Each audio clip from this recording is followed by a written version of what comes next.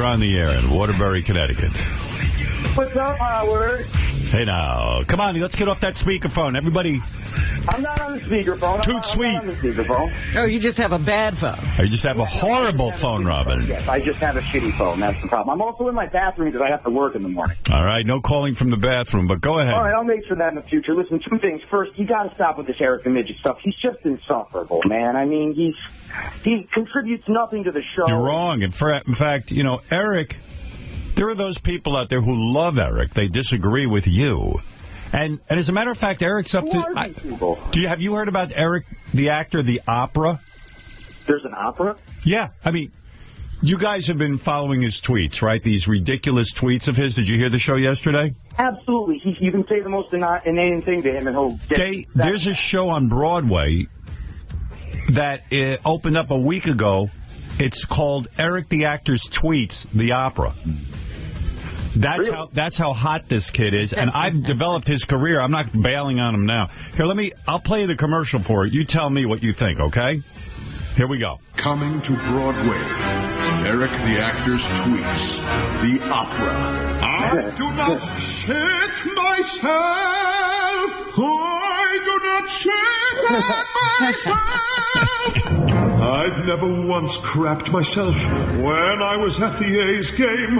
Go fuck yourself and go to hell, you fucking dipshit! Combining opera's most beloved arias with Eric's majestic poetry. I am not gay. I have never fucked you in my life. Experience the passion. For tickets, use the hashtag ACAC. There you go. See? Listen, I think I'm standing corrected. I'm going to TKTS right now. Excellent. All right. Thank you, Zach. Howard, wait, Howard, before you go, I'm a super fan. I'm a huge fan. Any way I could try and win birthday tickets, please.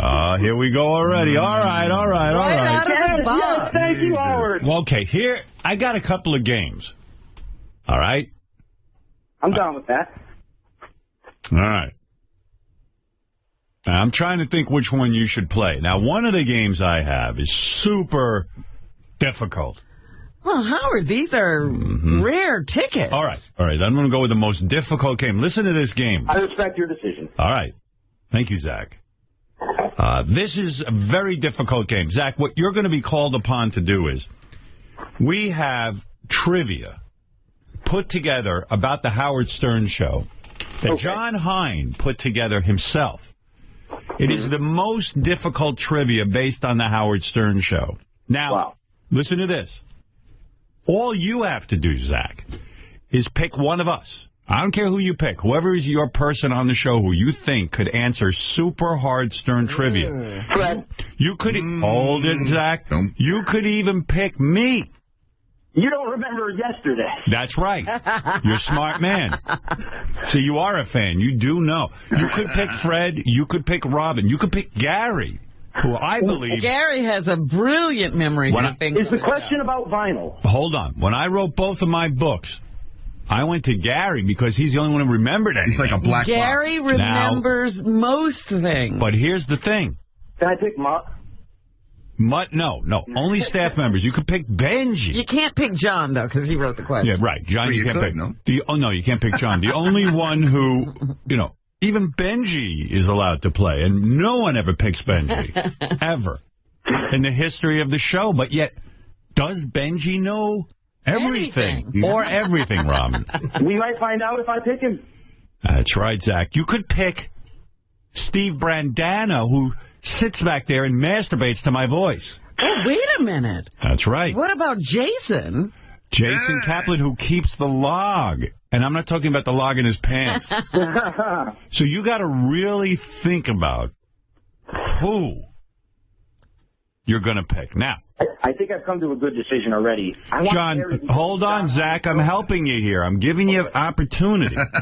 These birthday tickets are rare. It is going to be the birthday bash of the century on Friday, January 31 at the Hammerstein Ballroom in New York City. Peace and love. Peace and love.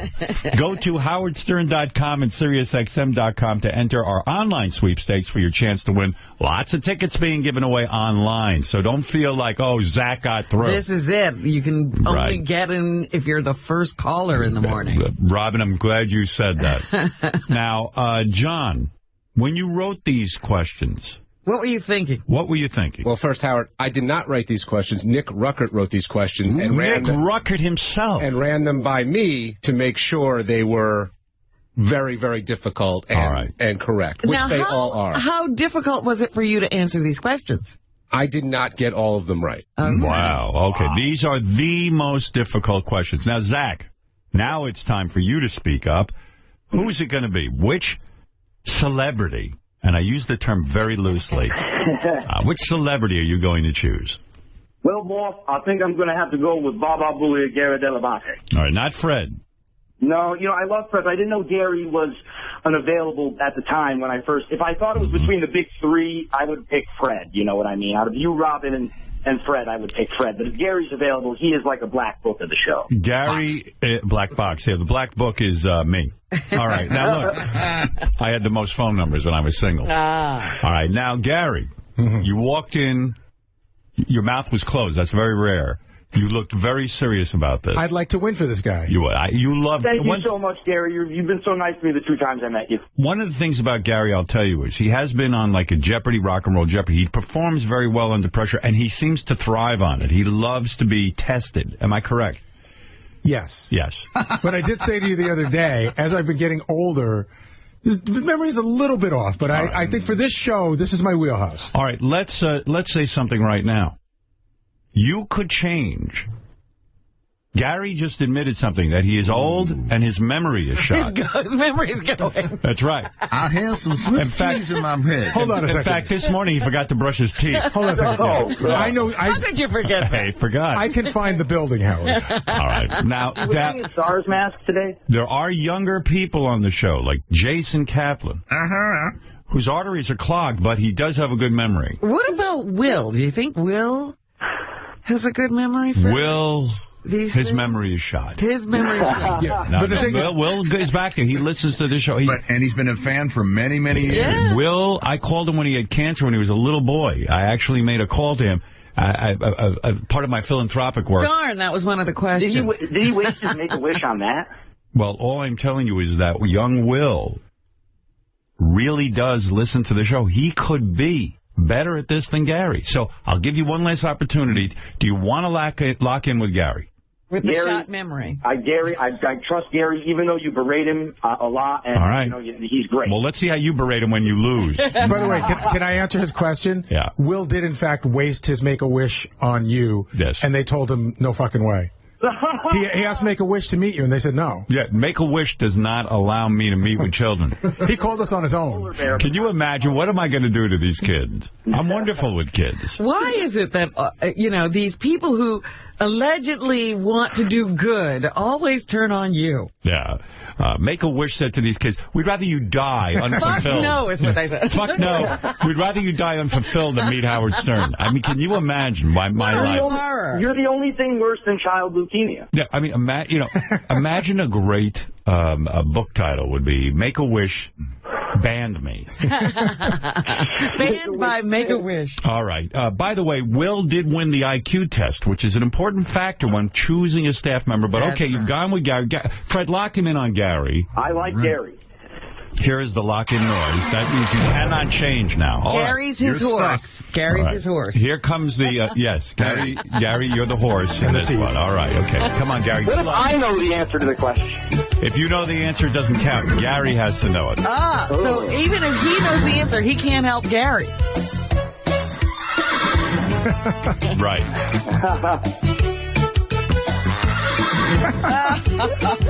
All right, you've chosen Gary, and I think you've chosen well. We got it locked in on Gary Delabate. John Hein is going now to read the question. The only person allowed to read the question is John Hein.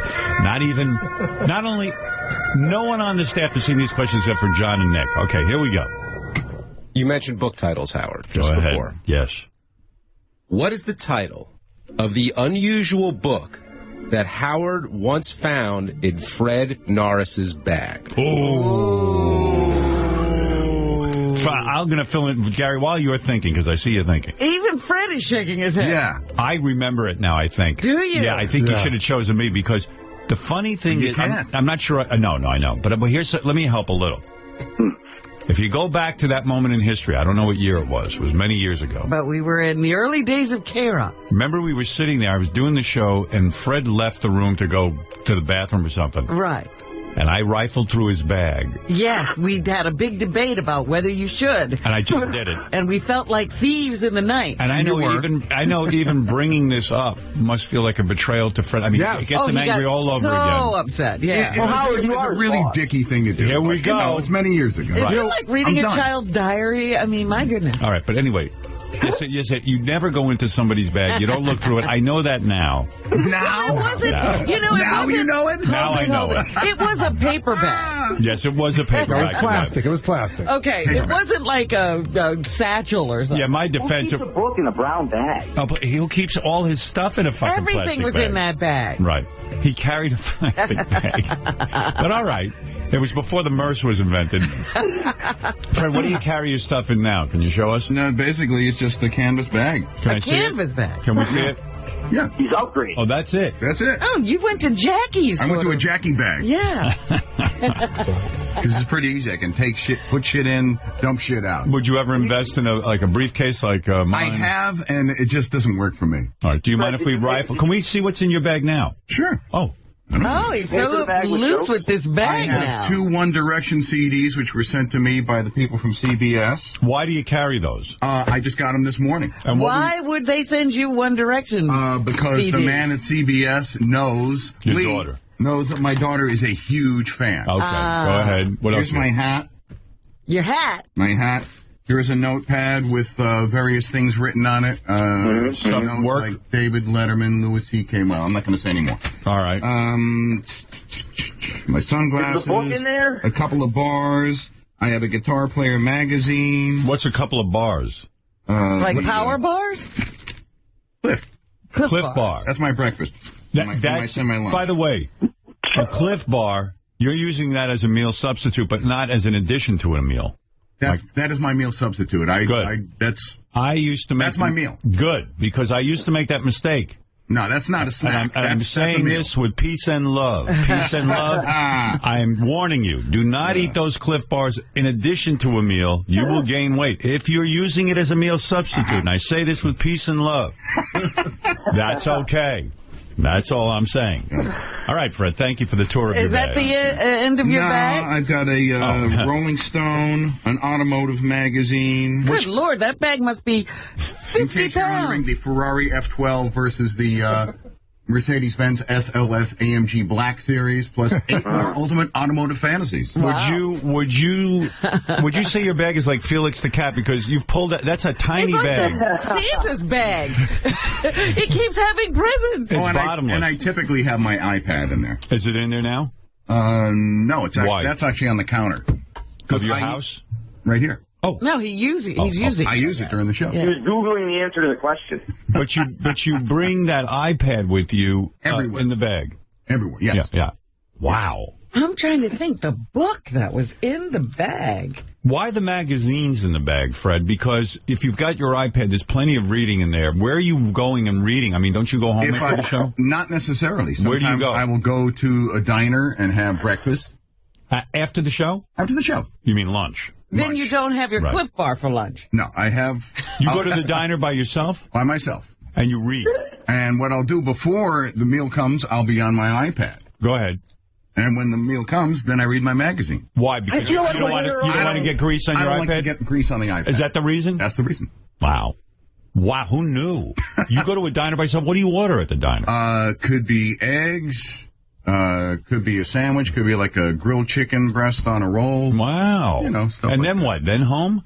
Then I go home, like, until I get my meal, I'm going through emails and things of that nature. I see. Then I'll go home and I'll do more work. Wow. So, Glimpse into Fred Norris's life. Who knew? Very interesting. Gary, you still awake? Are you thinking I am here. over there? Okay. I killed some time to give you time to think because I do want to see Zach at the birthday show. But if you don't get this right, Zach is not going. So here's Come on, the Gary, you got to help me here, Gary. Come on. here's a question I have. Zach's not going. Go ahead. Do I need? I have.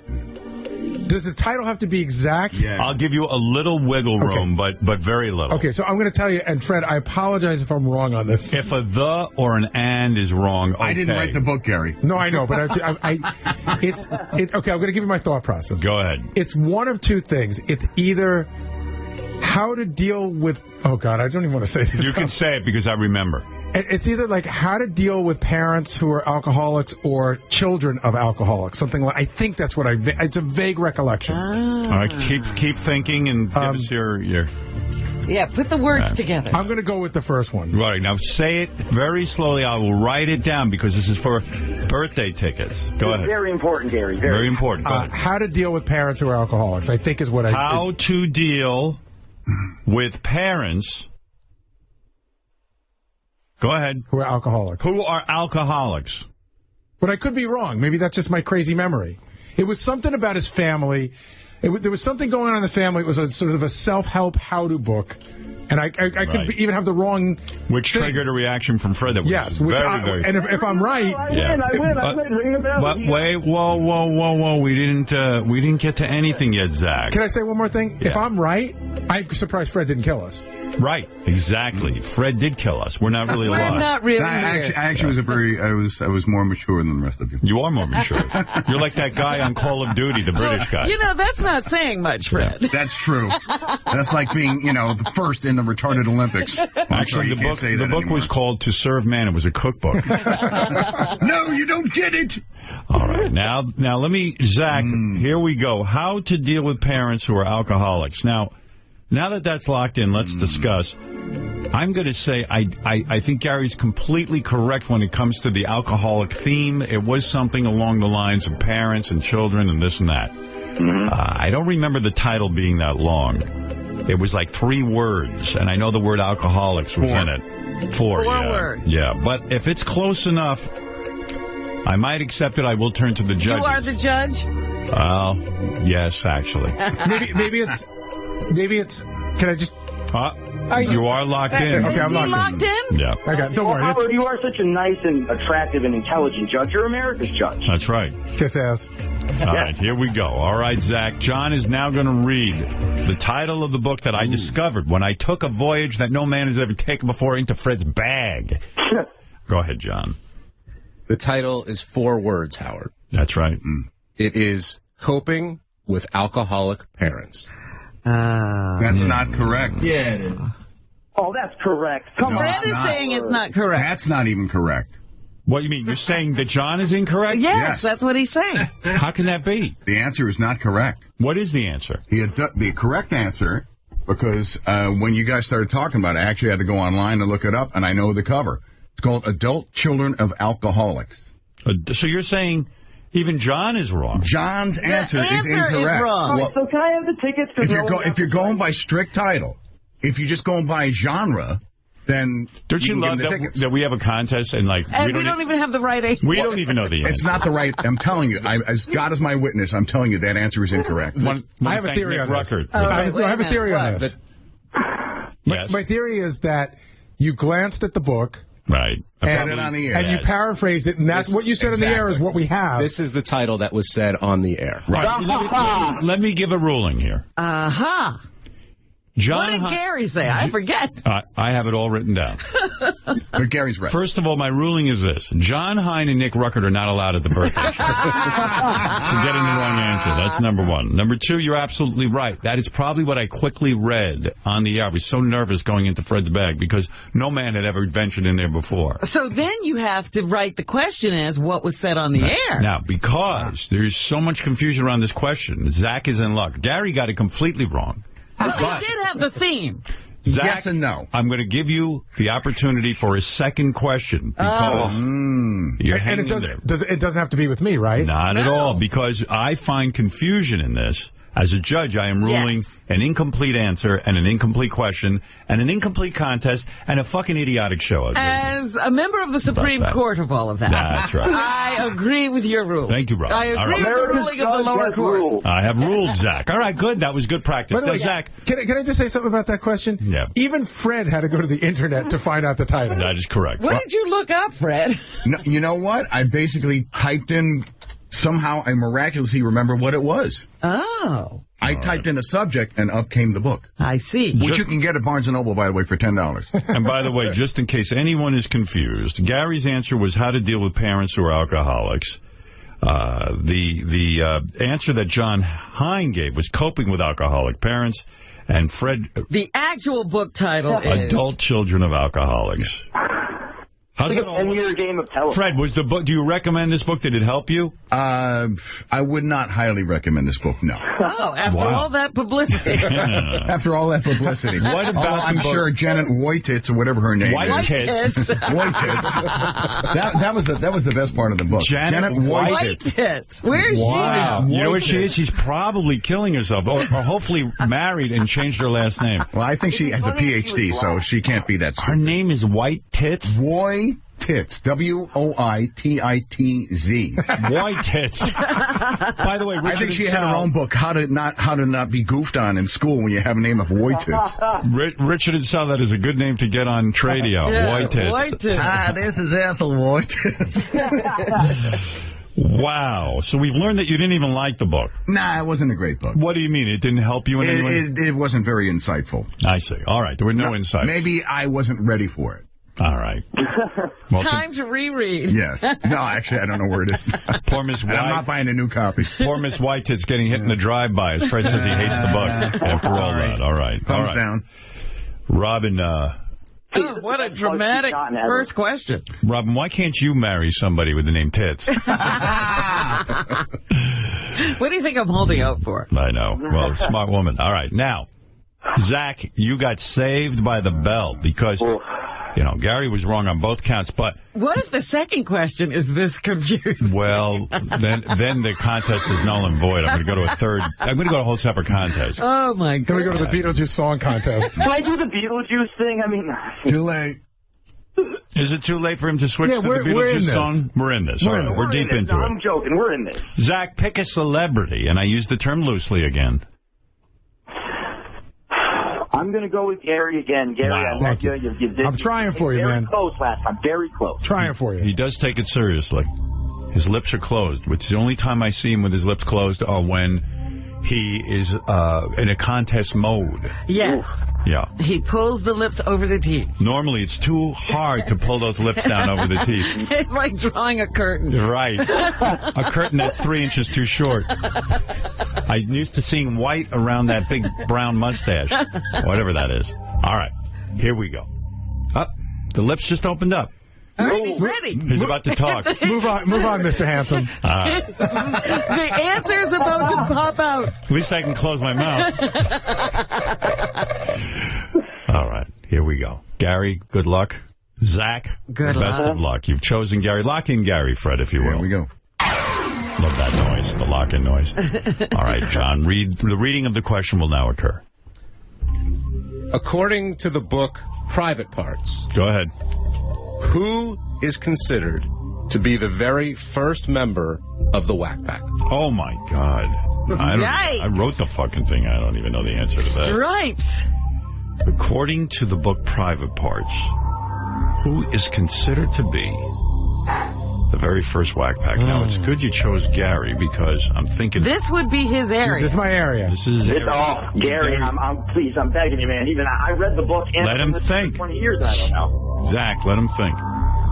Matter of fact, Gary helped me so much on the book, he'd be the likely guy to know the answer. Right, he gave you the answer probably, and whether it's right or not, that's the way it stands. Yeah, I probably berated him. I was like, Gary, you idiot. Who is the best member of the Who is the first member of the Whack Pack? This is a tough one. Yeah, it's tough. I got it narrowed down to 3 or 4 people. All right, let's hear your thought process. Think. Okay, we got to go way back. Yes. Way back.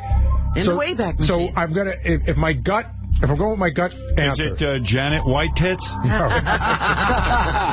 My gut reaction, Yeah. the first thing I thought of was Captain Jenks. That was the first one I thought of. Go ahead. Then I started to think of the early ones. There was Celeste, which are Edgar Legg. Right. There was Fred the Elephant Boy. And then I was thinking, the wild card, it could be Bo the Lesbian. Oh, the lesbian is who I was thinking about. Right. Yeah. Right. It might be Bo the Lesbian, and my gut's taking me there now. And That's a bigger gut than we saw a year ago. I'll tell you. I think you're expanding. Lesser gut than Is you saw it? a year ago. Yes, I'm down 17 pounds. All right. You say so. I'll believe you. Yeah, I think that Captain Jenks would be the wrong way to go. He's probably... that gut is definitely trimmed. Okay, Robin makes a good point. You know why? Captain Jenks is Philadelphia, which comes later. Yeah. So I'm going to go... Think carefully. I am. Is there anyone else beside Bo the lesbian who was earlier on? I'm thinking of those early days, those stupid dial-a dates that I took people on, and when we would do, freedom rallies. Don't forget, there were people who had bestiality. There were all kinds of whack. There was a guy who played the piano with his penis. Right, but to be in the Whack Pack, you had to be a regular member of the show. So I'm going to go. I'm locking in. Lock in. Zach, no, you cannot say anything. You could have a copy of the book. You can't answer. Can't influence. That's right. Go ahead, say it. I'm locking in with Bo the lesbian. All right, lock him in, Fred, please. What were you going to say, Zach? Irene, the weather lady. No, she's not a Whack Pack member. No, that was in Detroit when I was on my own. Yeah. Don't worry. I think you're in good hands. I think I agree with Gary, but who knows? John I can't think of anybody earlier. And John is smiling. He can't wait to get the answer out. His top lip is sweating. Yeah, he's like a mess. Can I tell you something? I know John well enough that you got it wrong. To know I got it wrong. All right, John, let's go to you for the answer.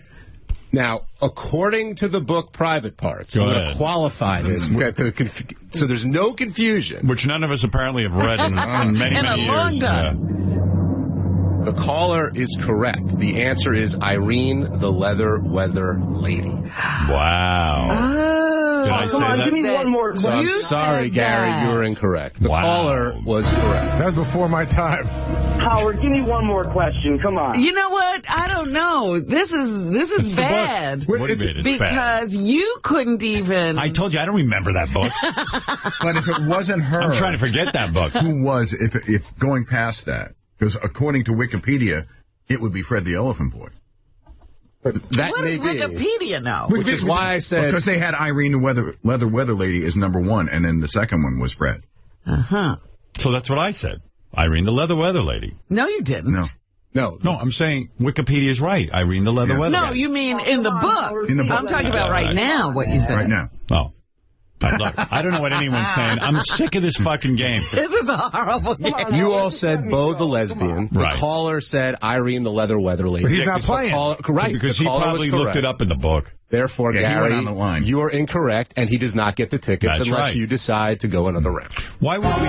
What rationale would we have for going another round? I mean, that was a legitimate question. I'm not saying you Too have to. legitimate. What are you saying, Gary? You want another shot? I don't really care one way or the other, but Yes, it's funny that these it's based on. No, it's just done. He doesn't get tickets. Come on. I got a headache. Buy tickets. And Hook Nose Mike does nothing but insult you. That's true. Come on, let me try one question, please. I'm begging you. He's better at this than any of us. Give him a quick And this question. guy's probably late for work now. How about we can both do this question? All right, yeah, all right. Collaborate. Let's see how that works. Okay. Out. All right. This is the. But listen, I'm saying this with peace and love. Zach, this is it. This is the last time, and that's it. You don't go. Someone's got to lose sometime. And you got to put a time limit on it because you don't want him typing in his computer and searching. I'm going to give you 10 this seconds. isn't open book, this test? No, this is not. No. Zach, 10 seconds. Because you're going to cheat, you motherfucker. All right, go ahead. Zach, Yes. what was the phone number to Scott Salem's DJ business? Oh. I got it.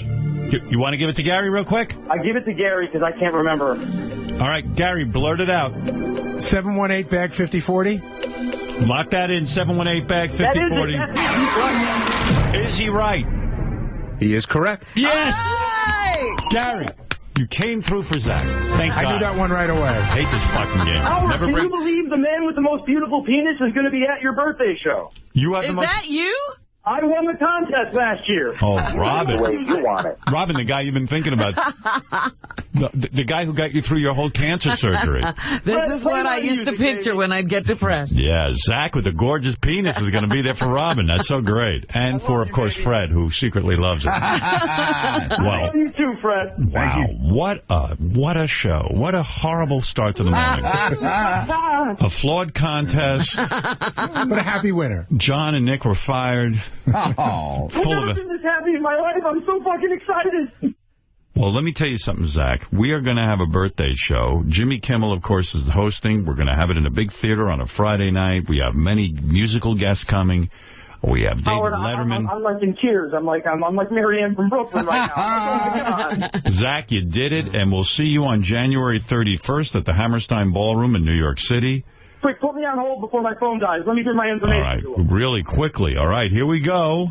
And why was your penis so beautiful? Real quick, I don't remember. It's because it was just the best texture, consistency of color. The other guys, Eric, High Pitch Eric, his looked like an acorn. And George Takei chose yours, right? Yes. Yes. And didn't he stroke it as well? Absolutely. Yeah, okay. Hold on. You didn't get hard, did you? No, I didn't. All right, hold on. Semi, I think he got. Oh, my goodness. You've got such a beautiful cock. Yep. Hold on, Zach. Thank you. Hey, boner. Thank you, George. Well, John, thank you for the horrible contest. Gary, thank you. Way to go, 718-BAG-5040. Thank you. Oh, you see, I'm famous. Music the way you want it. See, he should have chosen me. Something I know. Right. Well, there you go. Hey, speaking of penis, do you want to, Bobo ended up going to the penis doctor, which is sometimes called a urologist. Right, he had some kind of problem, right? And he had to get a catheter put in his penis. Do you want to hear how it went, or you want to just not deal with it? No, I want to hear how it went. All right, go ahead, Bobo. Somebody actually wants to hear what you have to say. Go ahead. Yeah, I'm back. It was god-awful test, let me tell you. It wasn't that long. I would say about 15 minutes. Go ahead. But it was the worst 15 minutes of my life. Gary and I'm telling you, Ronnie were spot on when they said about the pain you go through.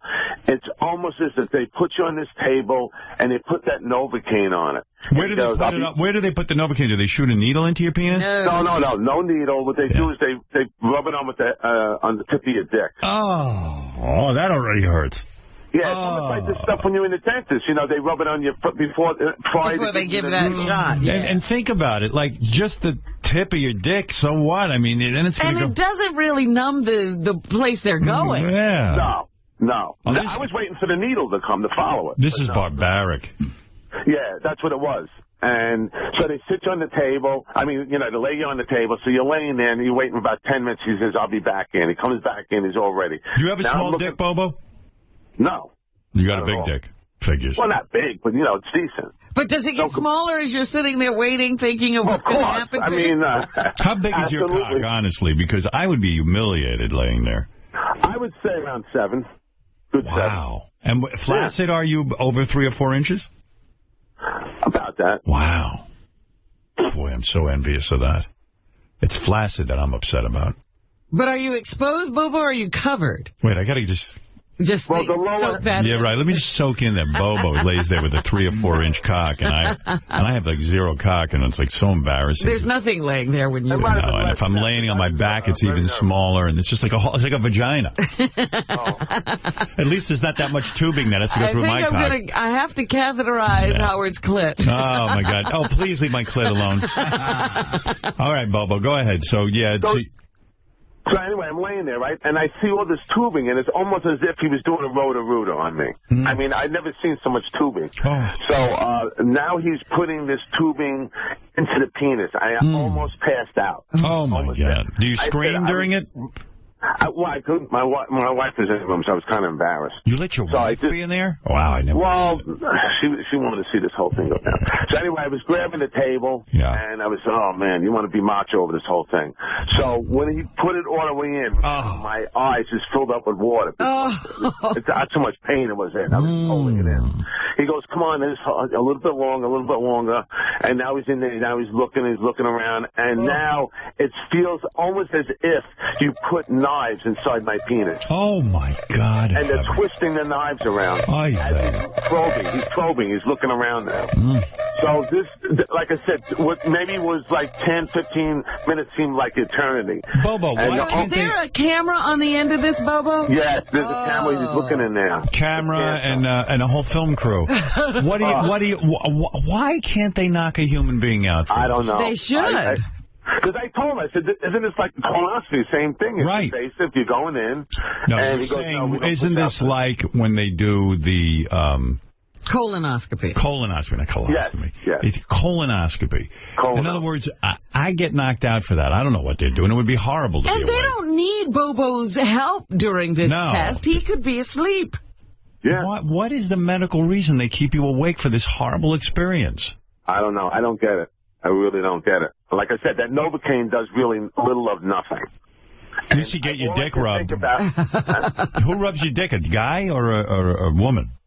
No, the doctor's in there. Oh. And the nurse, nurse is also there. But does he say, hey, look, I don't want to rub this guy's cock, so why don't you just... Can you imagine the doctor go, can you help me out here? Nurse, would you rub this guy's cock? I mean, it's so embarrassing. You're laying in there and your wife's there. I mean, the whole thing is just like... How hot would it be if, like, the nurse all of a sudden starts, like, manipulating your cock and rubbing it? Like, you wouldn't care what they put in it. Like, what if you needed a hard-on for them to get the tube in? Like, the nurse's job is to get you hard. Yeah. Oh, that'd be so hot. That'd be worth it. I've never heard of a medical test where that's necessary. Oh, my God. When you blow a load when the nurse is putting your... That would be so funny. Nurse is putting numbing on you and you blow... Or even better, Bobo blew a load when the male doctor was doing it.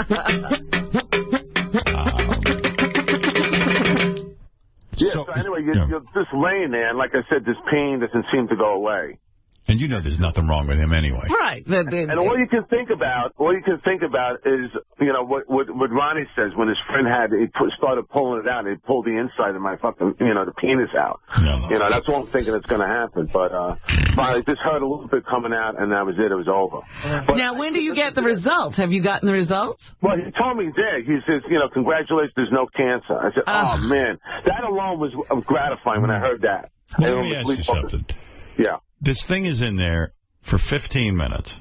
Yeah. Or does it take 15 minutes to get the thing in there? No. It's about a 15-minute process. It doesn't take 15 minutes to get in there. So he's looking around and he's talking to you, and you feel like your penis is on fire? Yes. It's almost as if, like I said, they were putting knives in it. Oh, my God. And then when he pulls it out, is that more painful than when it went in? No. It was painful coming out, but not as much going in. No. After it's all over, is it hard to pee? That's what I want to tell you. For the next friggin' 2 hours, it was almost as if you lit a match under your penis as it's going. I was afraid to go. He said you can experience a little pain. A little. Well, the pain was like off the charts. It was intense blood. Was there blood? For the next 2 hours. No blood. It's just that, I guess whatever he did, maybe that stuff that he puts in there mixes with that. It's almost as if you get soap in the shower sometimes when you clean it. Yeah. Well, this is times 10. Do you have a bigger hole for your penis now? I'm telling you, it looks like that. but the stuff he has on now, I told him I had sex the other day, and what happens is you can't come with this stuff. It's weird. I'm on these pills now. What pills? What kind of pills? He gave me some pills to clear up this infection or something that I had. Oh. And now when you're doing sex, you get hard and everything, but when you can't ejaculate. You want to know something? Weird. He might have given you the wrong medication. There's a medication that turns you gay. So did the sick. I think he gave that to you, Bobo. No, don't even say that. Oh, so don't even say that. All right, Bobo, thank you for the update. You got it, man. Thanks so much. Wow. Glad you're out of trouble. Yeah, Bobo's back on track. Bobo's back on track. Third person Bobo. Third person Bobo's back on track. Wow, oh, my God. Ugh, it doesn't sound like fun. That is like something I live in fear with. Good Lord. The medical profession, look, I'm telling you, we need Star Trek medicine. We sure do. Where you just run that little tricorder over people, and you can tell what's going on. Yeah, that's the next major invention that we got to get. And the problem is there's not that much money in it, the tricorder, because, see, with the iPhone, everybody goes out and buys one, iPads, they go out and buy, right. But I'm telling you, people can't take this stuff. No. Oh, when I think what you went through with your operations and stuff, I was telling somebody yesterday, I said, the great thing about Robin is her attitude. I was talking to my buddy, and I said, oh, my God, like that's why she's alive. You didn't hear a bit of complaining from this woman. They're fucking cutting her open, taking out half of everything. Gets out, hi, everyone. I mean, like, you wouldn't believe it. Went to the hospital. I'm depressed, and she's fine. I mean, I'm sitting there like, oh, my God. She just went through a 12-hour ordeal. And she's like, oh, yes, everyone come in. She's throwing a party in the room. I was like, what the fuck is wrong with Robin? They didn't expect her to come out of it for like a couple of days. Yeah. And the next day, it was like, boom. And the next day, she was up walking around. They were giving her, she was walking through the halls. I had visitors in the recovery room. Yeah, I mean, hello, everyone. I'm not kidding. It was weird. Something wrong with you. I called you at 8 o'clock in the morning after the surgery. You were like, is this you? Is this really you? Yeah, it was like the same, like, you know, Robin yapping away into the phone. Like, I was like, wow, she's not even a little bit groggy.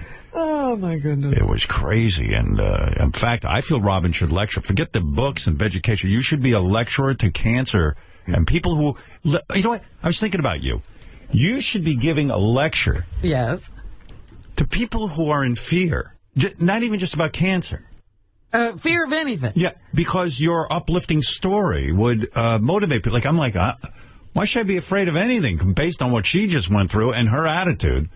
There's something here. I'll talk to you about it. That's funny because I was actually having a conversation with somebody about fear the other day. And I said, all the fear happens on this side. If you go ahead and do whatever it is you're afraid of, the fear's not there. Yeah. Well, whatever you have to say, I would listen to.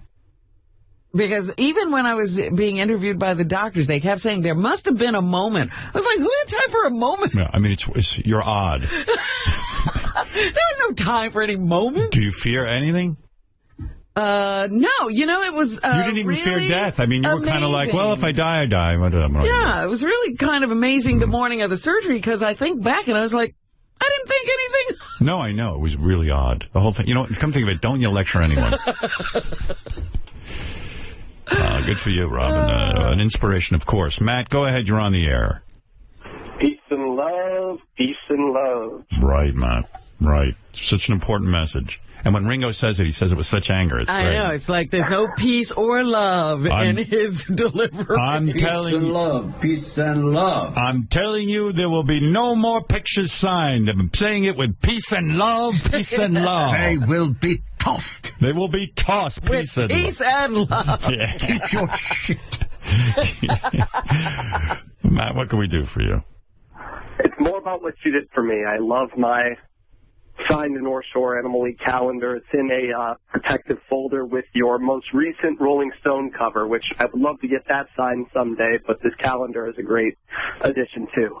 Well, thank you. You know, I want to thank my fans, of course, for buying the North Shore Animal League calendar. It's still on sale. It is a great little stocking stuffer. I gave it to all of my guests on Thanksgiving. Did you? Yeah, it was a little favor. Features my photography, my wife, with a bunch of animals. But the real thing is you're making a $20-something donation to a wonderful cause for animals to live in cage-free environments. And if you see these animals, you will feel for them. And so it will get the dream done. So if you want, go to North Shore Animal League, order a calendar. And, Matt, thank you for saying that. Okay, Matt in Syracuse, good man.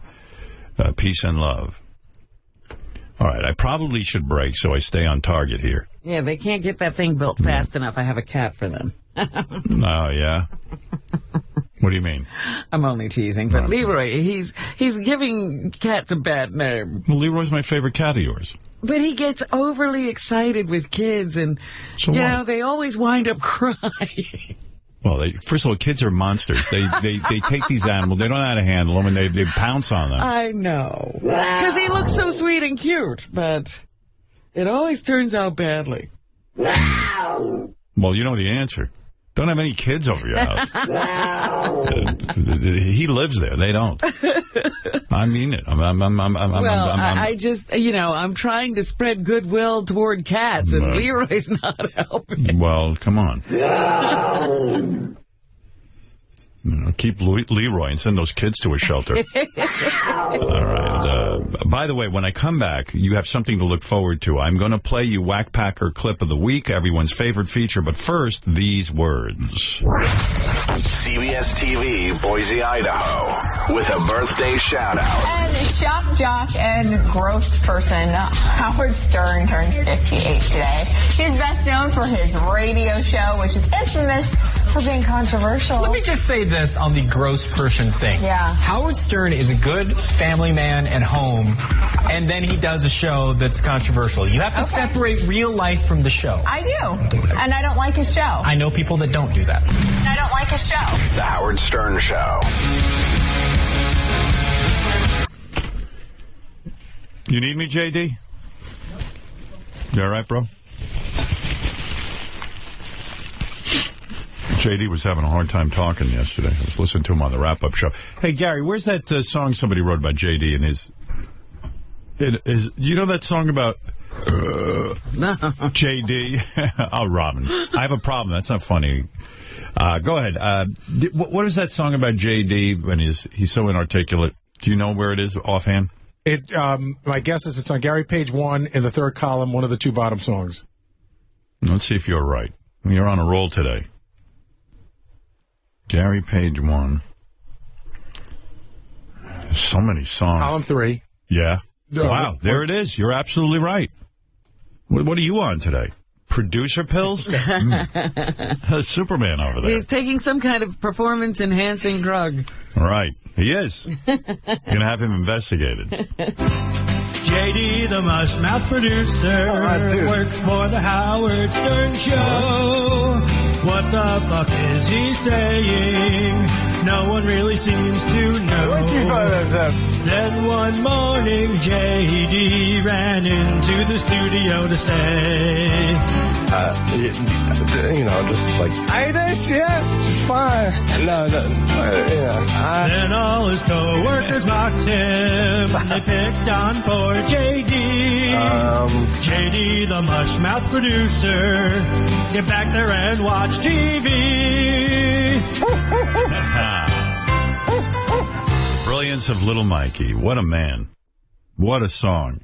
Says it all, doesn't it? Absolutely. Yeah, that's a good one for you, Fred. Absolutely. In the holiday spirit. Especially in the holidays. All right, I promised you before the commercial break that I would play you what everyone loves is Whack Packer Clip of the Week. Yes!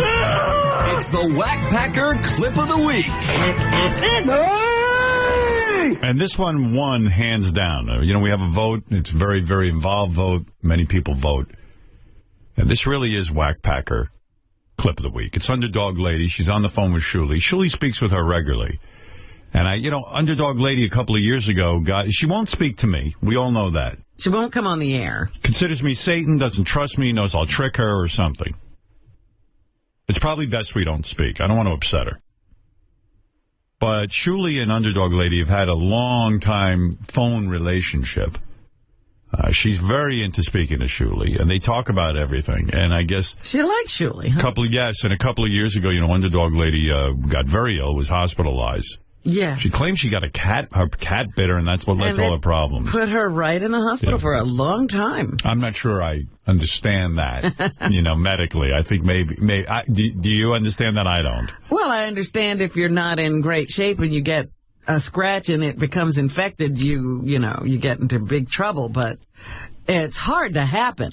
Well, Underdog has become basically a lot of her conversations with Shuli about her medical issues. And this one is now Whack Packer Clip of the Week. Are the bowel movements okay? Are they regular? Are they all right?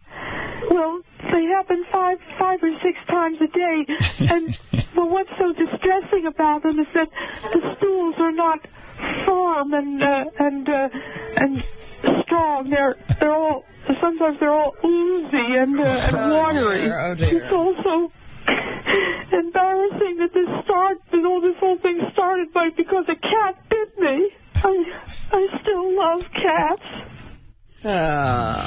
It's terrible. I mean, I love Underdog. I do love her.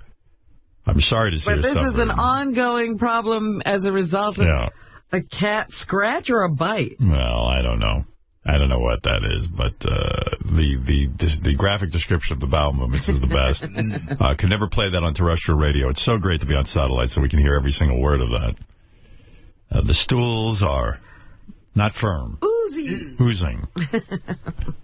You know, Shuli regularly plays these on Howard 100 News, and I can't get enough of her. She's my favorite whack packer, honestly. And it's such a shame she won't be at the birthday show. Yeah, and it's a shame that she won't talk to us. It is a shame. But there are these nuggets, these loosely formed nuggets, these watery, oozing nuggets that we play on the air that are so great. Shuli, you have any more? I mean, if you've got anything, bring it in. I think he's got 10 hard drives of that shit. Does he? I think so. As good as that, though? I don't know about as good as, but I'd say out of that 10, he's probably got one solid hard drive. By the way, let me say, if you do have oozing bowel movements, please call our news department. And describe them. And describe them.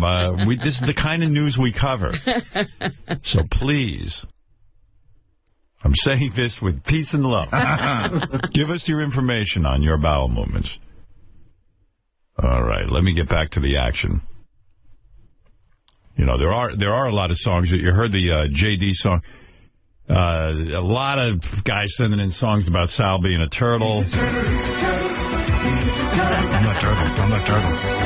I'm a turtle. He's a turtle, he's a turtle. I'm a big pregnant turtle. Right. All right, you get the idea. That's great. Yes. He is a turtle. And, you know, they were discussing this on the wrap-up show. Sal has really embraced being a turtle. Like, at first it upset him. It upset him. He was embarrassed that he was a turtle in a former life. I mean, to imagine, we bring in an expert, we hypnotize him to find out who he was in a past life. And everyone hopes that they were maybe a king or the pharaoh or somebody. Right. Alexander or a great army general. And I guess it was a shock at first that Sal found out he was a turtle in a former life. Who was a turtle, and I'm pregnant. He was not only pregnant, but he was hiding from a pterodactyl because he didn't want his eggs. Well, he was digging a hole. Yeah. To keep them safe. And as many times as I've explained to Sal that he really, literally was not a turtle in a former life, but that a lot of this past life regression type thing with hypnotism is really just a manifestation like a dream. Something in his subconscious. He can't follow that logic. He just now believes he was a turtle in a former life. And he went from hating it to kind of being okay with it, and now I think he loves it. and so they said on the wrap-up show, you love it because Sal has no ability to have his own opinions. All the people are telling him how funny it was. Right. So now he likes being a turtle. That's the theory. Ah. And Sal never challenges the theory. So, he's embraced it. At first, Sal was embarrassed by being a turtle and, really sort of critical of it and not really sure.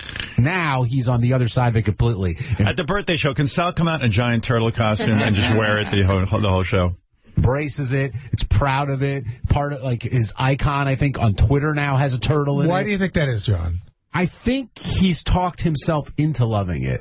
What do you think? I think that people have told him how funny it is, so now he's into it. And if people told him it was bad, then he wouldn't be into it. But he's not in. I don't think he's made that determination on his own.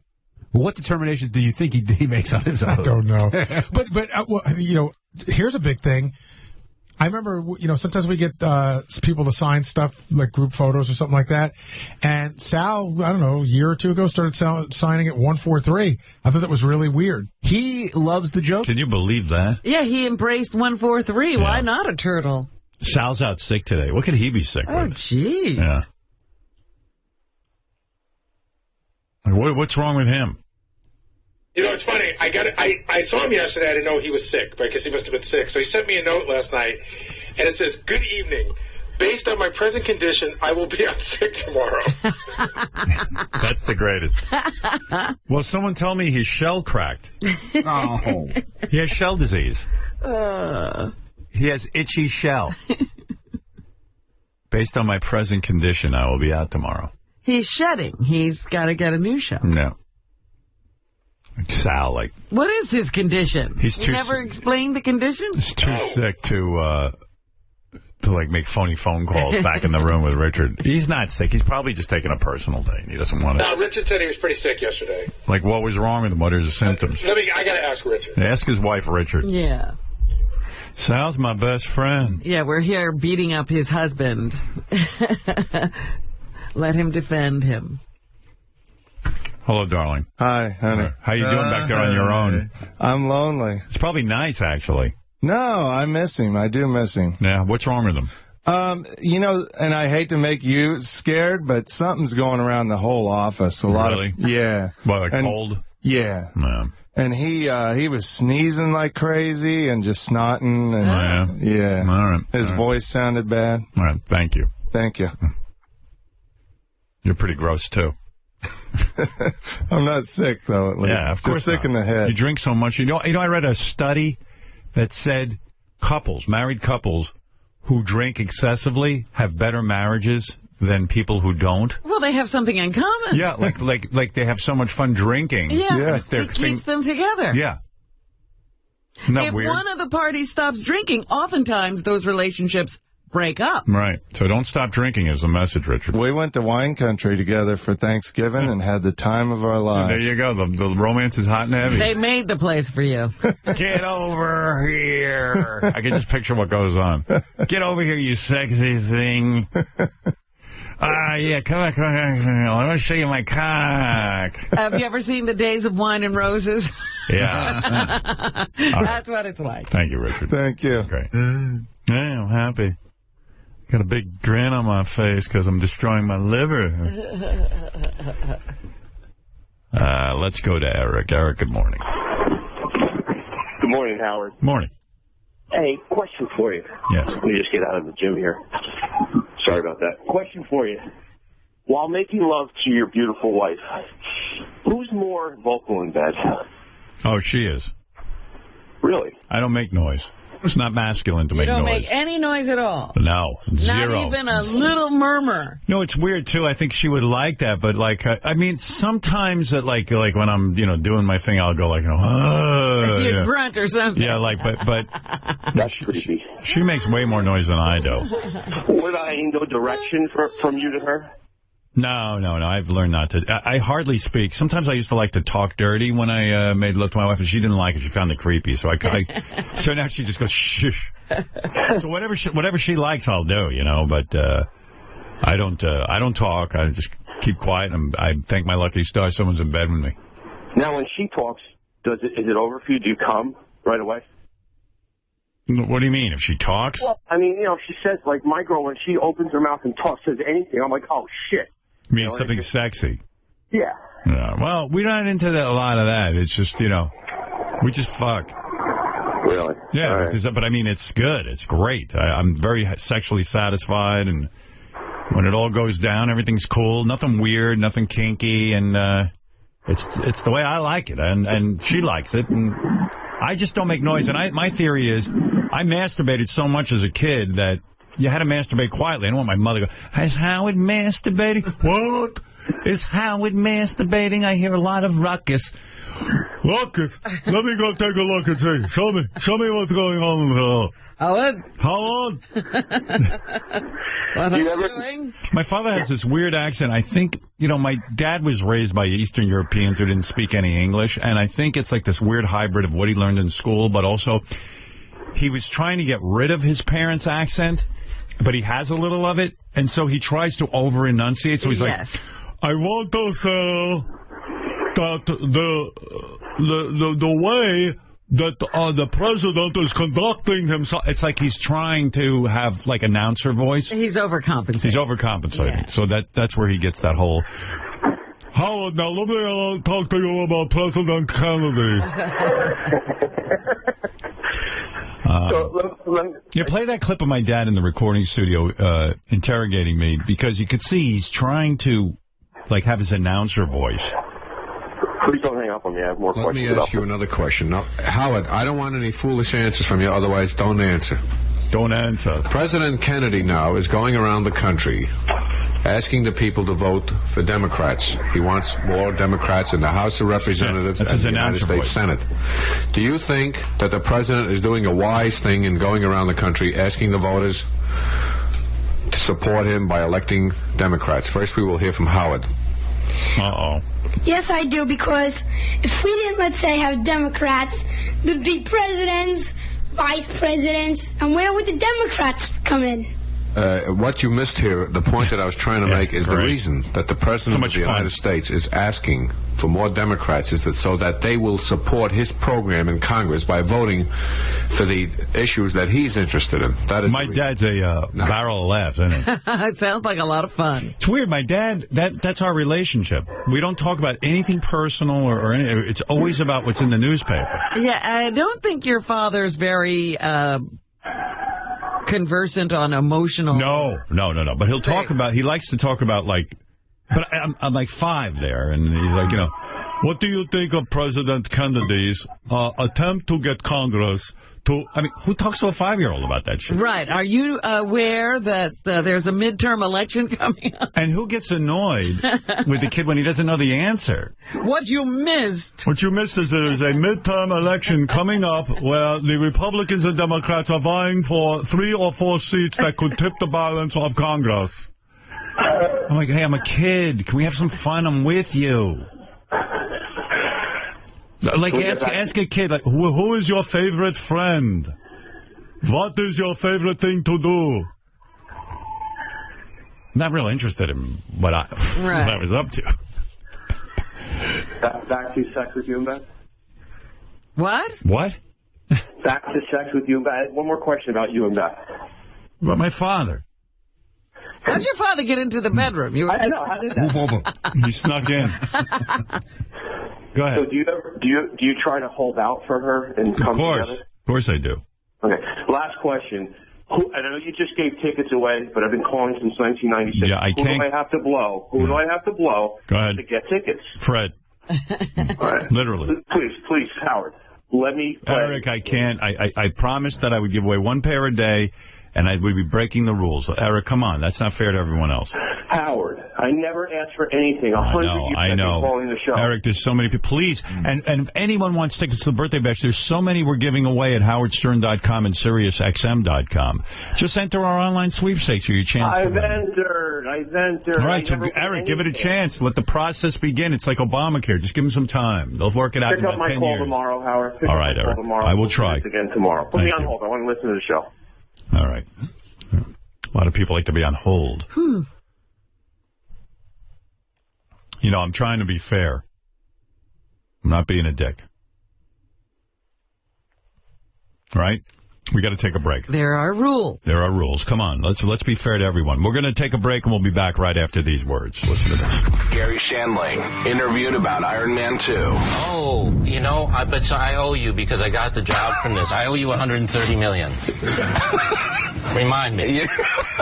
Remind you to pay up, right? Yeah. It's Iron Man 2, as if you didn't know, and the senator, I love that name, Senator Stern. Yeah, I think John said it might be named after Howard Stern, but that has nothing to do with how I played it, I can assure you of that. Senator Stern. Howard Stern Show.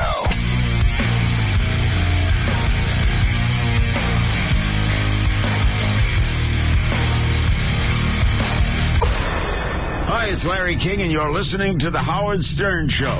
Let me do a funny one. Hi, this is Larry King. You're listening to The Howard Stern Show. Why?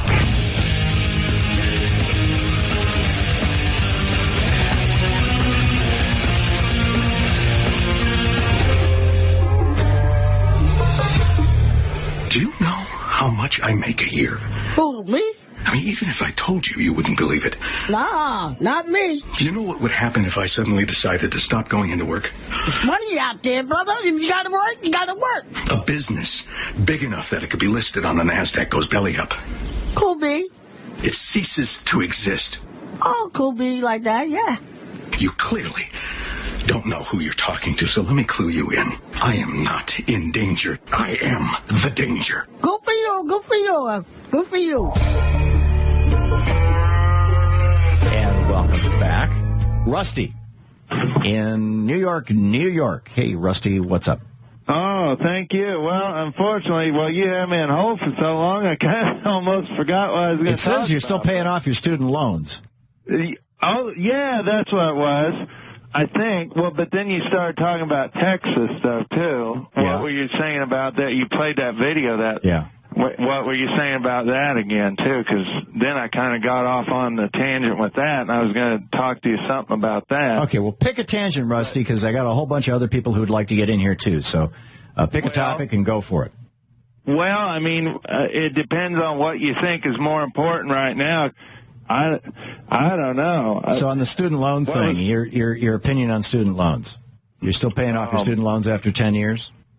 Yeah, but I had a point I was going to make about it because I'm having trouble paying them, but it's because of there's some law. Okay, the law was the Bankruptcy Reform Act. Oh, yeah, what was I going to say about that? No, don't think so. We're out of here. If you don't know what I'm talking about, look it up. Gotta get locked. Gotta get locked. Gotta get locked. Gotta get locked. Gotta get locked. Gotta get locked. Gotta get locked. Gotta get locked. Gotta get locked. Gotta get locked. Gotta get locked. Hey now.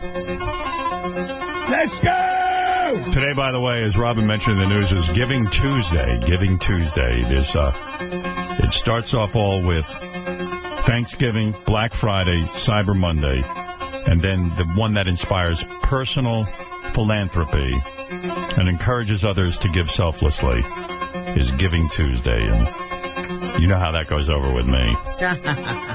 For Giving Tuesday, I'm giving Gary extra work. Well, that's something. Giving from the heart. Anybody beside me sick of hearing about how Paul Walker is good looking? The guy from Fast and Furious who died in a car crash. It's kind of obvious, Howard. So that's what I'm saying. I mean, how many times am I going to hear it? I'm tired of it. The good-looking actor. This is how hot Paul Walker is. Robin, I'm going to ask you the question I've asked other women. All right. And they all have the same answer. I'm going to give you a choice.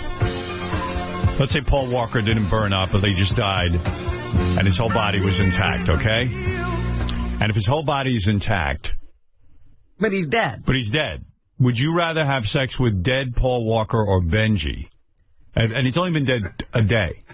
All right, He's been dead a whole day. A day, not the night. So he's not warm, but his body is completely intact. Or Benji. I would take Paul Walker. Yeah, okay. That's the same answer every other woman gave, believe it or not. Sorry, Benji. Wait till I lose weight. Yeah, well, that's a whole other story. Paul Walker was an adrenaline junkie. That's what they're saying. And, like, believe it or not, this didn't come out yesterday, but today they're saying in the paper that the friend who was driving the car, the two of them went to a drag racing place, a known spot where people drag race. Well, they had to be going pretty fast. Yeah, they were going real fast. But I mean, this guy played a guy in a movie who drag raced, and he's drag racing. And when you see this happen a lot, that people take a role in a movie. Oh, my God. And then they think they are that person. If I look like this fucking guy, you know what I would do? I would stay home. I would protect myself. I would never do anything that could harm my looks. Yeah, I would just have girls over, let them fuck me. That's safe. Want to drive fast? I'll fuck. Did you read that the car that they were in, Porsche, warns dealers I'm warning you. The car. They said that it's it's a 612 horsepower. Yeah, that's necessary. Car. It's as close to a race car as anything Porsche will ever make. And that it has all the disadvantages of a race car, and it warns further that the car is extremely sensitive to irregularities in the road surface, and that drivers need to be aware of such things as dips, potholes, and pavement seams. First of all, why do they make a car that fast? You know, I had to go looking for cars the other day. I need to buy a car. And I hate cars. I don't care about them. And Fred's got his car magazine. I should ask him what to do, but I just ask him Ronnie, and, I go around to the different dealerships. Don't get a Porsche. Why? The guy just crashed him. Oh. Well, this isn't a regular Porsche. Fred, because I went and looked at cars, I can talk a little bit of car stuff with you. Porsche now makes a sedan, like a family sedan. Those are nice. It's really nice. Those are nice. And they also make an SUV that's very nice. Right. Yeah. Well, Robin was bringing up the fact that this car was a race car. Some of the Porsches actually have, like, this, I think they call it Tiptronic Ronnie probably knows. Right. But it's like this thing that adjusts automatically, so when you're on the surface, it'll make adjustments for seams in the road and what. Right. Well, obviously, this Paul car Walker's did not car did have not. it, or he turned it off. Right. Because apparently what would happen with Porsches, they're notorious for that. A guy would buy one before they had this feature, and they'd get it on the road, and first thing they'd be making a turn, and they'd crash it. Right. Because People they didn't know how to drive crash it. out of the showroom Well, in cars like this. I go to the showroom, and I went to a couple of different car dealerships. I'm just trying to gather information and sit in some of the cars. And the guy's like, "Do you want to test drive it?" And I'm like, "No." I didn't. I was just like, "Oh, I hate their driving. I do not want to test drive these cars." Why do you even bother with a car? Well, I need a car. But I you need should to drive. test drive it. But I mean, you'll buy it and then you hate it. Well, That's what I'm saying. He doesn't even want to test drive they it. all drive fine. Oh, my. All these cars are nice cars. They all drive fine. They all just fucking same. So, But some have a different feel than others that would probably be more compatible with what you want. Yeah, I feel fine. All right. So, anyway, the guy goes to me. I go, "What's this car over here?" He goes, "This is our sedan, blah, blah, blah, blah, blah." I go, "Okay. Well, this one over here looks just like it." I go, "What's the difference?" He goes, "Well, that's our sporty version." I go, What is that?" He goes, "Oh, this one goes much faster. It's got a fucking horsepower. That's reeling off horsepower, this and that." I go, I barely drive the speed limit. I don't care. I just use this for transportation. And he goes, "Yeah, but, look at the wheels, and it's much faster." And I go, "But I'm not going to go, it's a waste on me. I'm not going to go fast." Well, the pickup is, I don't give a fuck. It doesn't matter to me. What Fred is talking about, my Corvette has one of those buttons. You take that button off and all those features then you know what it's like to drive. You're manually in control of everything. And if you're a real driver, you know how to use the car. But I'm a real driver. I get from point A to point B. Real but if you're a race car driver, I what told an you idiot. once I was driving that car in the rain, I was down to about 15 miles an hour. Hydroplane. Because it just was floating on the water. I'm just telling you, this kid was blessed. Good looking. He's in that franchise movie. He's probably making a ton of dough. And when you have a face like that, you don't need to leave the house. You got chicks coming to your house from all over the world.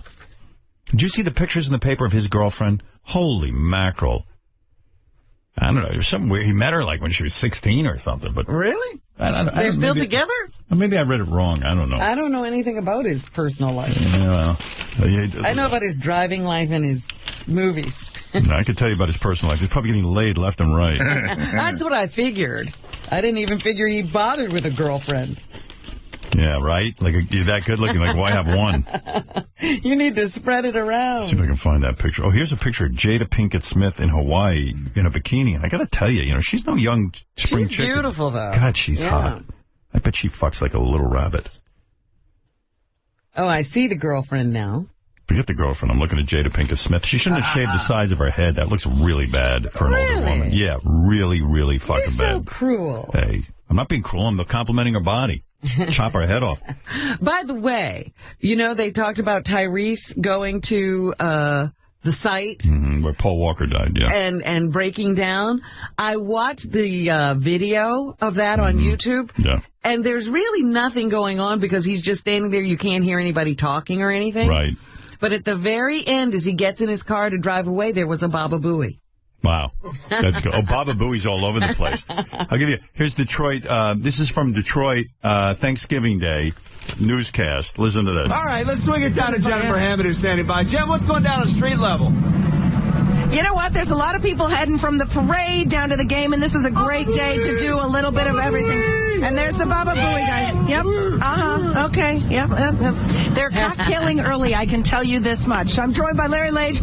There's the Baba Booey. They all know it and love it. There was one newscast where they were Baba Booey. It's like the newscasters started Baba Booeying.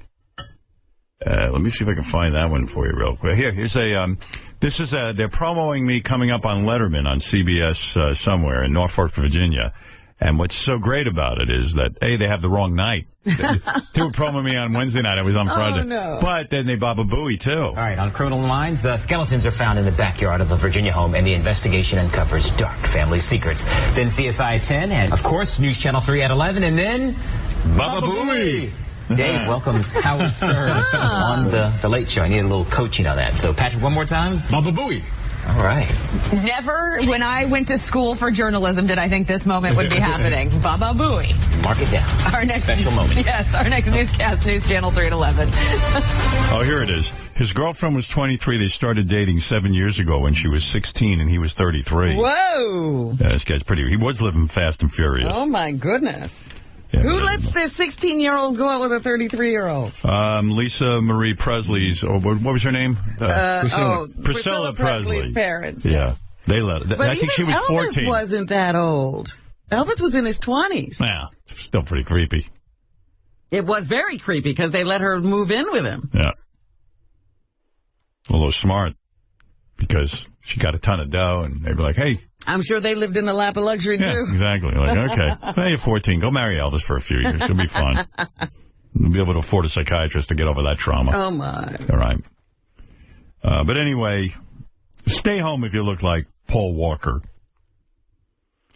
And then there was this whole article about Michael Douglas, and I guess Catherine Zeta-Jones are having marital problems, but he's really trying to woo her and win her back. He wants her back. Really? Yeah. It's him who it was thrown out? It wasn't her?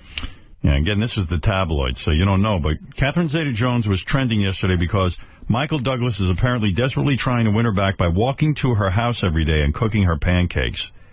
Which, by the way, if I can give a pointer to Michael Douglas, cooking Catherine Zeta-Jones is probably, cooking pancakes for Catherine Zeta-Jones is probably not the best way to win her back. Not a chick, for Jason Kaplan, if you want to win him back, or John Hine. Yeah, maybe pancakes for John Hine. More pancakes. I love you. I think Michael Douglas might need to hear of jewelry for that kind Maybe he really doesn't want her back. This is. If Benji was angry with me, I'd sway him with pancakes. Absolutely. That's right. I'm reading in the paper that Sam Champion, listen to this, there's something up here. Sam Champion, of course, the weather guy on Good Morning America. Yes. Who, hell, he's been a local weather guy here in New York for years, and then he moved on to the national scene with Good Morning America. They announced he's leaving Good Morning America to go to the Weather Channel. Is that a good move? That's what I was going to ask you. I mean, he's crowing in the paper about how he's, moving to this whole form of a channel that's devoted to weather, but it sure seems bad. But ABC and Sam Champion are being very, very nice to each other. Like, they're trying desperately not to have what went on in the Today Show when they fired that chick. Right. And whatever her name is. Curry. Yeah, but, I mean, there's no way Sam Champion wants to leave Good Morning America to go to the Weather Channel. To go to the Weather Channel? No way. Sam Champion thinks he can help turn another morning TV show into a ratings champ. See how they play with that word champ and champion? Yes. Fucking very, brilliant. very brilliant. Yeah. Journalism school's really turning out the best. But anyway, the aptly named meteorologist who has given viewers of ABC's Good Morning America the weather since 2006 is jumping to the Weather Channel. That's false. Yeah, I mean, who is the publicist who has so much clout that got the newspapers to deliver this in such a way to make it seem like this was a good move? like that spin no one's buying. By the way, they have a picture of Sam Champion in his Speedo. Oh. And you can see his cock and balls and everything. It's pretty wild. Well, they're doing everything they can to sell this. Yeah. His departure from Good Morning America, which has soared to the top of the morning ratings during Champion's years as one of the core on-air personalities, seems amicable. ABC News President Ben Sherwood called him a vital member of our team. Then you don't let a vital member go. Let's be honest. Yeah. Sherwood said GMA will celebrate Champion on Wednesday, his last show. There's no replacing Sam, Sherwood added in a memo Monday as they replaced him. That said, the task will fall to Champion's ABC colleague, Ginger Z, both on GMA and for other ABC programs that incorporate weather. The Weather Channel president, David Clark, another guy who must have nothing to do all day, because what the fuck is going on with the weather? Who's calling him? Told the Daily News, this is the first call he's gotten, told the Daily News that the negotiations, first of all, the Weather Channel is such a flawed concept now. Probably when it started, it wasn't, because you know how you always had to tune to the news to wait for the weather? Right, you had to wait for the weather, yes. But now with your iPhone, or any phone, you get your own weather. Yeah, you pull down the screen and the weather's there. It's a miracle. I think my parents are the only ones still sitting by the TV waiting for the weather forecast. I wonder what the weather's going to be. Put on the radio and wait 25 minutes. Yeah, but even they don't go to the Weather Channel. No. Weather Channel president. I like that they have a president for that. Like a structure around the Weather Channel. I mean, how much longer are they going to let the Weather Channel go on? Weather Channel President David Clark told the Daily News that negotiations with Champion began several months ago. I guess that would be the same time ABC said goodbye. Yeah, we're not going to negotiate. Yeah, we're not negotiating. Go to the Weather Channel. As the Weather Channel was developing plans for a rebranding that will include a new look and a new morning show. Yeah, maybe. How about a new morning show that has nothing to do with the weather? Yeah, how about Good Morning America on the Weather Channel? Sam was our dream choice for mornings, said Clark. He has equity in the weather area.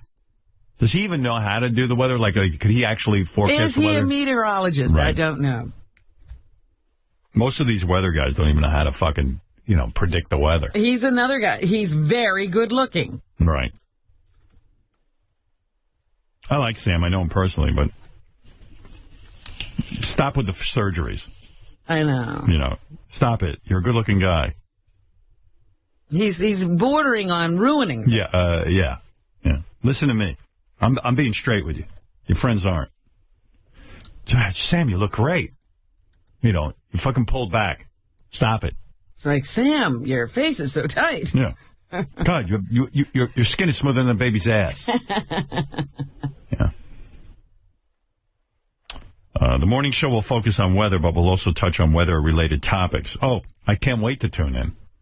What does that mean? We're going to talk a lot about the weather and then what it's doing. What's a weather-related topic? The destruction or the path of the hurricane. Yeah, but that's the weather. Well, that's weather-related. What is the community doing to get ready? Can you imagine the meetings over the Weather Channel trying to figure out what's weather-related? Hi, Sam. Today, we're going to be talking about the new umbrella styles. What do you mean? We're doing weather-related. Oh, yeah. The weather umbrellas now are much sturdier. We spoke with several manufacturers. Raincoat fashion. Yeah. The new raincoats. Yeah. Is Sam Champion a meteorologist or not? According to Wikipedia, he is not. He is not? Huh. So what does he do? He just gets the weather and then he reports it. Basically, that's it. Huh. He gained weather forecasting knowledge through his broadcast work. That's right. So he wasn't even a weatherman. They just said, he's good looking. We need him on the air. Make him do the weather. But apparently his replacement is a meteorologist. Sam, we're doing a story this morning that umbrellas are probably getting too big. What do you mean? Well, umbrellas really are getting big as a fashion statement, but technically you wouldn't need that much umbrella to protect you from the rain. With more on this is our own Schmengi Flickstein. You know how those umbrellas sometimes turn inside out during the wind? Well, there's a new flap that is now being added to umbrellas to make sure they are windproof. Oh, it's like those race cars that won't flip over. Well, anyway, so he's moving on, and good for him. We have an instant bulletin now on the morning show. We believe that umbrella manufacturers are secretly creating rain so that they'll sell more umbrellas. With more on this is our own Sam Champion. Sam? I used to be on Good Morning America. Don't you know everything relates to the weather? That's what they'll do. I was thinking yesterday about Eric the actor, with his, people just go on Twitter and say terrible things to him. And some of the things are not even that terrible, but he responds to everything. If you accuse him of anything, like you go, you did not have 69 with Air Force Amy at the Bunny Ranch. And then he goes, fuck you, you dumb idiot. You are, or you say, hey, Eric, I heard you came on your own glasses when you were masturbating. Fuck you, dipshit. I did not come on my own glasses. So I was like, well, what could I write Eric, to get him in here's some suggestions. All right.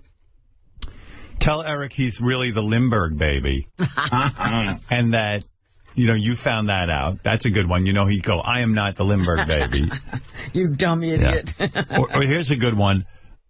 Eric killed JFK. Just say, we heard that you killed JFK. You were the second shooter. Right. We found the second shooter, and it's you.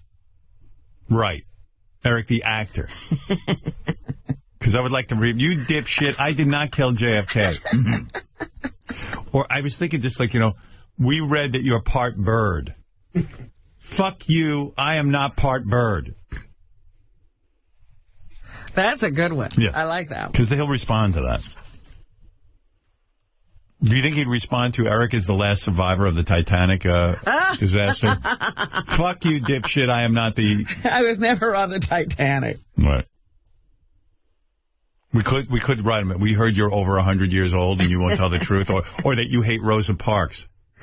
Oh, yeah, that'll really get him. Yeah. A lot of people like that prank call I made where I'm reading Eric the actor tweets. I played that for you yesterday, didn't I? What? Did I play that for you? Oh, yeah, the Eric the actor tweets, yes. Yeah. I still like the Eric the Actor opera that's playing on Broadway. It's so good. Coming to Broadway, Eric the Actor's tweets, the opera. I do not shit myself. I do not shit on myself. I've never once crapped myself when I was at the A's game. Go fuck yourself and go to hell, you fucking dipshit! Combining opera's most beloved arias with Eric's majestic poetry. I am not gay. I have never fucked you in my life. For tickets, use the hashtag ACAC. I do not have a lazy eye. Somebody wrote him that. You have a lazy eye. He goes, you dipshit, I do not have a lazy eye. Oh, I love it. You know what I'm fascinated with now? Every article now is inside. That kid who shot up the Sandy Hook Elementary School, yeah, they went inside of his apartment. And, of course, it's just like a big, pathetic mess. At first I thought that was like, wow, they're doing a feature on JD's apartment. And then it was the kid who shot up Sandy Hook. And they're in his apartment, and they're looking for clues. Why would he shoot up Sandy Hook? And, the apartment's just horrible. Well, you wouldn't expect it to be nice and neat and clean. And well, what can it kind of place everybody would want to live? Why can't it once in a while be that? You know what I mean? Why does it always have to fit the guy so well? If it looked like that, it would mean that somebody went there and cleaned it before the police got in. Hey, I got this in my email yesterday. SiriusXM announces Sirius FM6 satellite. What's that? I know, that's what I said. Has been successfully placed in orbit and declared ready for service. First of all, why would they call it Sirius FM6? FM? That's got to be a typo. That's what it says. Announces Sirius FM6. And it says it several places in the article. Like, really? Yeah. And FM is connotes FM radio. Right.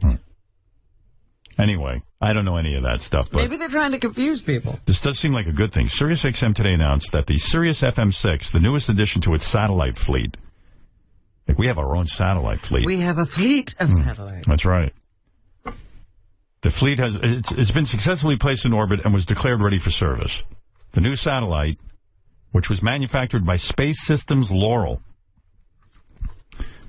is intended to help ensure SiriusXM's array of audio, entertainment, and data services.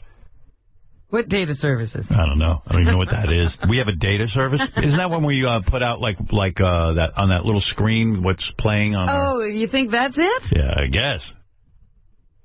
But according to this new satellite will make the service even better for vehicles, receivers for home and business, as well as mobile devices. It will play an important role in bolstering the continuity of SiriusXM's service for years to come. Sirius FM6 was launched October 25th. Where were we? I would have liked to cover that. October 25th. What was I doing? Listen to this. It was launched from the Bacanora Cosmodrome in Kazakhstan. Oh, we were not going, Howard. Well, I was going to send you, Robin. You like dangerous places. The Baikonur Cosmodrome in Kazakhstan, aboard an international launch service, ILS Proton. Who even knows what the fuck we're talking about? Are you speaking English still? All orbit raising, deployments and in-orbit tests. Boy, do we know how to write a press release or what? This is so exciting. How sexy is this press release? All orbit raising, deployments and in-orbit tests are now successfully completed. The satellite will be situated at 116.15 degrees west longitude over the western United States and is designed to operate over North America. I think that's where we are. I'd like to hear Evil Dave read this press release. Sirius FM 6 will help ensure continuous and reliable delivery of service and will benefit current and future Sirius XM subscribers across North America. That's good. I mean, these guys aren't fucking around. They're trying to make improvements. We're still improving. There you go. I like that. Robert Briskman, co-founder and technical executive of Sirius XM, says, have you ever met him? No. I wonder if I have. Robert Briskman? Yeah. He's evidently the dude holding this all together. He says the new... Does he work here? Yeah, I guess. I mean, where else is he? Maybe he works in Kazakhstan, where they launched. The new satellite will bolster the reliability and longevity of our satellite fleet for many years to come. We congratulate our engineering team. Yeah, those guys are actually doing something.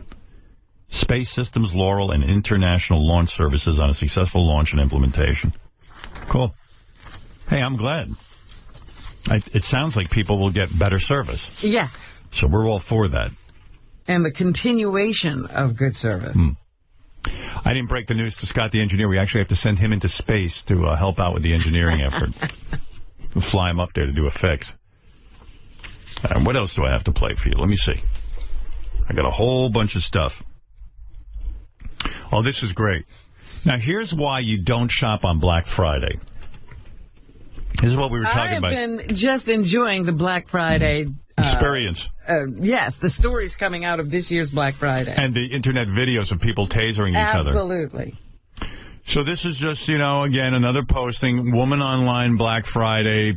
Crowds get crazy. Everyone gets in the store. Listen to this lady. Now, I don't care what you tell me. I don't care if you get $100 off a television set. It's still not worth listening to this shit. Fuck your wife, bitch. Apparently you ain't this motherfucker from Wine worrying about a goddamn $98 TV too, bitch. What is you talking about? Fuck is you talking about, bitch? What is you talking about? Are you serious? Are you serious? Fuck is you talking about? Set it up. Set it up. That's all I'm saying. Set it up. Set it up. Fuck is you talking about? Boy, you got me fucked up. What you say, bitch? What? There you go. But what? What, you want an interpretation? What happened there? What happened? It's just an argument over a television is the best I can make out. We're thinking that's Oprah Winfrey. Oprah gets into Black Friday? Yeah, she loves a bargain. How great, I don't want to spoil it for anyone who hasn't watched it yet, but how great was The Walking Dead this week? It was incredible. Oh, I'm so glad you've now watched it. We can talk about it. Well, better than any. Yeah, and I don't want any spoilers, so I won't tell the plot. I'm not going to say anything because it was such an excellent show. What? I mean, better than any movie. Really? I mean, just quite frankly, the last 3 weeks. Excellent. Oh my goodness. Yeah. With the governor on that whole separate storyline is that's a really good, cool way to jazz up a TV show. Like, go completely into a whole nother camp. Right. We were in one situation, and all of a sudden we were just in another story. Walking Dead is so good. It's getting better and better. And that was sort of like a mid-season finale. Yeah, and it's coming back in February. Yeah. It was great. I might, I never do this, but I might actually have to watch last night's episode again. I am going to. I really want to, because I was watching it Sunday night, and I always feel pressed for time. Right. Me too. When I'm watching it on a Sunday. Yeah, well, Beth was sleeping. I had it on last night, and I said, "Do you mind, honey?" So I have to keep the sound down low, and when the governor's whispering some bullshit, I can't hear him.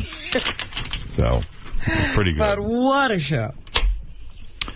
Metro North train sped at 82 miles an hour in a 30-mile-an-hour zone before crash. They haven't figured out yet. They don't know if the guy was drinking. They don't know what. I don't know what his first name is, but you know what his last name is? What is it? Rockefeller. I know, that's funny, right? Like Rockefeller's driving a train. Like you know he caught some shit for that. I thought his last name was White Tits. It would be better if it was White Tits. Yeah. Let me see what else I got going on here. But anyway, it says, the extraordinary speed shed new light on the deadliest New York City train derailment in more than 2 decades and heightened the focus of the veteran engineer at the center of the investigation. The maximum allowable speed through that curve, that particular curve, is 30 miles an hour. Yeah, so that'd be way too fast. He took it at 80, 82. The guy claims that the brake wasn't working, that he was pressing on it.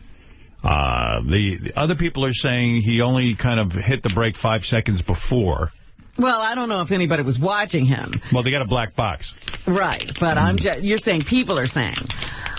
Well, they do say that the train stopped 9 times before this with no trouble. So there you go. So maybe the guy's being honest. But they're still unaware of if this is, engineer error or equipment malfunction.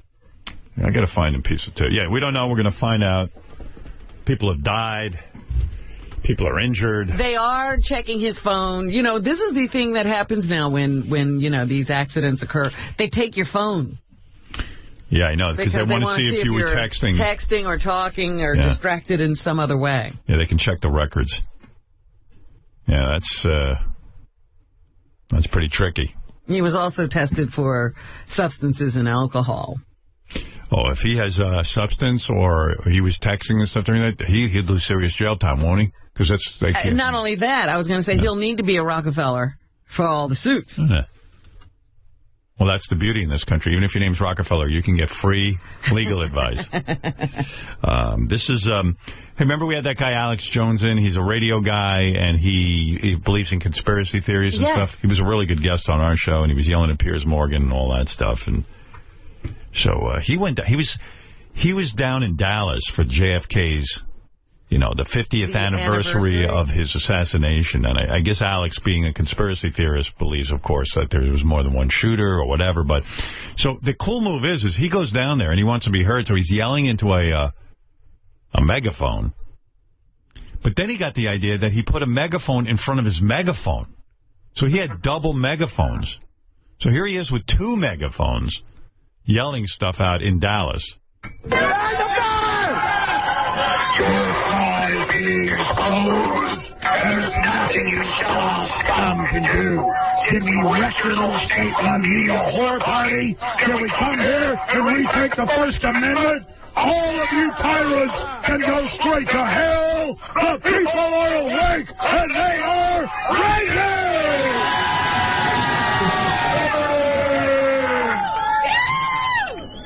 1776. What do you think of the double megaphone approach? That's pretty cool. It's a little hard to understand. Oh, please, Robin. What's the matter with you?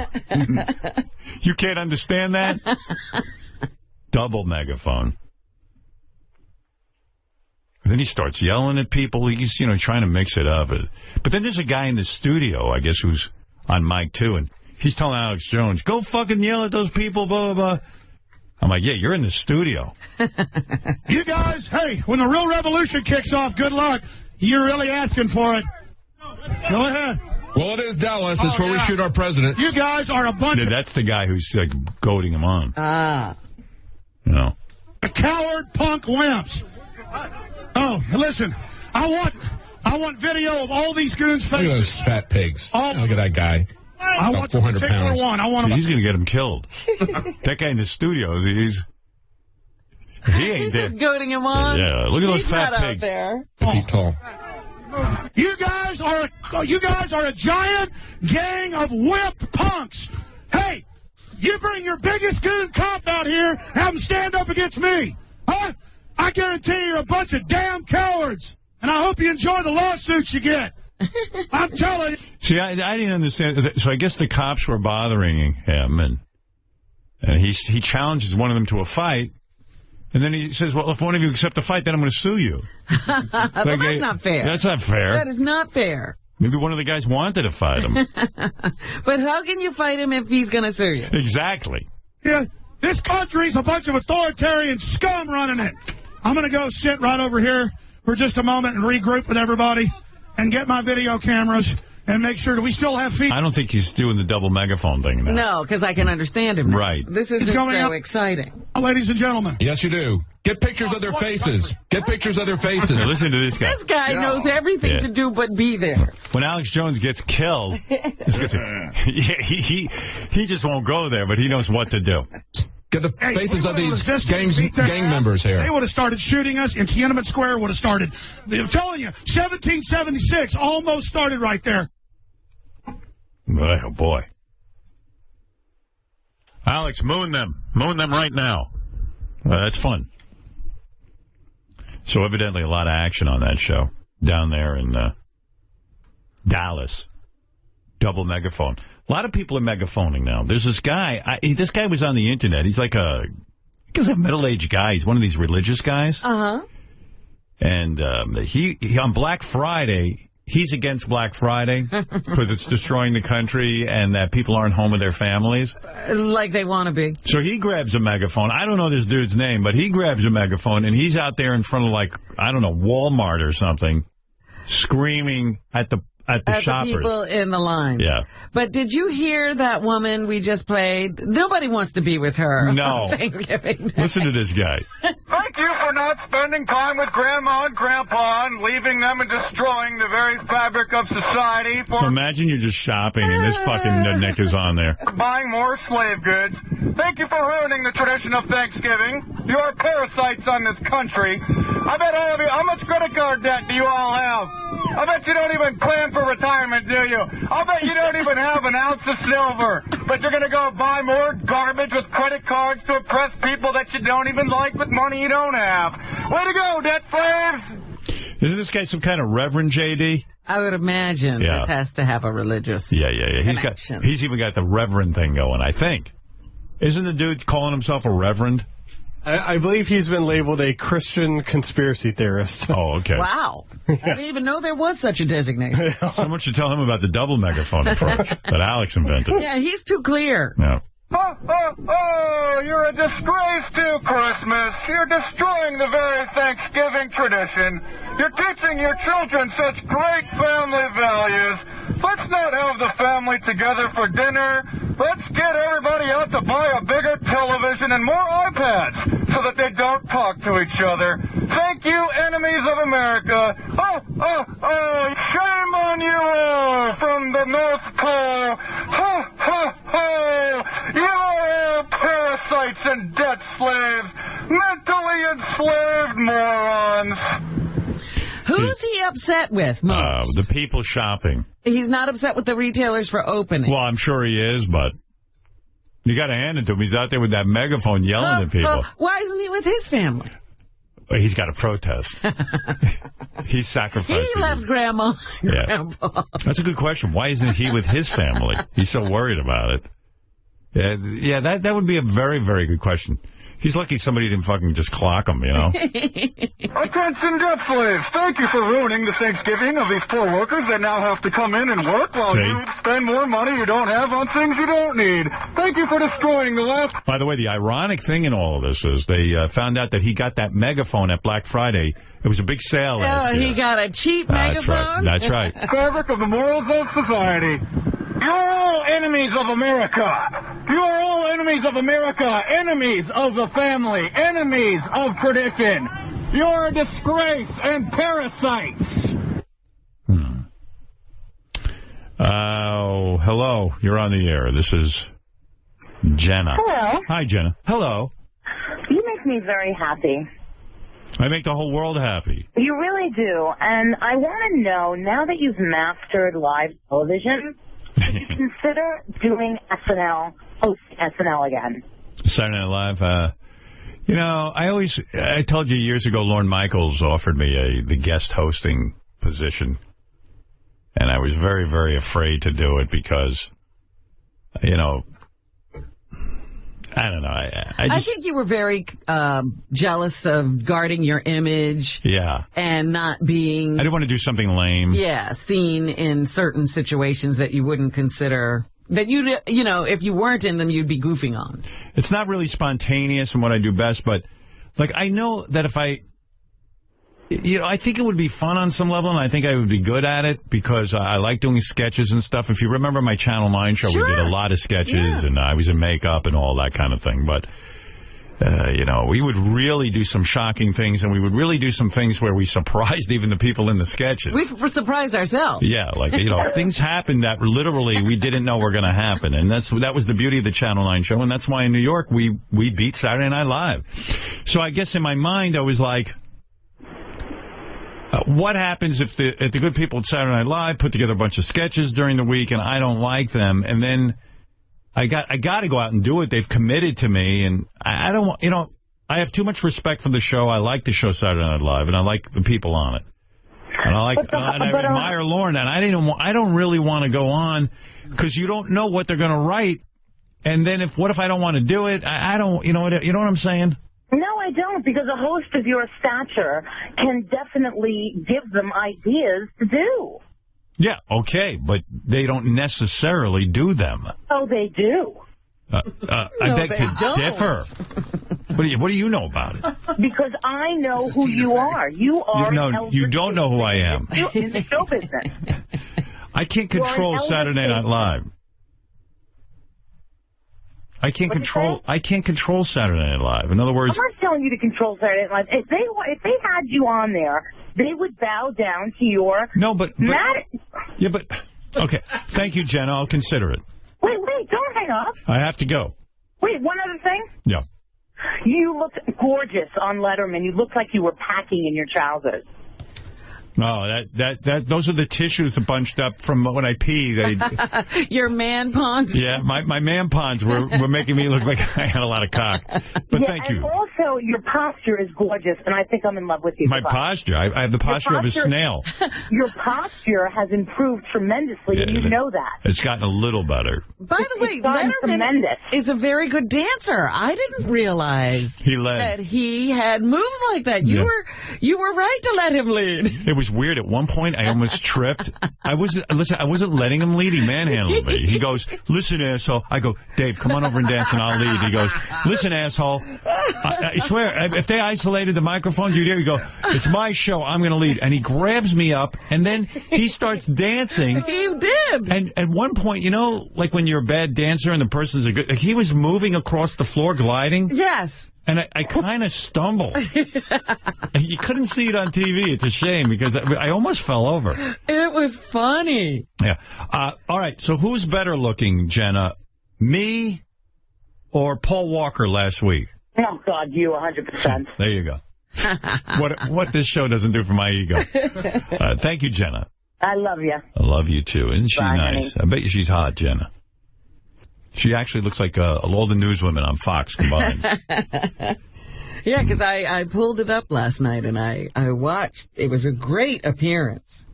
Oh, you saw it? Yeah, oh, thank you. Yeah, a lot of fun. I'm telling you, I saw the dancing and everything. Yes. And your suit, amazing. I love that suit. Thank you. That's a big John Varvatos suit. You in a tie, of all things. Well, you know, it's funny. I was getting dressed for Letterman, and I was going to be very casual. And I said, you know what? I'm going to go on there and respect the show and really, you know, put on a suit. And I feel good in a suit. I like wearing a suit. I actually do. I've come to enjoy it, you know. Mm-hmm. And so I've said... But I didn't know you had embraced ties. Yeah, recently I started wearing a tie. Uh-huh. And so I was like, you know what the fuck? I'm going to go out there and do it. And I got to say, my suit was much nicer than Dave's. You outdressed David Letterman. Yeah. He looked like he was visiting. He looked like a schlub that night. It was funny, and I think it's because Steve Martin criticized Dave's choice of double-breasted suits. He said, it looks like you're wearing a dress. He's been wearing those double-breasted suits for years. Yeah. I do love Steve Martin, but I do not for the life of me. This is what happened. They did the pre-interview with me, and I said, you know, I said to the guy pre-interviewing me, I said, you know, there's something I want to talk about. I said, how's this guy, Steve Martin? I said, I love Steve Martin. I think he's one of the funniest. If you read his books, He's so brilliant. He's beyond brilliant. He's funny in everything he does. Yeah. But I'm watching Letterman, because that's what I do before I go on these shows. I actually prepare by watching the show. And to see kind of what Dave's up to and what he's doing with his guests. Get a feel for what's been going on. And lo and behold, Steve Martin comes out, and everyone loves Steve Martin, that he's there, and he talks. And then Dave will turn and go, and Steve, by the way, tell us about what you're up to with Steve Canyon and the Banjo Brothers, or whatever his band is, you know. And really, that's like one of those, you know, it's like the Bacon Brothers or something. Like, fine, you want to be, it's like when Well, the Bacon Brothers will always tell you they could have had a record contract. Okay, whatever. and it's like when, what's that actor, what's his name? Jared Leto. Forget him. Russell Crowe. Russell Crowe. Thank you, Robin. I'll name them all until I get it right. And you're very good at it. Russell Crowe. I mean, this guy, he had, what was the name of his band? It was the greatest name. Something, what was it, Fred? 7 pounds of grunt or something? 30-odd yards of grunt. 30-odd yards of grunt. Yeah, big, important music. Some of these guys go berserk, and they actually give up acting. Well, yeah, they say they're very serious about... Remember when Billy Bob Thornton blew up? Yeah. He's out on a music tour. Nobody wants to talk to him about music. Worst fucking music ever. So, you got any Billy Bob Thornton? Worst, most horrible music ever. So I'm watching Steve Martin, and he's great, and he's doing his thing, and then, you know, you can't take your ears off of him. And he's wonderful to listen to. Wonderful to listen to. And then all of a sudden Dave goes, tell us about this wonderful thing you're doing with your Steve Canyon and I forget the name of his band. Steve Martin and the Canyon Boys or something. And you know that Steve Canyon Band or something? Yeah. Canyon Ranch Band. You know, I guess he went on a spa weekend. Canyon Ranch. And I love Steve. And I've gone to dinner with Steve. And I thought you were going to say I love Canyon Ranch. No. I do. I'd like to go. I could use a spa weekend. You know, get my nails done. Anyway, so I'm watching the show, and Dave goes, well, tell us about this.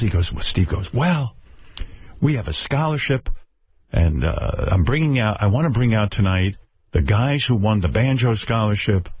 I put up $50,000 of my own money, and I give this out every year to the best banjo players. And Dave goes, oh, that's wonderful, Steve. And Steve is going to... the Steep Canyon Rangers. The what? The Steep Canyon Rangers. So now I'm waiting for the punchline, you know. I'm thinking this is a bit that Steve has put together. And he goes, and after the commercial, Steve is going to come out with these two brothers who won the $50,000 this year. I mean, nice guys, I guess. And they're all going to play the banjo together with Steve. Some go, oh, this must be like a goof. They're going to play a funny song. Because Steve's got funny songs. Sure. Hey, come back from commercial and carrying on still about the $50,000 that Steve's given these guys. And they begin to play banjo music. And they're serious about it. Oh, yeah. And I'm like, are you fucking... I said, Steve Martin has something on Dave. Because that's a nice hobby, and you want to go out and do that with your friends. But it's not what Dave really wants to do. No, I'm like, how does Steve Martin get Dave to go along? Like, I remember Dave wouldn't play movie clips from actors. He was so fucking pissed off. Now he's like having banjo music. So I get on Letterman, and I'm like, are you guys kidding? I go, where is everybody? How are you allowing Steve Martin to hijack the show and take 10 minutes out of the show? How does that happen? How does that happen? Now, would you have Steve Martin... Let me ask you the question. Go ahead. Would you have Steve Martin on this show? Go ahead. If the proviso was that he has to be able to play a song when he's here? No.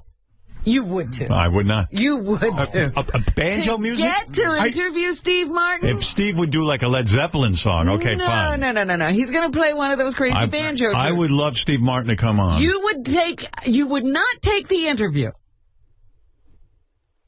Well, no. I think we actually had this conversation off the air one time. And what'd I say? No. Yeah. You really would turn down talking to Steve Martin. Yes. Even though it meant you had to sit through one banjo song. I remember what you said. I can't sit through it. I don't want to insult the man. I have too much respect for him to sit through that shit. But I think the thing we talked about was Because he was going around doing the banjo stuff. And we said, and he's a very good banjo player. Don't get me wrong, but nobody likes it. It's the dumbest instrument because everyone hates it.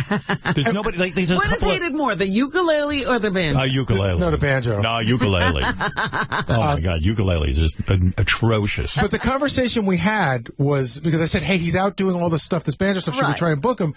And you said no because I'm going to have to talk to him about his banjo stuff too. You can't. Yeah, you can't separate the interview. And Steve wants a lot of banjo time. Right. Banjo time. Yeah, like he wants to discuss it and all that. Well, see, that's different. I'm just saying he has to play a banjo. Yeah, well, it doesn't come with just that. I mean, I'd have to be honest and go, all right, Steve, now we're going to suffer through a banjo song. Here's what we had to do to get the interview. Yeah. And, and Steve used to incorporate banjo into his stand-up when he did the big stand-up shows, but it was like a little quickie. A little bit. Yeah, a little bit, and Happy Feet and all that.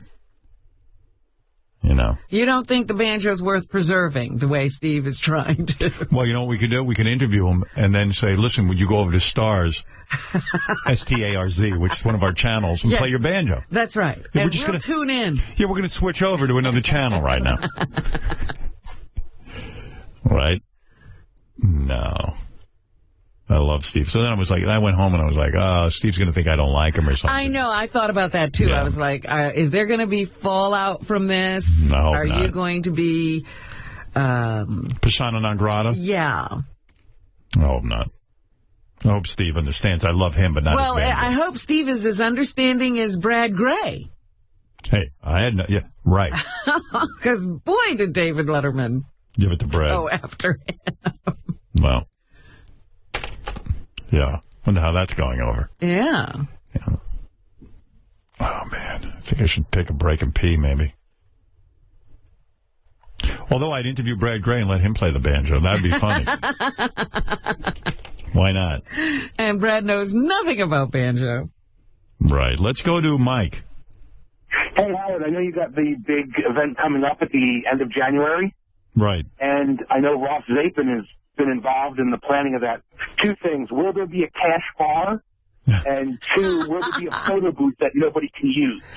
I think they're going to both be incorporated. I'm going to tell you, I know Ross is very integral in the planning of the birthday bash, and he's doing a very good job. I heard he's working incredibly hard. And you heard that from Ross. Yes. Right, of course. But actually, he really is. And there's a whole team of people working on the birthday bash, and we think it's going to be very exciting. And Ross is not going to have a photo booth, and there will not be a cash bar. It won't be like other Ross parties? It will not. Well, first of all, it's not his money. So, from what I understand, everyone's going to be fed very, very well. Is that right? Oh, yes. Bring your checkbook. If Zapin's in it, bring your checkbook. No. I hear it's, I'm telling you, anyone who's going to birthday bash is going to eat very well. That's what I'm hearing. We're having food? Well, I would like to eat very well, Howard, so this is my ploy to get 2 tickets. What do you think? No. Long-time fan. I told you, anyone wants tickets to the birthday bash, and I'm saying this with peace and love. On Friday, January 31st. Peace and love. Peace and love. This is a very serious message. At the Hammerstein Ballroom in New York City, we will be congregating. You can go to howardstern.com and SiriusXM.com to enter our online sweepstakes for your chance to win. I love you, brother. All right, thank you. Listen to this banjo music. Isn't it beautiful? Is this Steve Martin? Steve Martin. My whole life saving. Who's singing? I don't know. It's the other guys in the band. That's why I'm here tonight. I know. And Steve sits there very kind of smugly and... Is he not like the lead banjo guy? He's like second or third. He's the sideman. But he's good. I mean, he's very proficient at it. It's just... It's the kind of thing like you're like, wow, Steve Martin can really play the banjo, and then you tune out. Time at a time. Sing the same old songs about love gone wrong. He's like single-handedly trying to bring back banjo. Right. But he's on a mission. Listen, I like everything Steve does, but banjo. You don't understand this bit. I don't. But I think it's one of those things. He probably really enjoys playing the banjo. So do it at home. And it's a way of getting some friends together. I'm sure he's very good friends with these guys. Yeah, great. But then don't you even and play banjo? Don't you even question the friendship if you're Steve? You're like, look what I got to do for these guys. I got to put them on Letterman and make friends. No, but he thinks it's important, I'm sure. All right. So you say. If you go to Steve's house, do you listen to banjo music? I don't know. I've never been invited. I just gone to dinner with him. Great guy. But I say no to the banjo.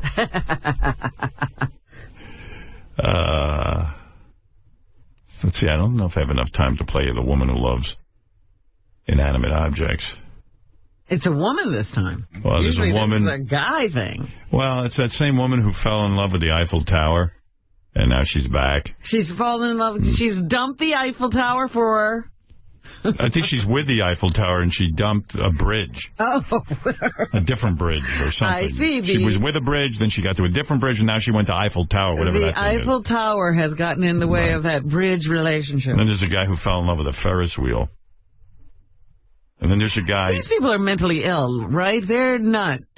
Oh, no, they're not mentally ill, Robin. How dare you? No, I mean, these people should be locked up. Yeah, I mean, listen to this guy. It was incredible to just relax and share my love story and hear another love story and know that I was talking to somebody that truly understood how I felt. There was a moment where Linda brought out one of Bruce's parts that she takes with her when she travels, and that... See, this isn't good. Bruce is part of a bridge, I think, or a car. I'm confused. All right, JD, get in here. Who is this guy? Who's Bruce again? Hold on. Yeah. So... Bruce, this woman is in love with a Ferris wheel. This ain't a woman. This is a dude. No, I know. I'm getting to that. Yeah. This woman is in love with a Ferris wheel named Bruce. So that's Bruce, and that's and she's met up with this other guy who is in love with his soundboard. Right. So they've met together, and that's how. This guy's in love with the soundboard? Yes. Oh, my goodness. Oh, so he's like, hey, at least somebody understands why I'm in love with my soundboard. Yes. I started looking at my soundboard because I work a soundboard every day, and sure. I mean, I like it, but I'm not in love with it. Oh, well. You know, what does he do? Some of them actually beat off and have sex with the machines, but this guy says he just is in a relationship with the soundboard. But that doesn't include sex? Everyone's different. Sleeps with in her own bed, and I went straight to my bag and I pulled out one of my soundboard's faders that I brought with me. It was like that connection. Oh, we do the same thing. Oh, we're both nuts. Yeah, we're both idiots. We are as screwed up as you can get. Yeah, what's this next clip? Is this the same dude? Doesn't he go into further detail? Yes. Yeah. It's the one below it, yes. I do not have what you would call human sexual relations with... Yeah, because the soundboard isn't human. My objective sexual lovers. I'd let Steve Martin fuck his banjo here, though, if he wants to do that. The way that I like to explain when people say, well, how do you guys get intimate? I say, well, humans exchange bodily functions. We exchange energy. When we get intimate, my clothes are on the whole time. Well, that's no fun. And so the soundboard doesn't get undressed either. No, soundboard doesn't wear clothes. Although when I have sex with Beth, I wear all my clothes. I do not undress at all. It's a deep spiritual interconnection that we share that I don't share with anyone else. What do you think the deal is here? I mean, JD, I know like you're lonely, but you would never. You haven't looked at a piece of equipment around. I haven't gotten to that level yet. No. Right. You do cart around those trophies, though. No, I don't. They're in a bag somewhere. Do you ever fuck the bag of trophies? No, I do not. No. Your spelling bee trophies. No. I wouldn't ruin that. Come on. Would you ever beat off? Like, would you ever stick a bowling trophy like near your asshole and let it play with your asshole? With it? No. You just rub the outside? No. And jerk off? Listen, if it was one of those Fox News chicks, I'd legit do whatever the hell she wants with my trophies. Yeah, well, though. Well, that ain't happening. Well, I'm just saying. Spend an awful lot of time with the TV. Yeah. Oh, come on. Is there one particular set? No. Remind me with this woman again. She was in love with... So, earlier, months ago, years, there was another documentary about this woman who fell in love with the Eiffel Tower, and she wanted to get married to it. Well, then, this is a sort of an update to what's happened after that story came out. After the Eiffel Tower story came out, okay. That's the first clip.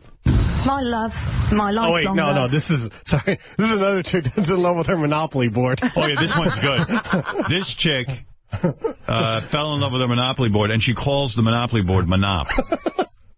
My love, my lifelong love, who I've always gone back to, is Monop. Monop is a Waddington's English Monopoly board. This is me. This is who I love. You know, I love Monop. I picture her looking like Susan Boyle, right? She's definitely an older woman. Yeah. Right. Yeah. Monop. It's my OS secret all my life. I've tried at times not to be OS. I've tried not to have Monop in my life. But it's always happened that he's come back in my life. I can't live without him because I have too strong a feelings for him and he does for me. And I just thought, I'm just so desperate to find someone else that I can share this with. Does she play a lot of Monop? Or does she play Monopoly, or is she just in love with the Monopoly? She was literally on there for like those 2 seconds that I saw. So we don't know if she plays on No, I don't know. No, they should have stuck with her. Yeah, how far does it go? Like, does she stick the dice in her ass, or does she? Like, how did it start? I mean, was she playing? I don't know. They didn't do anything. Like, does she rub her pussy against that little car thing? The top hat? The top hat. Come here, top hat. I'm going to put you on my clitoris, I is. Like, does she rub it to the board, or what? I mean, how does that work? I don't know. I'm going to smack myself in the tits, I am, with me board. How do you make love to a Monopoly game? And I like how she goes, I just want somebody to share this with. You know, I want to. Well, no, you don't. Are you crazy? You want to keep this quiet. Suddenly everybody wants to come out of the closet with all of their weirdness. You know. Here's the woman who loves the Eiffel Tower. And now she's giving an update on what happened since she went on the first show where she loved the Eiffel Tower. Okay. My commitment ceremony was just a small, informal ceremony. I wrapped a lace veil, like a lace scarf, around her truss, and had the vows read in French, and then I read a poem to her in English. This was something. So is she a lesbian with the Eiffel Tower? Because she refers to the Eiffel Tower as she. Apparently. Yeah. So she's gay. Well, she's an objectum sexual. Thing that I felt was Look at you as an expert. Necessary to do to express my love for her.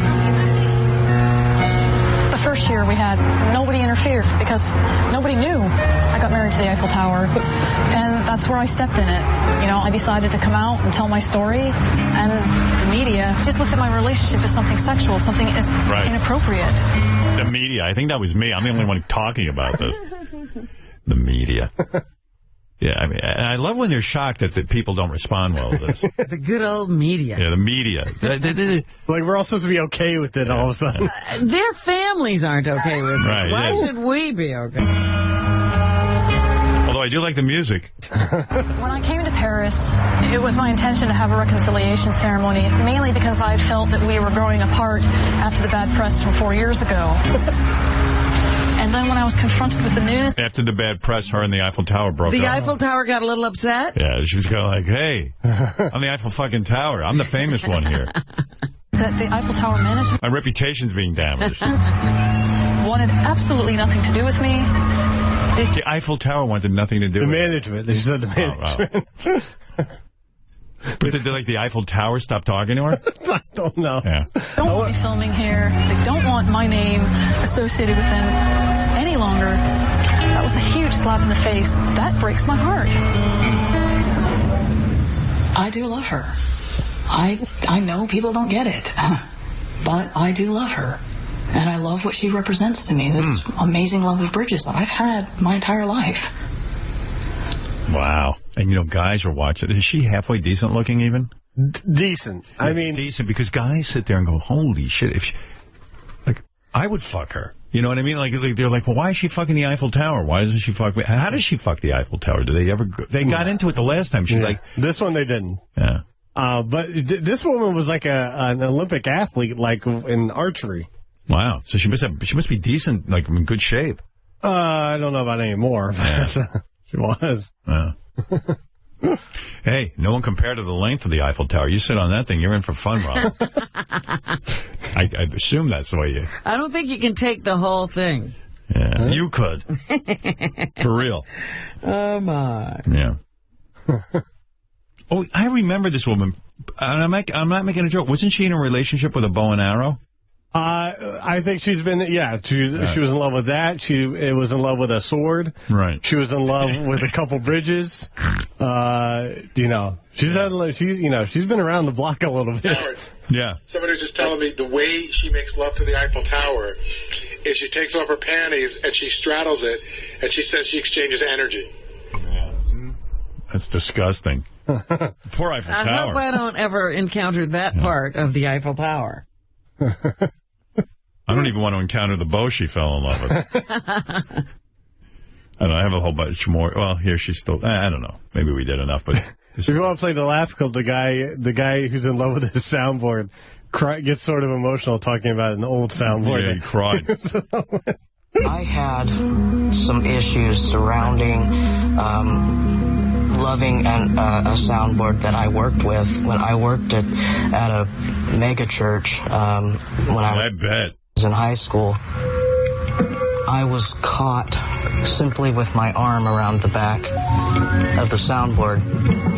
And imagine walking in on that scene. And, some priest probably caught him, and they've seen some weird shit. And all of a sudden, they're closing doors all the time. Like, yeah, listen, my son.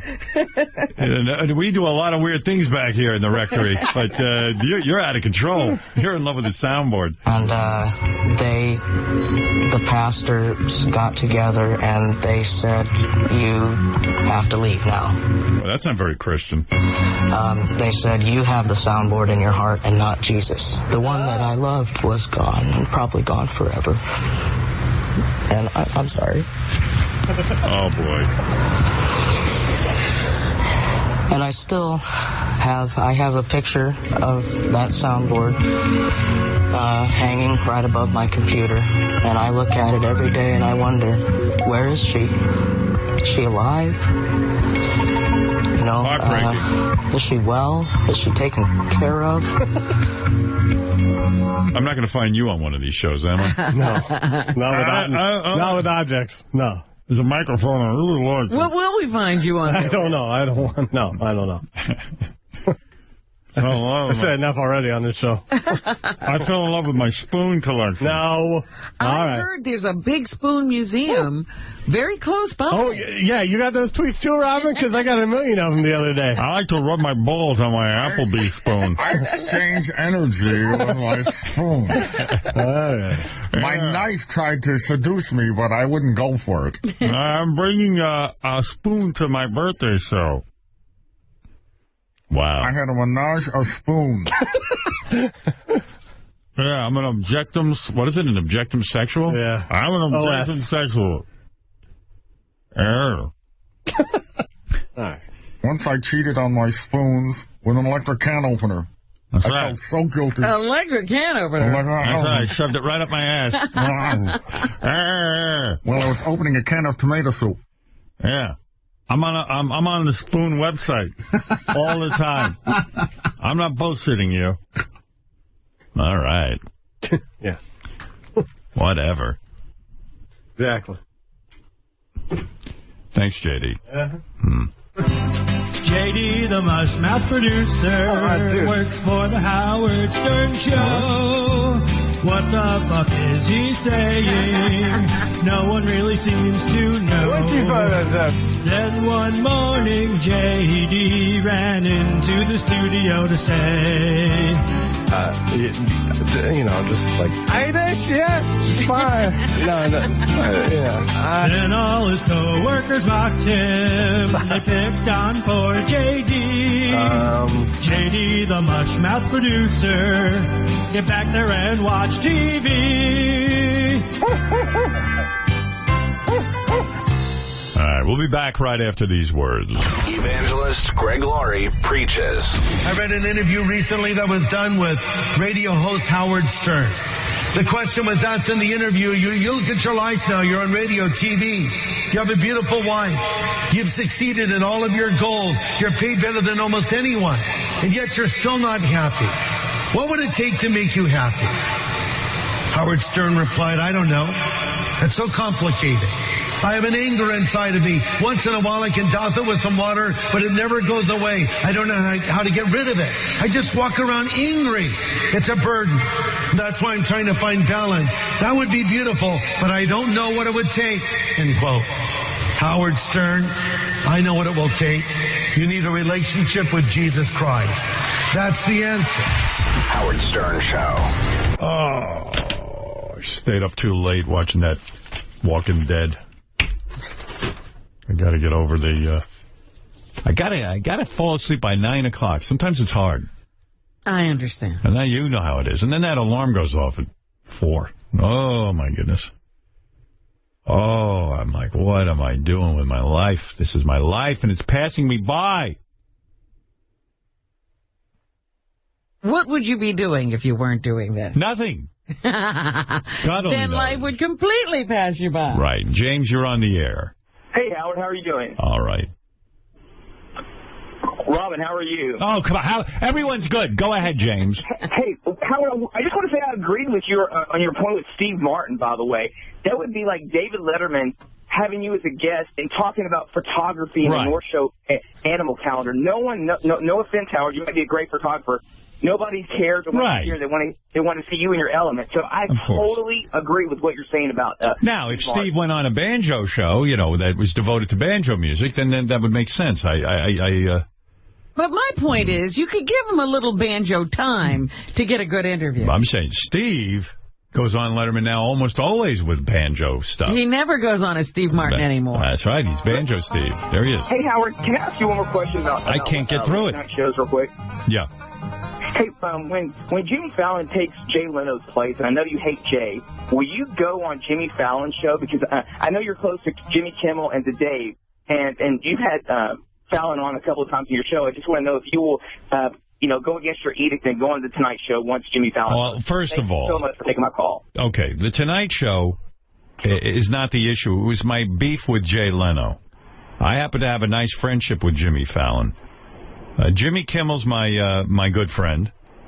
Letterman is a guy I would always be loyal to. Letterman is the first one that put me on network television and late night TV and really embraced me, made me feel very good.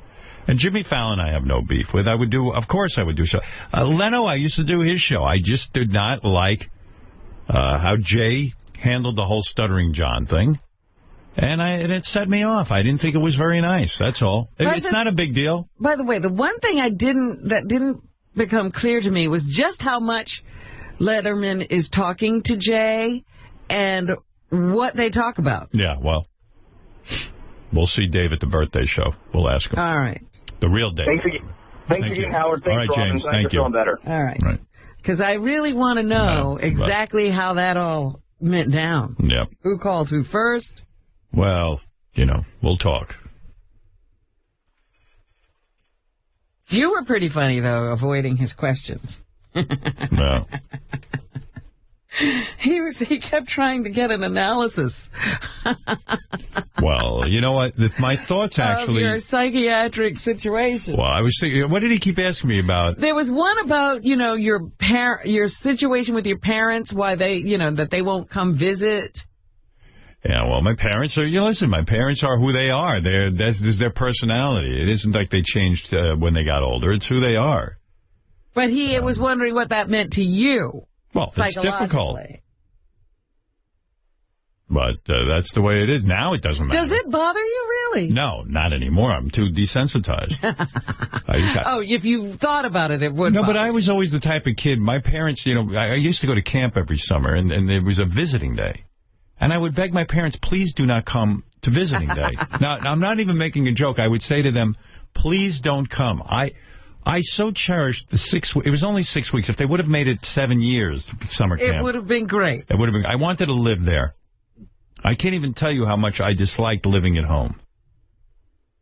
This camp was everything to me. My mother would threaten me during the year. She'd say, if you don't do well in school, you're not going to summer camp, Camp Wilmot. And it never occurred to her that you were most excited about being away. Yeah. Well, it should have. That was a pretty good clue. And I'd go, and they'd have visiting day where the kids would get candy from their parents and all this, and I'd say, is there a way you could not come and just give me the candy? And my parents started to even schedule their vacations around visiting day. Like, they would not come as I got older. Is that right? And I so appreciate... I used to love... Now, this is very odd. I used to love to wander around the camp and watch the families with one another and pretend to be an orphan. What? I loved that. I loved it. What did that mean, though? I loved it. I loved that I was free, and they all had parents and I didn't. Did you... Yes, Benji. Did you fantasize at all that one of the families would take you in? No, I wanted nothing to do with any of them. You love the freedom of no family at all. I loved all the kids at the camp. I hated adults. I got no nourishment from adults. I got no connection from adults. I didn't understand adults. So seeing them with their families, you never got made you feel even more free? No, yes. Yeah. I felt free. Like, did you say, oh, that's so sweet that they're loving their families, or no, that wasn't part of it at all? It wasn't even that deep. It was just, I was free. I wanted to be free. But you never saw a relationship that you wished you were in? No. Okay. Did you love objects? Yes. I loved a bunk. I fell in love with Bunk 93. Love with his bunk. Unit 5. Very, very strange piece of wood I used to rub up into. I loved summer camp. So that's interesting. Yeah, well, make of it what you will. No, I'm just saying, to wish that you were an orphan. Yes. I wish sometimes I was raised by wolves. I love Tarzan because Tarzan got to be raised in the jungle by apes. And I loved it. And they were very loving. The apes were good parents. Hey, and Tarzan was well-adjusted. And ripped. I loved it. I tell you, I just did not get any comfort from being at home. It wasn't my thing. Right. And then, of course, Roosevelt became all black. And that really was something. Now, did that You talk about a nightmare for me. I remember coming home from summer camp, and I'd been in this sea of white people. Right, I was going to say, did that happen? What age were you? I was in my, it started happening around 6th and 7th grade. Oh, so early. Yes. So like 10, 11. It was just shocking to, overnight, the town practically became all black. And not that there's anything wrong with it, but when you're the one white kid and all your friends move away. And, of course, my parents never even said, how are you coping with this? How are you dealing with it? Which is why I never missed anyone on visiting day.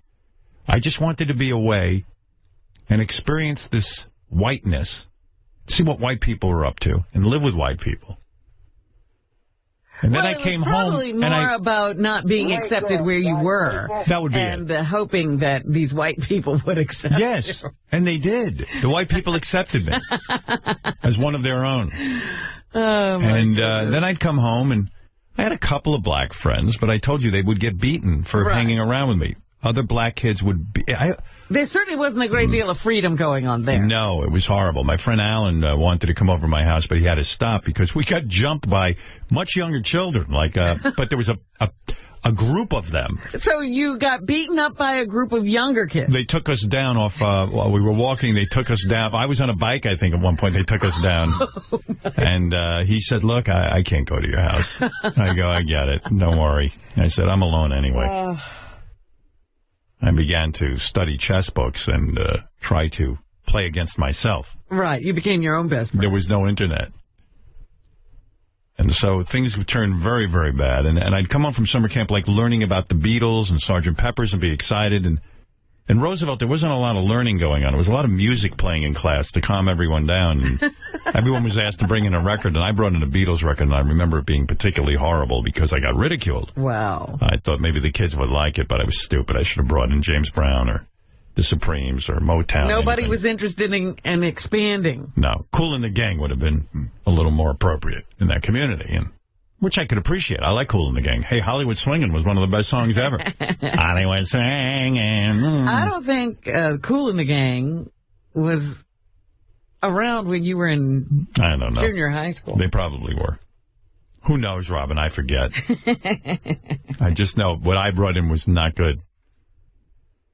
And getting things thrown at you for playing Sgt. Pepper's Lonely Hearts Club Band did not go over well. It sounds like a particularly horrible experience. And, of course, all my white friends were so anxious when they moved away, never one of them called me up to come visit them. The only white guy who would come visit me in Roosevelt was Dr. Louis Weinstein. He actually braved... He got on his bike, and he would drive to Roosevelt on his bike, on his bicycle. Ride. You don't drive a bike. Oh, when you're going through Roosevelt, you drive that bike. Honey, there ain't no riding. It's like you got a motor attached to it. Pics don't fail me now.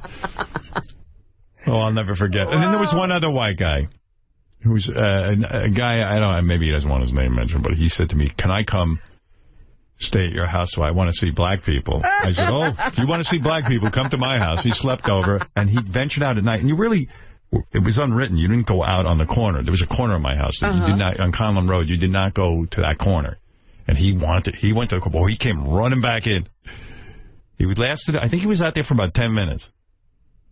It was like an astronaut going into my space. God. 10 minutes and then he was back. Oh, trust me. 10 minutes like riding a rodeo. That's a good time. I was like, is he fucking nuts? It's dark out. A nightmare.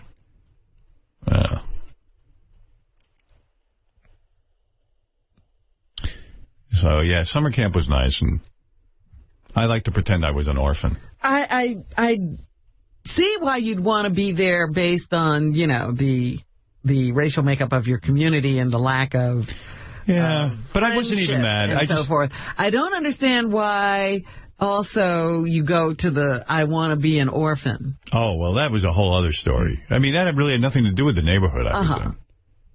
It was just, you know, when you feel like nobody understands you or nobody's actually interested in understanding you. Well, why not? I just felt free in the camp. In the summer camp. No. You felt more like yourself, probably. I became myself. I became a different person. You hit it on the head. I felt more like the person I should be. And your parents would have messed that up. Oh, yes. Yeah. I would have gotten lectured or somehow called an idiot. You wouldn't have been you. Right.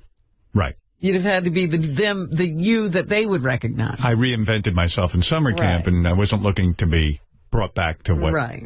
I only had a short 6 weeks a year in the camp, and I didn't want to lose. Every moment was precious. Yeah. Every single moment. And as the days ticked away and I saw it getting closer to returning to my house, I just became depressed. Wow. You know. No, don't take me from here. How can I hide? How can Did you ever, you know, sort of like, were there camp counselors that you were close to? No. I would trust no adult. Nor were any of the camp counselors that interested in me. They were all getting laid. There was a whole divide between you and adults. I didn't see that adults cared about kids. Or took an interest in them. I saw adults as people who were interested in their own needs, getting satisfied their own needs. And I saw adults as people who basically were very caught up in their own thing. Wow. In their lives and not really interested in children. See, I saw that with my parents and their friends, but I thought that teachers were interested. Yeah, you got that. In kids, yeah. Well, you were smart. Teachers were not interested in a big dummy like me. There was nothing about me that would be attractive to a teacher. Oh, dear. Again. You know. And those were the saving graces, because it's like, oh, there are some adults that are sane. Yeah. I didn't run into any of those. Not until college. I met a Professor Wilcox, who was a very, very nice guy, very into his job and very interested in my writing. And he suggested to me that I could be a writer, which no one had ever suggested anything. You could be anything. Yeah, I told you. And I left Roosevelt, and the guidance counselor told me that I would be a complete failure and fail in school because I had no education. Wow. Yes. Thank you. And that was the beginning of 10th grade. We started off real well, and sure enough, she was right. Stop it. Oh, well. You've amounted to something. Well, yes. No thanks to any adult. Yes. It's all been fabulous. I'll warn everyone with peace and love. Don't become friends with me. It's one big dark hole. Ask Beth. Peace and love. Peace and love. Right. She handles me very well. She just completely shuts down when I go into the dark hole. Is that right? Yeah. When I'm with my dark passenger. She will not engage with me when I start getting overly crazy. Yeah? Yeah.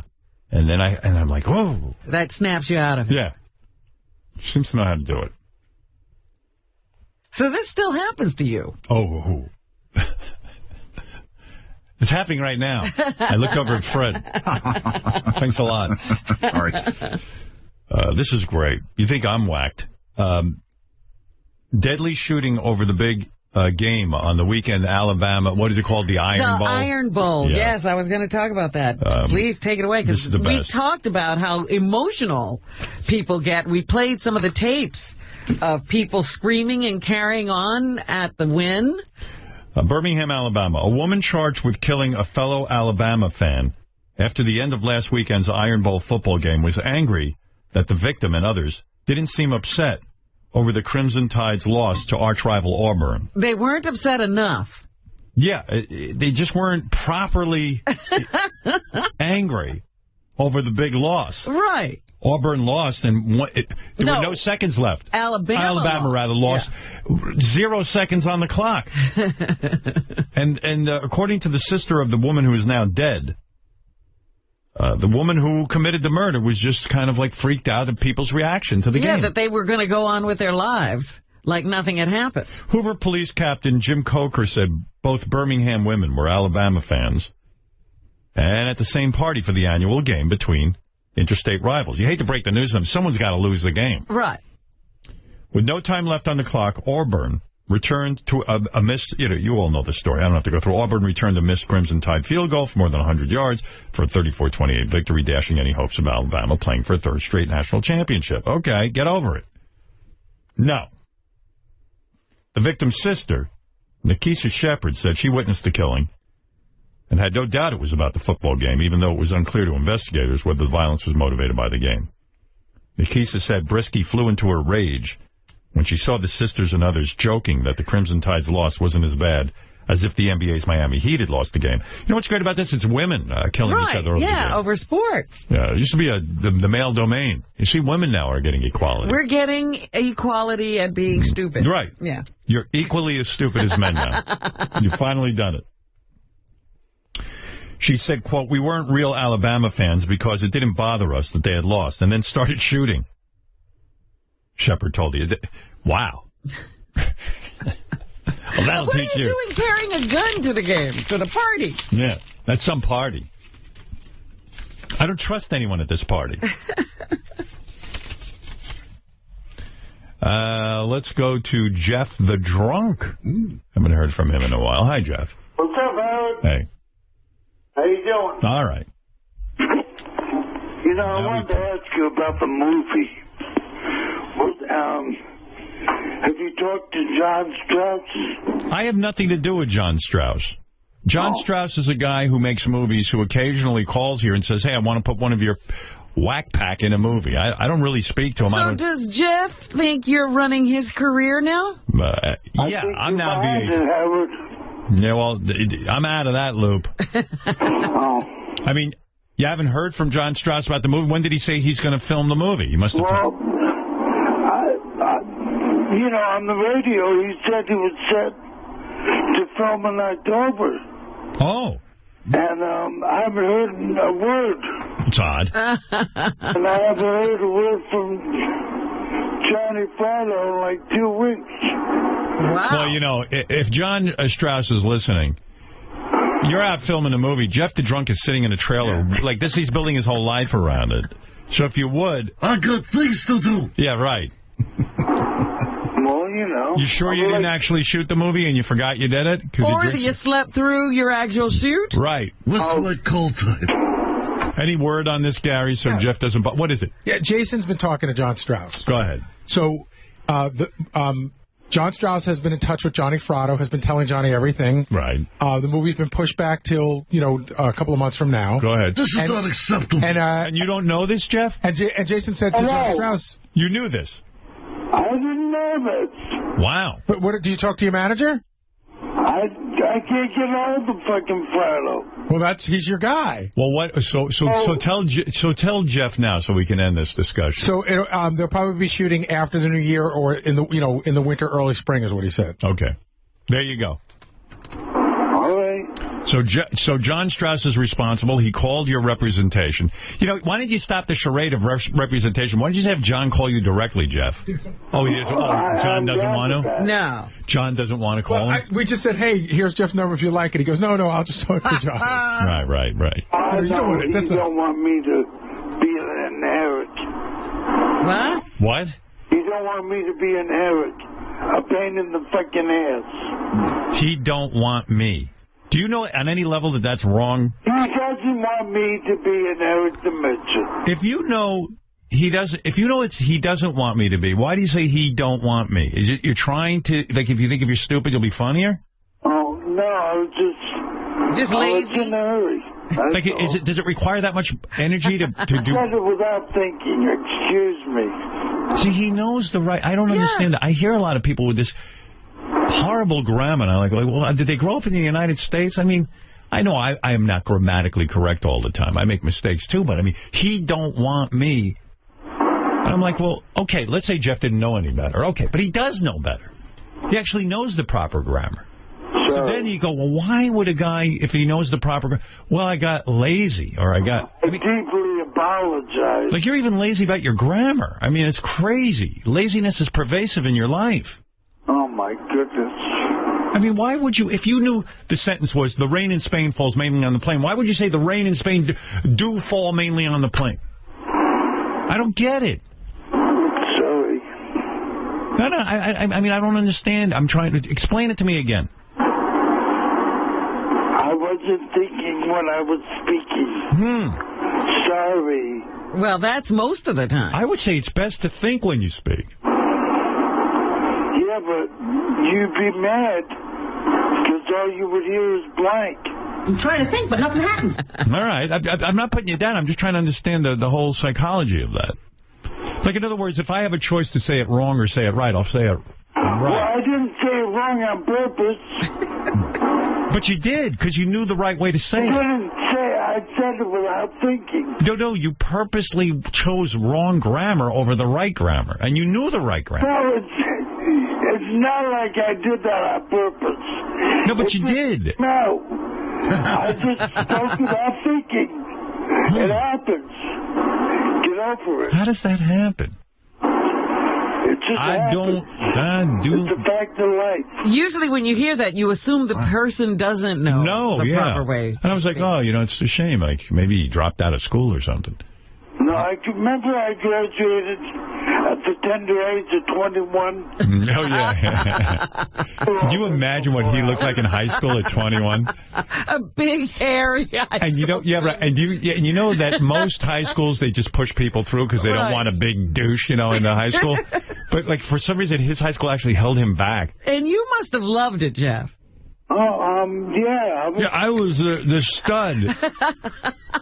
I saw pictures of him when he was younger. He wasn't bad looking. But that's my point. He was so much older and more mature than the students, and he could get into trouble. Yeah, but when you're that guy in high school, you're 21, and like you're still in high school. That's not good. People aren't looking at you like, wow, he's going places. You know what I mean? I was in a wheelchair. Yeah. Oh, you were in a wheelchair. Yeah. Because of that car accident. Right. Yeah. Well, he had a valid excuse then. I don't know. 21. I mean, most people graduate 17, 18. You could catch up in a quicker time than that. 3 fucking years to catch up. You know what? You have every right. You have every right to use improper grammar. I'm sorry. A year and a half of that was spent in the hospital. Right. You couldn't possibly study in the hospital. Yeah, all that time was spent recuperating. What? You were conscious. I was knocked out for 6 months. But what happened the year you were awake? There you go. Rehab, baby. Rehab. All right, Jeff, congratulations. And I believe you're shooting your movie, according to what Gary just said, later next year. Or early next year. I have another role that Eric turned down. All right, thank you. All right. I hope they don't collide, Jeff. Yeah, would that be great? Because of scheduling changes, Jeff is not available. Come back out. I'm sorry. Right. All right. Yeah, King, go ahead. Yeah, Howard, I think that growing up around, I'll tell you what card to get to. But first I want to tell you, growing up around black people actually helped you in your success. Because I love when people like to attribute success to something other than the fact that I might be talented. Right, because plenty of people grow up around black people. Yeah. Black people grow up around black people. I can't tell you how many people grow up around black people and do nothing. So how would that help them? I didn't mean, of course it's I have nothing against black people. If you're attributing the fact that my circumstances were unusual and make for interesting radio, that is true, but I think I could turn anything interesting. Based on my talent. I don't know that I had to go through that experience in order to be famous. Listen, I could explain, but I won't. I'll tell you what car to get, though. Go ahead. I'll give you the choices of 3 cars and 1 truck. The Panorama Porsche, 2014. You're forgetting, I'm a tall guy. I don't fit in those cars. Okay, how about the Audi A8? That's a nice car. The new one, the S8. I saw it. It's nice. S8, not the A8, the S8. It's nice. Okay. And the Range Rover Sport. I would never buy a Range Rover. Oh, okay. The truck? No way. No. It's not a good ride. They're bumpy. And they break down a lot. I don't care what they say. I don't even know about the maintenance, but I do know I drove one. I like... I'm not a big Range Rover fan. I feel the ride is very bumpy. It is not a great ride. Right. And I don't know why everyone's into that. And they do break down a lot. There you go. The Range Rover? Yeah. Yes. Audi S8, though. That's a good call. That's a good. Yeah. You like a sedan. Yeah, the S8. I do. Well, you know what? I'd love a sporty car to zip around. Like I sat in one of those convertibles, like the one I got you. Uh-huh. My head sticks out of the roof like Big Bird. I mean, it's crazy. And it's like, I can't do, I'm too tall. Right. You bring attention to yourself. So I'm getting like every other guy go, you know what? Fuck this sportiness. I'm trading it in for comfort. And get the matte black, the matte finish. You like that? Always black. They have some great finishes these days. Matte black. Black is always the coolest. It's like a flat almost. Yeah, it's called matte. Yeah. It's called matte. M-A-T-T-E. Matte. Yeah. You can't go wrong. Very, very bold. Yeah, no one can make fun of you in a black car. No, especially if it's matte finish. They won't, like because they'll be afraid of you. All right, King of all black. No, oh, wait. King of all matte black. Hey, listen, when I was listening a little bit of the wrap-up show, and Ronnie said that his girlfriend went along with her parents shopping that night. It's a family tradition. But they all left him in the house by himself. Isn't that weird? No. I would have been like, yo, when she got back, I would have been like, yo, I'm never coming over here again. Boy, you have really weird issues with women, man. You don't want your woman to have any kind of outside life, and you want her with you 24/7. I would think sometimes it's kind of nice let her go somewhere and have some time to yourself. Down inside, you don't like it. I know it. Oh, here we go. I got to go, King. You don't like it. I know. There are times I don't like to be left, but you also have okay, I got to go. This is so silly. When is it okay for a woman in his world to actually do something on her own? When he's dead. I see. All right. Robin, in the mail, you are misinformed about trains, according to this writer. There was a very bad train car crash in northern Spain last summer. I think much worse than this one. So, in other words, I guess you had said something about... I said that I didn't hear of a lot of train accidents in Europe. Well, there's one for you. There's one. Northern Spain. But Robin is right. In general, you don't hear about a lot of train accidents compared to here. I would think you're right on that. But who knows? Let's see. We have a lot of them. Let's see what else we have. Here's a complimentary one. I was stuck in traffic, in Thanksgiving vacation traffic on my way to Boston from Long Island. It would have been torturous if it weren't for Master Tape Theater. Okay, good. Nice to hear that. We very rarely get a compliment.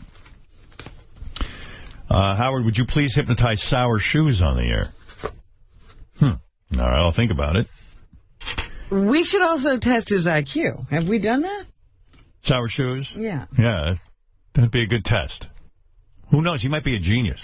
It would be nice to know. You know, they were saying in the paper that you have a better chance of being struck by lightning than killed on a train. Yes, they said even though we're hearing a lot about train accidents are rare. Robin, yesterday we were talking about school buses and why they might not have seatbelts, which really struck us as odd. The reason there's no seatbelts in a school bus is because children might have difficulty unbuckling in case of an emergency like a fire. Oh. If that makes any sense. I don't know. I can't understand how they're wrong. How old does a child have to be? Right, they wear them in the car. Right. I watched on CBS News last night, I watched a 3-minute report on where to sit on the train to avoid being killed. Which is totally ridiculous. All right, I think I know where it would be. By the conductor. No. That's the worst place to be. Wow. Middle of the train. Conductor walked right off that accident. He got lucky. Middle of the train. Go ahead. Like middle car, right? Interesting. And then the middle of the middle car and on an aisle, 3 of the 4 people who died were in window seats. Right. They got ejected. Ah. And the conductor moves around the train, Howard.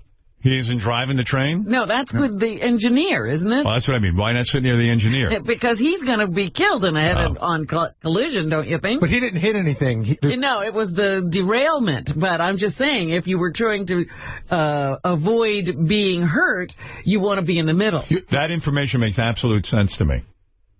But they also think, too, even when they take these turns, like the middle of the train, I would think the impact would be either the front. Yeah, mostly the front.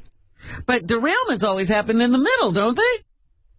I don't know. Listen, you know what? They were killing time. Howard, they had animated drawings of seats and people walking around, and then they tell you at the end you have a better chance of being struck by lightning. Yes, Rich, go ahead. You're on the air. Hey, Howard Schmegadildos. Hi.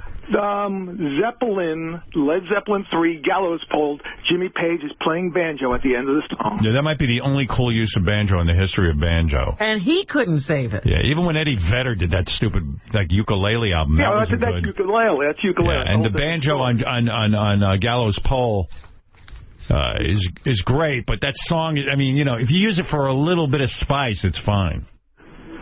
There's a whole series of, it's called Pickin' on Clapton. You got to hear them playing Clapton songs. Yeah, it's not good. I've heard it. Oh, come on. I think I've heard that. Although the rape scene in Deliverance had pretty good banjo. In rape scenes, banjo works. Rape scenes in Deliverance, and Led Zeppelin. To banjo. Oh, wee! Derailment, but I'm just saying, if we're trying to... Rich listening back to the show. This is real like big. Where's Will? Will now. Will. See? Will, louder. How's that? Good, right?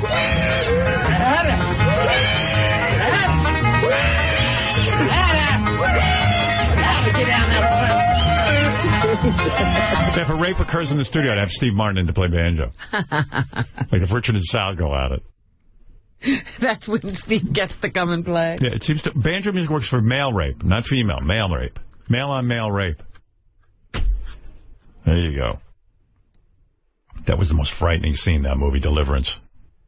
Holy mackerel. When Ned Beatty's tied up and those guys come, those hillbillies, fuck him in the ass. Burt Reynolds shows up way too late. Come on, squeal. And you know, it would make more sense if they raped Burt Reynolds, but... They couldn't catch him. Burt wasn't going for that in the script. Right. Where is Burt?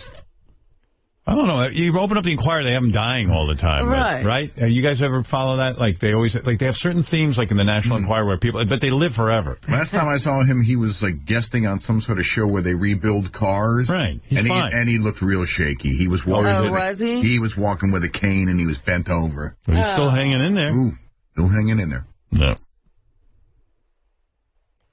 Opinion on hot news chicks in the mail. None are hotter than Abby Huntsman on The Cycle, MSNBC. You were supposed to do some homework yesterday. I know, and I did. Vinny sent me all kinds of different pictures of various Fox News girls in bikinis, and it was a whole link. It goes, Fox News women in bikinis, and all kinds. It's a great link.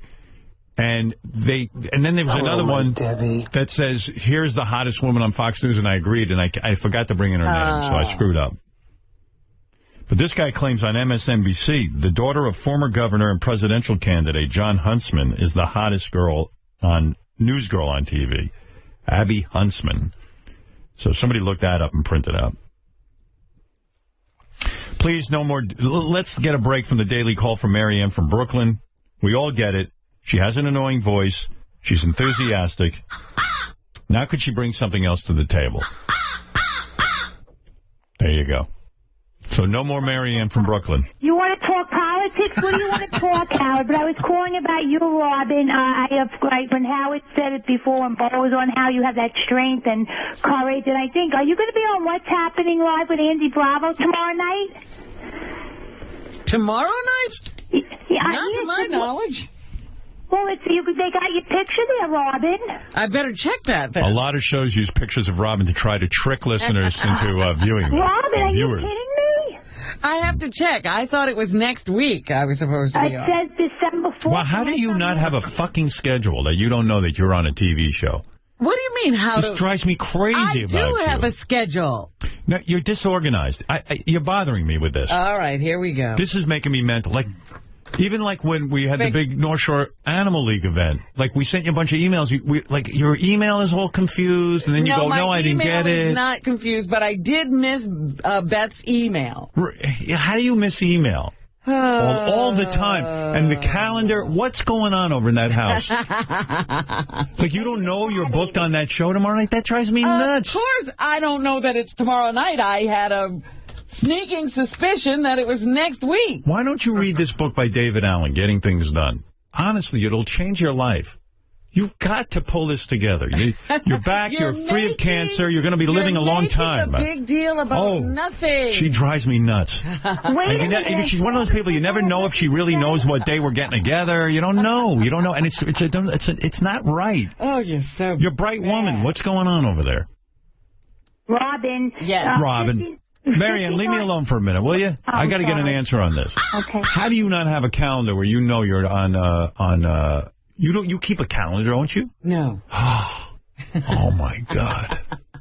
You don't have a calendar, do you? That's it? You finally admitted it. You're out of the closet. You don't have a calendar. Oh, my goodness. You've got to.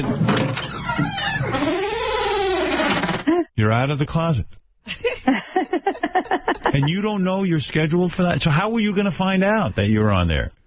I was going to look it up. I meant to look it up where? This weekend in my email. How many email are in your inbox? Thousands? Right now? Yeah. 1,400. Oh, my God. Well, of course you don't know. Ask me how many email are in my inbox. 3. No, I'm probably 2. That's only because I haven't been on it in the last hour. Robin, you better mark 59 days from now. It's Howard's birthday, January. She's going to miss it. I know it. No work she knows she has to be at. Believe me, she's come in here on days. I don't know when we're coming back. Right. After vacation. Exactly. She's come in here on days we're not working. That is true, but I always show up. But why should... Be safe and sorry. Do you like living in mystery with your own... You're the director, writer, and producer of your own life. That's right. Why would you not want to know what's going on? Well, I do know what's going on. No, you don't. You didn't know you were on... I made a mistake. But a lot of mistakes. Not a lot of mistakes. I have never not shown up for something. Yeah, but you're confused. I always show up. Are you anybody else shocked by this?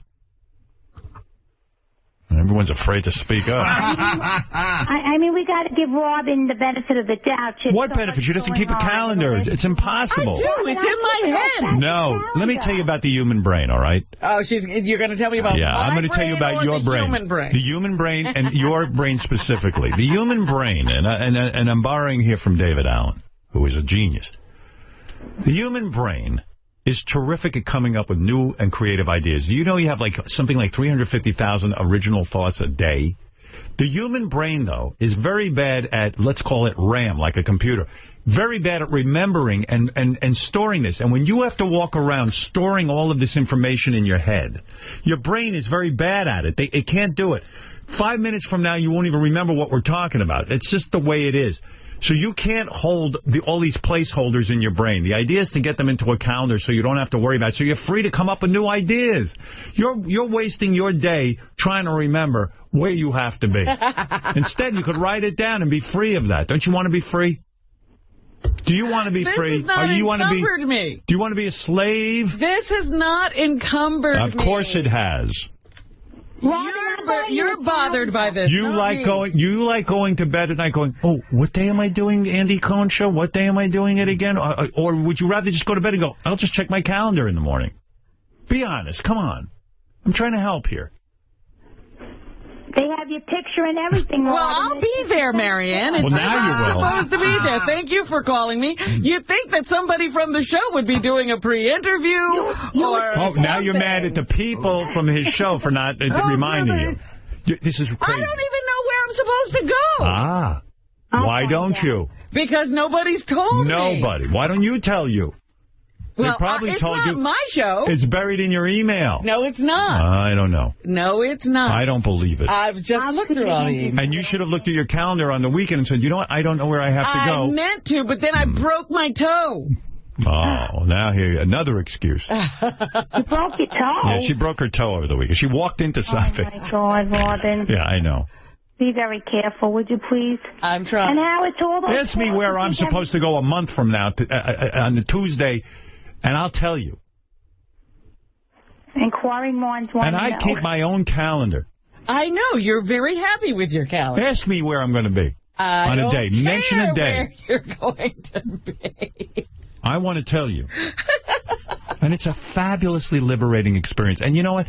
For you, having for you, Robin. And to have your email organized and to know where to find things. If you said to me, Howard, do you have the picture I sent you, blah, blah, blah, blah, blah, I'll have it in a Robin folder in my email, and I can access it within 10 seconds. Well, you know, I actually had to ask you for pictures. I don't even keep pictures of myself. Yeah, she's calling me for pictures. I had the pictures in 3 seconds. And you think I'm an organized person? I'm not. I trained myself. Getting things done. I'm so wonderful. But I don't necessarily keep pictures. I'm a man with a calendar. And let me tell you, most men don't have them. But I have it. Well, I'm very proud. And it's sexy. It is sexy. You're damn right it is. I'm under control. I can't believe what I'm hearing, that you were going to miss your own TV appearance. I wish you had missed it. That would have been funny. All right, well, I guess, you know, in your world, because you're on the radio, you have people like Marianne reminding you. Marianne keeps my calendar. And I got news for you. You know why you broke your toe? Why? Because you don't know where you're supposed to be. You're walking around confused. Where my furniture was. That's right. You're so busy trying to remember what you're supposed to do. All right, Robin, it's time for news. Robin Quivers, sweet pink asshole. How I love. It's funny, if he cared about your vegetation, you'd probably be into him. But right, but yeah. He doesn't know how to get me. He doesn't care about your vegetation. He just wants to put a penis in your ass. That's Psych again. He loves you. Good for Psych. Yeah, if you would only give him something sexual. He's a sweetheart. Put out that fire in him. Robin, really, what is in the news? By the way, did I make an impact at all? Are you going to get a calendar? No. I've made attempts before, but it's not my thing. All right. I've tried. Can't blame me for trying. A drone consultant in California, Silicon Valley, thinks that the sky's the limit when it comes to the potential economic impact of the unmanned aircraft. Patrick Egan tells USA Today drones could boost the U.S. economy by about $14 billion within 3 years and add more than 70,000 new jobs. But first, the FAA needs to draft regulations on the commercial use of drones, which the Aviation Agency isn't planning to do until 2015. So that means there's all this technology there waiting to go, and the FAA is dragging its feet about regulating it. Right. You know, they were talking about, I told you, Amazon has this whole project where they're going to helicopter things to you in a half hour. I love that. But it needs to be approved by the FAA before they can actually really get it done. I love the idea of little helicopters flying into my head. I'm very happy about it. Why do they have to fly into your head? Oh, because I'm so tall, and everything flies into my head eventually. Birds fly in. I think there's a bird's nest on my head. A bill banning the killing of pets for food is on the way to the state Senate in Pennsylvania. Well, good. This after the House passed the bill last week, making it illegal to kill a household pet for consumption. Many Pennsylvania residents say they were surprised to find out that there wasn't a law against that. I can't believe there's somebody killing their pets. Yeah, I don't know why there's a need for that law. But there you go. They're going to have one in Pennsylvania. And asking you as a judge. Hey, who's fighting against that bill? I just want the names of those people so I can track them down. I'm Who against stands it. up and says no? Yeah, there's always somebody. Yes, you were saying as a Here's judge. an animal rights group that wants a court to confer legal person status on a chimpanzee. Wow. Well, you know, I don't know about that, but I do feel that man has set himself up to think that he is the owner of this planet and can do whatever the fuck he wants. You know, who are we to say that chimps don't have certain inalienable rights? Well, how about conferring human status on all animals? So that would mean everyone's a human? Yes. And that So, like, everyone has rights. Even when Sal was a turtle, he'd be considered a human. That's right. He'd be a turtle with rights. Look, I happen to believe what Gandhi said. You judge a society on how they treat their animals. And I think there's a lot of truth in that. There's a lot of barbaric practices in a lot of these third world countries. And I think that we should be... Third world countries? Yes. And I'm saying... You think there are no barbaric practices going on right here? There are tons. So what I'm saying is we could be a shining light, a beacon, if you will. And be, you know, somewhat enlightened. And, you know, I think we do have a lot of people who don't want to put any thought into the issue. Well, the reason they're going after having the chimp declared a person here in New York, the Non-Human Rights Project filed a writ of habeas corpus in court yesterday in Gloversville, a small town in upstate New York. The group is demanding that the chimp named Tommy be recognized as a legal person with a right to liberty. The group wants Tommy to be taken from his owner, who, according to them, is holding the chimp captive in a cage in a shed. That's what I mean. At a used trailer lot. You know, and then you can't even get the monkey from, you know, the monkey's being tortured, essentially. And so, you know, it's living in these little tiny cages. You know, these animals should be in a natural environment. That's right. The group wants Tommy turned over to an animal sanctuary. Gloversville is about 50 miles northeast of Albany, New York. Yeah, I get it. You know, it sounds silly and everything, you know, when you hear it. But if you do have compassion, you see the way some people are just, they're brutal. They take out their anger on these animals, and they won't listen to reason. And it would be nice to see, you know. But by the way, that's how Planet of the Apes started. You know? Well, that's what it sounds like to me, that we're getting close to that movie. Thank you very much. Thank you. Yes. Hey, now. This is another case I wanted to ask you about, Judge. A federal judge is dismissing a lawsuit against one of three men who were involved in a lawsuit about missing Indiana University student Lauren Spearer when she disappeared one night back in 2011. Apparently, the family was suing these people because they didn't feel that she was given enough protection by people who knew her, even though they knew she was extremely drunk the night she disappeared. Her parents say the men didn't do enough to make sure their daughter got home safely after a night of drinking. Well, see, this is the kind of judging I can't do because I zone out after a minute or two. I can't even follow the case. The girl was out drinking with some friends. Yeah. And the parents allege that, you know, they basically didn't do enough to get her home after taking her out to drink. Oh, so they want to sue the people who she was drinking with? Yes. Like, where does personal responsibility end and public responsibility begin, basically? Well, I would throw that suit right out of court. I just would not want to deal with that. So I would throw it out. I'd say, look, that's ridiculous. Everyone is responsible for themselves. And then I would throw everyone out of court. That's it. Case dismissed. Let's hear 111. All right. You know what I'm saying? I mean, you can't have everyone else be responsible for everyone else. Same with your calendar, Robin. You've got to keep your own calendar. You cannot. I wouldn't even show up for the case. What do you think of that? He was a stranger to all of that. He had nothing whatever to do with the party, and with the goings-on that evening. He just came home, and there she was. So this guy, apparently, he came home and there she was, and they were trying to make him responsible for her getting home safely. Attorney Greg Garrison says Spears showed up at Michael Beth's apartment, but he walked her down the hall to the party in hopes of finding someone there who could give her a ride home. So he did as much as he could. He didn't even know this girl. Robin, it's impossible to start legislating what other people should do to take care of other people. I mean, we have gone to the point where if you're in a bar drinking, the bartender is responsible if something happens when you leave the bar. And I'm against that. What do you think of that? I think it's up to everybody. You want to go to a bar and drink your brains out, that's up to you. And you're responsible for yourself. And that's it. All right, you go out to dinner a lot. You enjoy going out to dinner. I like going out to dinner, Robin. What is something that irritates you when you're out to dinner that makes it a less than enjoyable experience? When the portion isn't big enough and they don't tell you to get some sides. In other words, let's say I'm in a restaurant and I have, I don't know, grilled halibut. And it comes and it's nice. It's good. But you need, in other words, that's all that's on the plate. And you want to say to the waiter, but it says there's a corn confit or something. And it's like a little piece of corn underneath buried underneath the halibut. They should say to you, well, order something on the side. Well, how do they know how much you want to eat?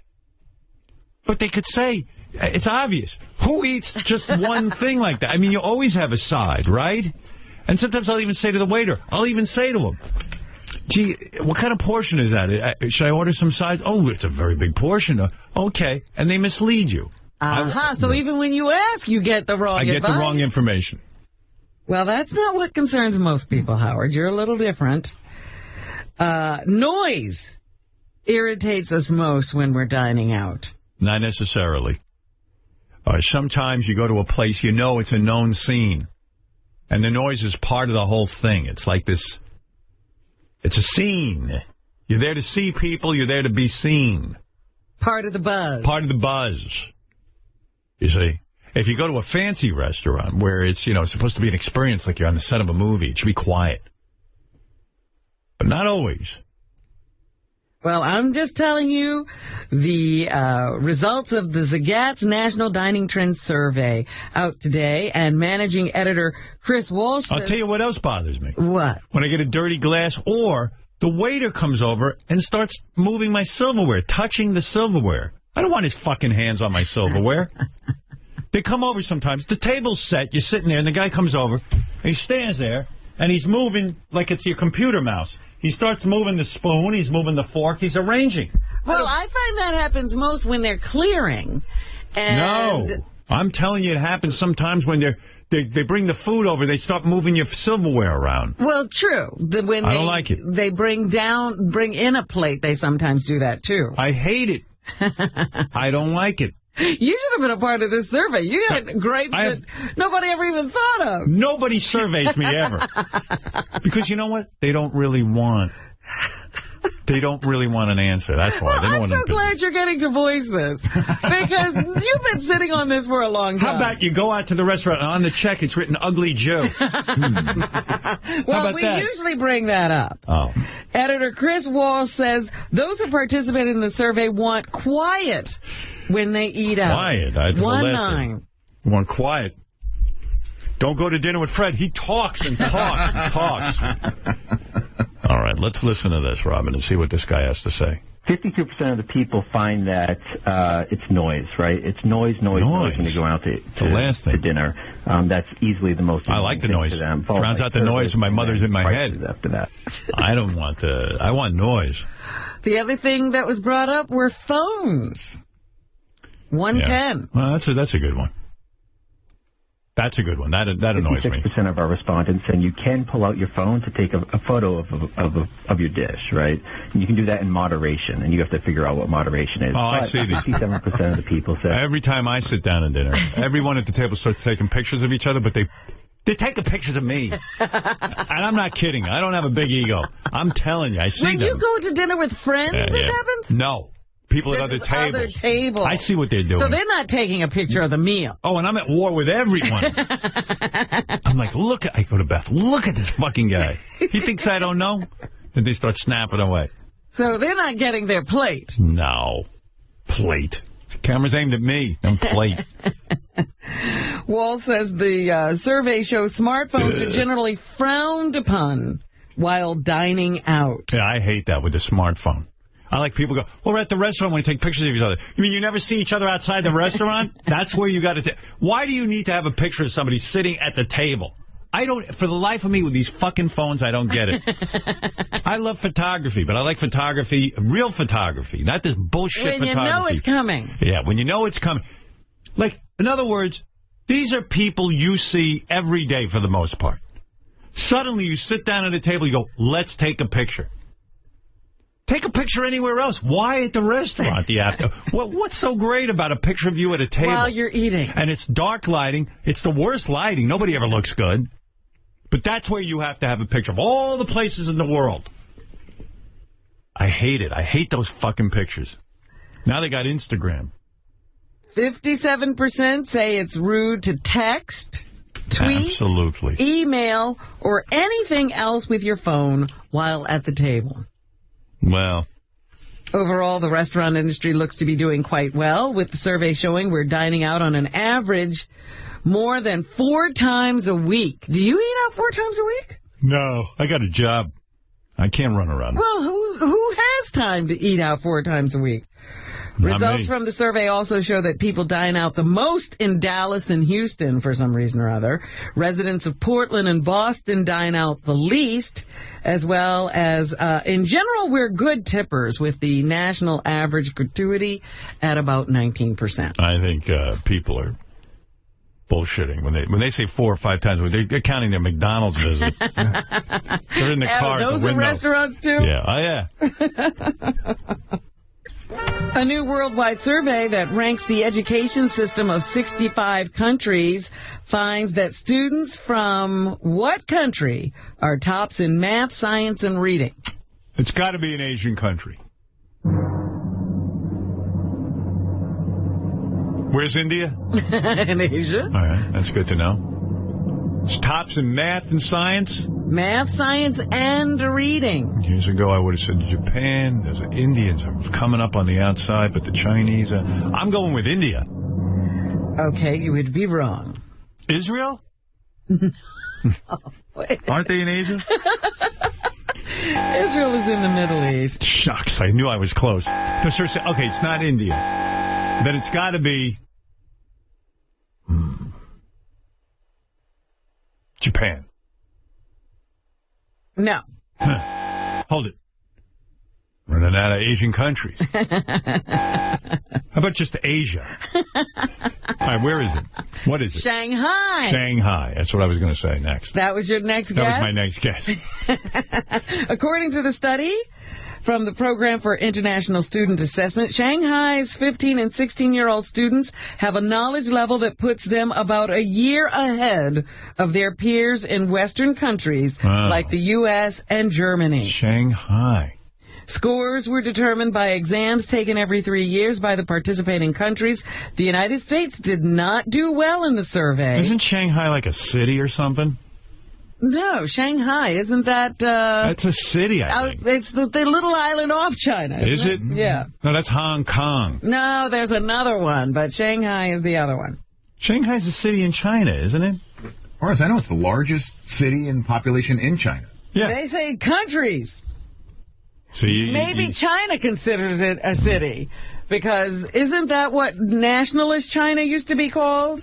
I don't know, but it's called Shanghai now. I was going to say China. Yeah, Shanghai's in China. I'm telling you. That ain't a country. You got me. I'm not from there. Yeah, you know what? Nobody cares. They're smart enough Go to ahead, know. Rob. What else is in the news? I'm telling you that Shanghai is what nationalist China used to be. Okay. And maybe the Chinese consider it a city. Well, you've lost me. I've lost myself. Right. Anyway, the United States ranked, and this is why, we're examples of it. We ranked 24th in reading, 27th in science. I hate science. And 36th in math. Yeah, I think I'm single-handedly responsible for those drops in numbers. And I meet adults, I know a lot of these adults who I knew them as kids, and they were big dummies in school, and they're like, can you believe these kids don't know their science? And I go, hey, asshole, I remember you not being all that good in school, too. Everybody's like, oh, these kids. These kids aren't working hard enough. Our generation was the biggest bunch of dummies. And we've proven it by our performance. Absolutely.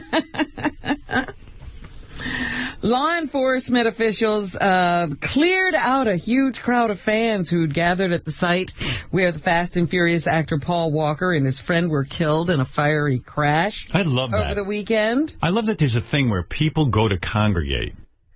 And why is it at the site of the crash? I guess they don't know where else to go. Like, why not go to, like, his house or something? Yeah. Or go, I don't know, go to a car dealership. The type of car he was driving. I mean, and they congregate only around famous people. It's like... famous and good-looking people. Famous and good-looking people. If you're famous and not that good-looking, there's not going to be a crowd. Do you know how many people died on the same day as Paul Walker? No crowd showed up? Not one thing. This guy was in a movie. Let's be honest, not a great movie. I mean, we didn't talk about Paul Walker a lot. He wasn't that big a deal. I ignored him. I was more into a Vin Diesel. So, anyway, TMZ reports the move was made so that the families of both Walker and Roger Rodas... It's morbid. Why do we could have show time up to mourn there privately? Why don't we show up at a crash site? It's crazy. It's like if Benji died. If you're... Where would I show up if Benji died? Here's the deal. If Benji died, I'd go to a garbage dump. I don't know where to go. Where would I go for him? There is no place to show up for Benji. You know where I'd go? Shanghai. It's somewhere in China. Or it might even be a country. We don't know. Who knows? Benji. If you had a loved one who died in a crash, like Benji. No, I wouldn't go to the crash. You would not go to the crash site? No. Never go to the crash site? I'd go to his girlfriend's apartment. See what she's up to. So the families of Walker and Rodas were able to mourn there privately. Do you really need to go to the site of the incident? No, of course not. To mourn Rob, your loved one? You and I think alike on this. The 40-year-old Walker leaves behind a 15-year-old daughter. We disagree on calendars, but we agree on this. While Rodas, his real-life racing team partner, was married with 2 kids. You think a guy in 6 racing movies would have had enough of racing? I mean, for him to... No, he was actually bragging that he had gotten up to 197 miles per hour, but that 200 miles per hour was just eluding him, but that's where he wanted to go. You know, it's crazy because you're in 6 of these racing movies. And then in your free time, you're racing around in the most childish way, too. He should go to a track and race. You're racing on a drag race. They said this was a drag racing spot, but they don't know that they were drag racing at the time. You know, and it's like, that's crazy. I mean, what are the odds of dying in the same thing you play in a movie? That's like if, I don't know... Gary died at the dentist. I don't know. I don't know. I mean, it's crazy, right? It'd be like Harrison Ford dying at an archaeological dig. Right. Thank you. That's a much better example. No, Harrison Ford dying in space being driven around by a Wookiee. I mean, that's wild. But all right, listen. Or Tom Hanks, dying on the space shuttle. Right. Or, like, the guys in Hangover, you read, died at a bachelor party. Right. Like, they went to a bachelor party, went crazy, and all died. Yeah. Are people going to have to start dying the way they, like the movies they're in? Right. That's right. Julia Roberts is going to die as a hooker. Right. In a hotel room with a guy. There you go. So Paul Walker's dad offered up an image of his son, or how his son would like to be remembered. 1-5. Dude's a good-looking dude. I wouldn't leave my apartment if I looked like that. Like, girls would be imported into my apartment. That's right. You'd send out your picture and the girls would just come. Yeah, you don't see Stamos doing anything dangerous with a face like that. No, He's like, he might play drums for the Beach Boys, but that's about that's it. fine. More pussy comes your way when you do that. Lots of pussy. He's not racing anything, is he? Oh, racing? I don't even think he drives. I mean, honestly. God, when you're blessed like that, just sit in your house and wait for women to show. Yeah. What number am I playing? 15. 15, okay. Oh, this is Paul Walker himself. Oh, the father. This is the father, senior. Paul Walker Sr. Visualize Paul standing on the beach with a What's he wearing? In his arm, looking out to the ocean. I think he would like that image of himself. What was that? I missed it. You didn't miss much. I heard it. just know that I heard it. Picture him standing on a beach looking out on the ocean. Something under his arm or over his arm. I didn't get what we're supposed to be. You want me to go back? Visualizing him. All right, I'll go back. All right. Visualize Paul standing on the beach with a surfboard in his arm, looking out to the ocean. I think he would like that image of himself. How about I visualize me with a surfboard stick? By the way, I'm visualizing that, and this guy's got pecs like you wouldn't believe. And a big, thick cock. This mic isn't on, I hope. Yeah, we heard everything. The NTSB says the train in Sunday's deadly derailment in the Bronx was going 82 miles an hour when it jumped the tracks, entering a 30-mile-an-hour curve. 1-6. 7 cars and a locomotive were all derailed. Preliminary reports that we've received from the emergency services indicate that there were several fatalities and numerous injuries. In a press conference in Yonkers, NTSB member Earl Weiner said that's the preliminary indication for events and from event recorders recovered from the wreckage of the train. He also said it's too early to say whether the excessive speed was a result of human error or malfunction in the braking system. He remarked that the information from the event recorders is still being analyzed and more information will be released as it becomes available. Yes, Johnny. Oh, good morning, Howard. Hey, now. Hey, now. Hey, two-part question real quick. Hey, can you update your audience on when Comedians in Cars Getting Coffee is going to be on with you in it? I cannot. That's the Jerry Seinfeld thing I taped. I don't know when I taped that. It seems like years ago, and I don't know how he works that. I don't know. I haven't heard from the guy since. Yeah. And when he puts these out on the Internet is up to him. He doesn't have a schedule. He doesn't like to be tied down to a schedule. So you do the interview, and I don't know when this whole occurs. So yeah. Your guess is as good as mine. All right, well, just if you could keep us updated, that'd be awesome. As soon as I hear, I'll let you know. Okay, so this month you'll probably have, about 7 more shows, right? I don't know how many shows. What month is this? This is December, the last month. Yeah, we have a bunch more shows, yeah. All right, I just want to know because I've been, anxiously calling in every morning trying to win tickets. So, yeah. I just want to make sure I get it in my calendar, so I'm calling in every morning like a maniac. All right, Johnny, thank you for that. All right, thanks, brother. All right. Yes, we're going to give away tickets on our show, a pair a day, but we have a lot of tickets to give away if you go to howardstern.com or SiriusXM.com. And we're going to do it fair and square right there for the big party, January 31 at the Hammerstein Ballroom. Maybe I'll be pleasant that night. Oh, let's hope. I hope so. Gosh. People all celebrate my birthday. You think it would be nice for you to be pleasant that evening. Can I be honest? Somehow I'm aggravated by it all. I'll be honest with you. Already? It hasn't even happened yet. And Gary said, this year we're doing a birthday show for you both, and it's going to be big. And I go, okay, it sounds like a good idea. And already I was angry. Just at the thought of it. But it'll be fun. I'm guaranteeing it. Robin, what else is in the news? Well, Britney Spears, her new album, Britney Jean, arrives in stores today. Britney Jean? Yes. Who knew? So let's preview a little bit of Britney's latest effort. She's 32 years old now. Mm-hmm.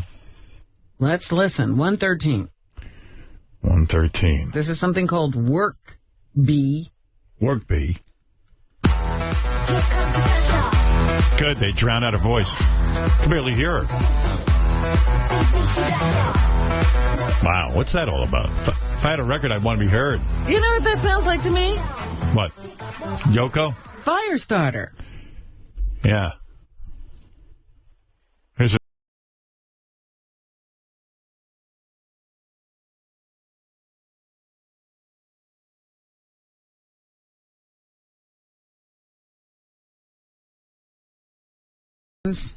I like that song she does. What's the one which kind of sexual? I don't know. You know that song, Rum? No, I don't know what that is. But this is Perfume. Maybe I've been up too long, but it's really annoying listening to this. It's like actually giving me a headache. And 116 is Body Ache. All right. Where's JD? I want to dance with him. I don't dance with you. Oh, you must like this one. You're listening a long time. Let me hear another one. It's Brittany, bitch. I see you, and I want to dance with you. I like this. This is pretty good. She sounds a little different. I gotta say, this is better than the other tracks. My display of affection feels like no one else is in the room but you. Wow. Do you know High Pitch Eric is upset about trans fats being banned? Oh, really? He's well, for. That seems reasonable to me. Yeah, he's for trans fat. He's been living on trans fats a long time. This is High Pitch Eric with a message for the FDA. Now, I don't know what FDA stands for, but these assholes want to take away my trans fats. Now, I don't know what trans fats are, but from what I understand is that it will change the way my donuts, frozen pizzas, and French fries will taste. They say it will help my cholesterol. Look at me.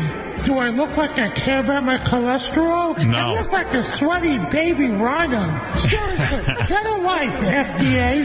Leave my trans fats where they are. Sure, I can have a heart attack. I can get hit He by... looks like a baby rhino. All right, anyway, anything else, Rob? Yes, Rolling Stone's 50 Best Albums of 2013 is out. Go ahead. I will tell you if they're right or not.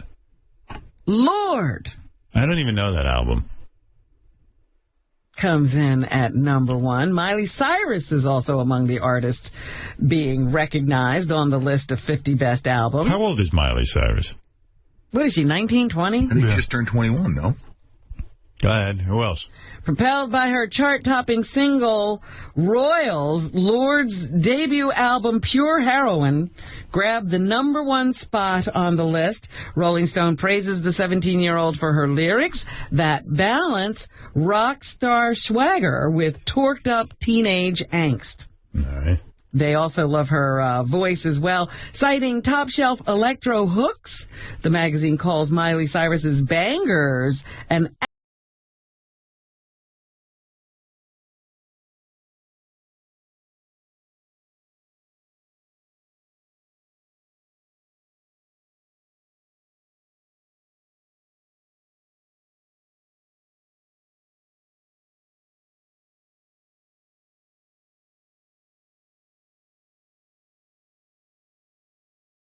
This is the strangest article about music I've ever read. Vampire Weekend's Modern Vampires of the City managed to grab the top spot on the list. Huh. Followed by Kanye West's Yeezus and Daft Punk's Random Access Memories. So what was top Lord? 5. Lord was on the list, but she wasn't in the top 5 even. Oh. She's number 7. Yeah. All But right. they started off the article talking about her like it was a big deal.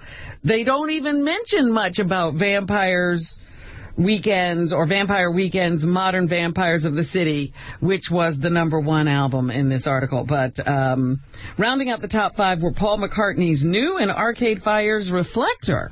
Hey, Gary, do I want to hear Vampire Weekend? It's okay. I saw them on Saturday Night Live. They're like okay. Yeah, but does anyone actually have their album? Maybe I should listen to it. French authorities have launched an investigation into Bob Dylan's alleged racist remarks. Bob Dylan? The inquiry was prompted by complaints from a French-based Croatian organization, which claims the folk rock icon's words have sparked hatred toward Croatians. Bob Dylan even knows where Croatia is? Dylan's remarks were published in the September 2012 French edition of Rolling Stone. In the interview, the singer was discussing how the U.S. is still a racially divided nation. In his comments, he compared relations between blacks and whites in America to that of Jews and Nazis, as well as Serbs and Croats. And they want to... And now there's an investigation. Reps for the Croatian organization say Dylan's remarks violate French laws against inciting racially based hatred.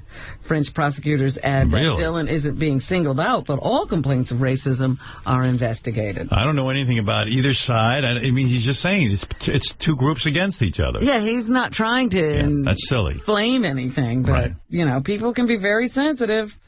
Yeah. It gets attention. Bob Dylan's now being investigated. Well. Phil Collins might be making a comeback. Oh, my God. I've been waiting for that. If you don't remember. Oh, my God. That's so wonderful. I mean, it's about time this guy got out on the road. By the way, I think this is his best song. I do. Are you serious? I'm being very serious. Really? I can't. Whoa.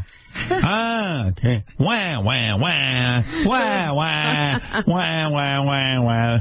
The former Genesis frontman told a German magazine he started thinking about doing new stuff, and he adds that new stuff could include thoughts of performing live again, even with Genesis.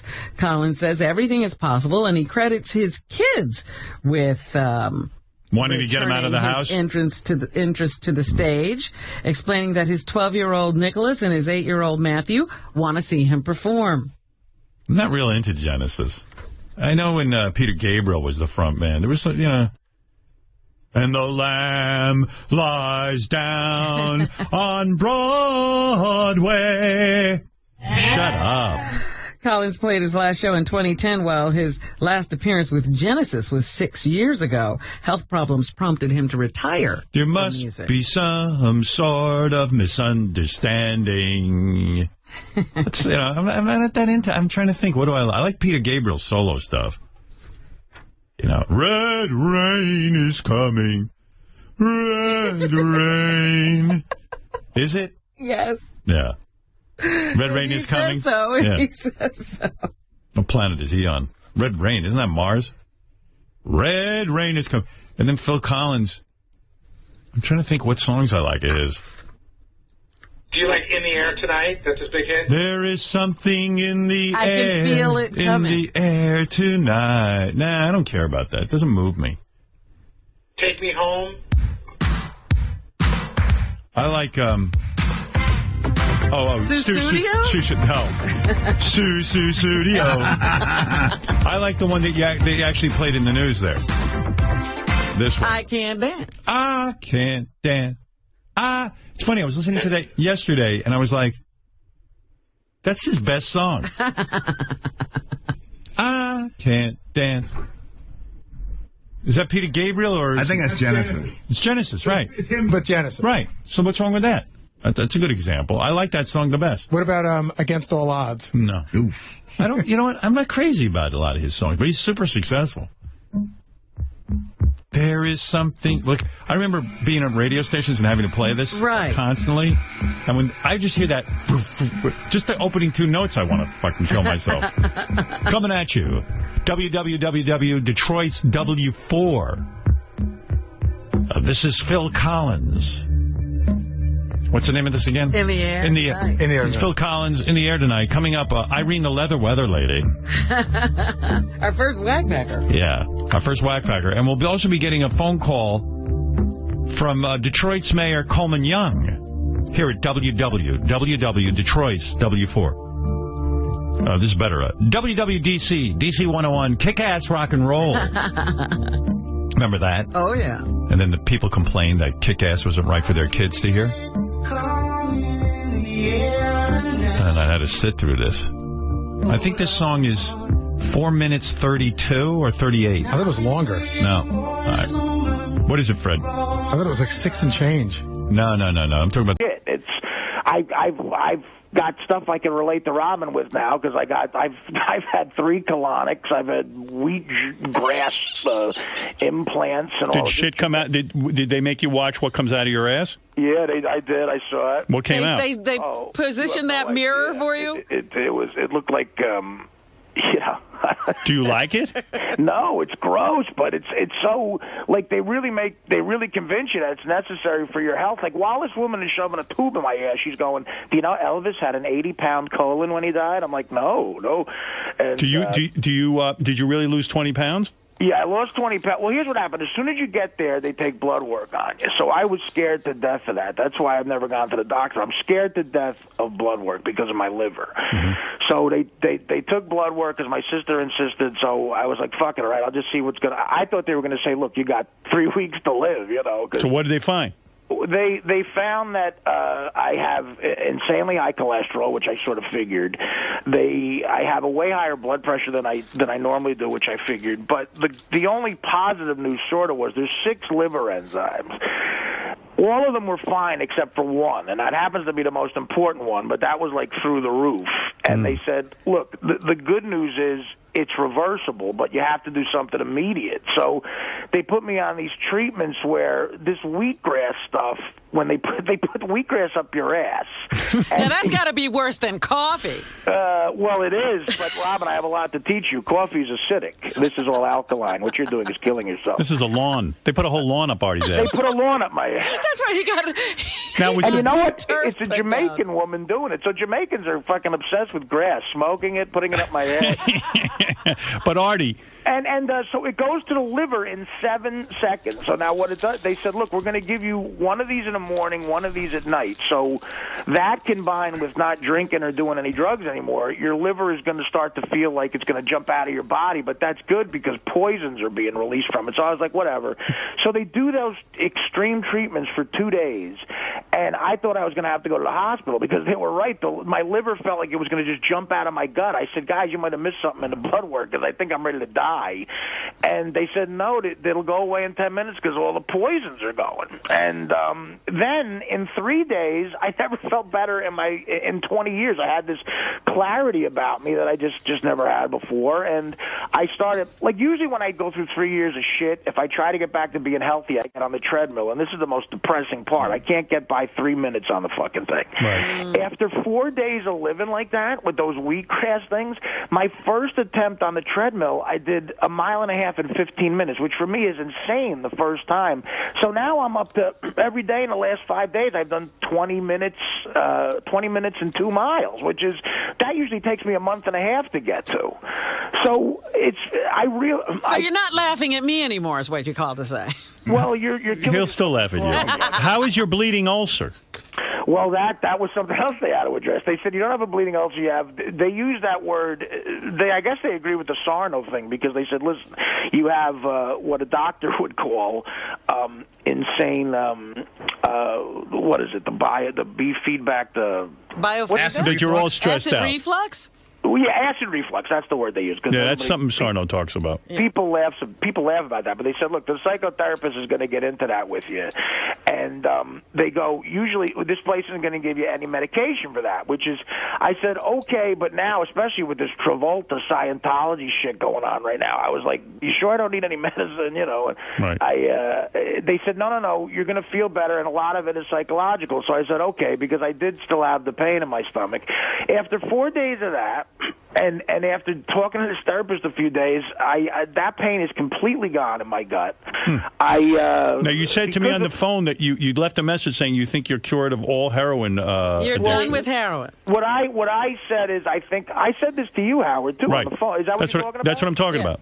Yeah, well, what happened was I let myself detox for a full, like when you let yourself go through withdrawals, the experience I've had, that fourth day is the worst, man. It's like that's when you better have someone to like tackle you before you get to the door, because that's when you go through the worst hell. But if you can get through that to the fifth morning, it's usually not bad. And I hate to say it, I've never really done that with myself for like the last 3 months. I got to a seventh day, but on this program, and the withdrawals weren't even as intense. And you know what? I just feel like a new person. I feel. See, that's what he said to me on the phone. Then I got worried about you because then I heard you were in Miami, and I said that can't be. I said to Gary, he's in rehab. He's drinking to celebrate his. Listen, Right. I'm not. I haven't. I swear. I don't know. Listen, guys. I am Howard, and I'm telling you this right now. I've been clean for 2 weeks, and we say this as a joke. When I come back to the show, I will totally submit because you don't have to submit, but you never have to lie to me about anything. To yourself. I know, Howard. I don't. You know what I said to somebody? Somebody said to me they wanted me. I knew that this intervention was coming up because someone had approached me to be in an intervention with Artie. Right. And I said no because, first of all, I never heard of this guy before. And I said it's like if I said it's like if Marianne from Brooklyn called me and said let's have an intervention with Artie. Right. And I'd say, wait a second, I'll go do my own intervention. But I said, my problem with Artie is that I don't have a problem with Artie. Artie comes in, he does his work, he's really talented, he does everything well. If he's fucking up elsewhere. Yeah, I said, if he's fucking up, I'd go to his intervention and say, I don't have a problem with him. Yeah, so you don't have to go away from me. Yeah, I mean, you don't have to. You never even have to lie to me because as long as you're doing your job, I'm okay. I mean, I would, like I said in my message, I'd encourage you to get help anytime, and if you need time to get better, then that's time you need to do. But I just have to point out one other thing, which is what I was saying all along. Artie kept saying he was going to the doctor. You know, he had these insane doctor's appointments at 4 o'clock in the morning. Yeah. And I told you it wasn't true. Hey, by the way, Artie, your therapist in Manhattan just called. He's so proud of you. Listen, first of all, I just want to say, I will submit to random drug tests. Just let me know when they're going to be. No. But also, this therapist... Wait, some people have some questions. This therapist works with me about stuff. It's a Mid-Eastern guy. It's right out of like one of that clip that Fred plays, like, you know. Hello. Yeah, that's Squeeze exactly the what buttocks. it sounds like. And that accent is incredibly relaxing. And he deals with, he goes, picture yourself in a world that doesn't exist, an unforeseeable world where you don't do drugs. And people are smiling at you and they love you. And, you know, so he deals with stuff that's like a year down the road. He's like, pretend you've gotten through this hell. Sounds very New Agey. That's a guided meditation, Artie. Yes. Yeah, okay, exactly. And I guess that's what they... So you're not in intensive therapy. You're in intensive guided meditation. I don't know what the guy calls himself a therapist, Howard. All right, wait. So does the colonic therapist. All right, here is, let's let a couple of people ask you a question. Then, of course, you'll be in on Wednesday to answer their questions, Art, but people are dying to get to you. Rick, go ahead. Hey, Artie, have we forgotten that you just, when asked, you swore on your father's grave that you were not doing dope? I'm a big fan, but come on.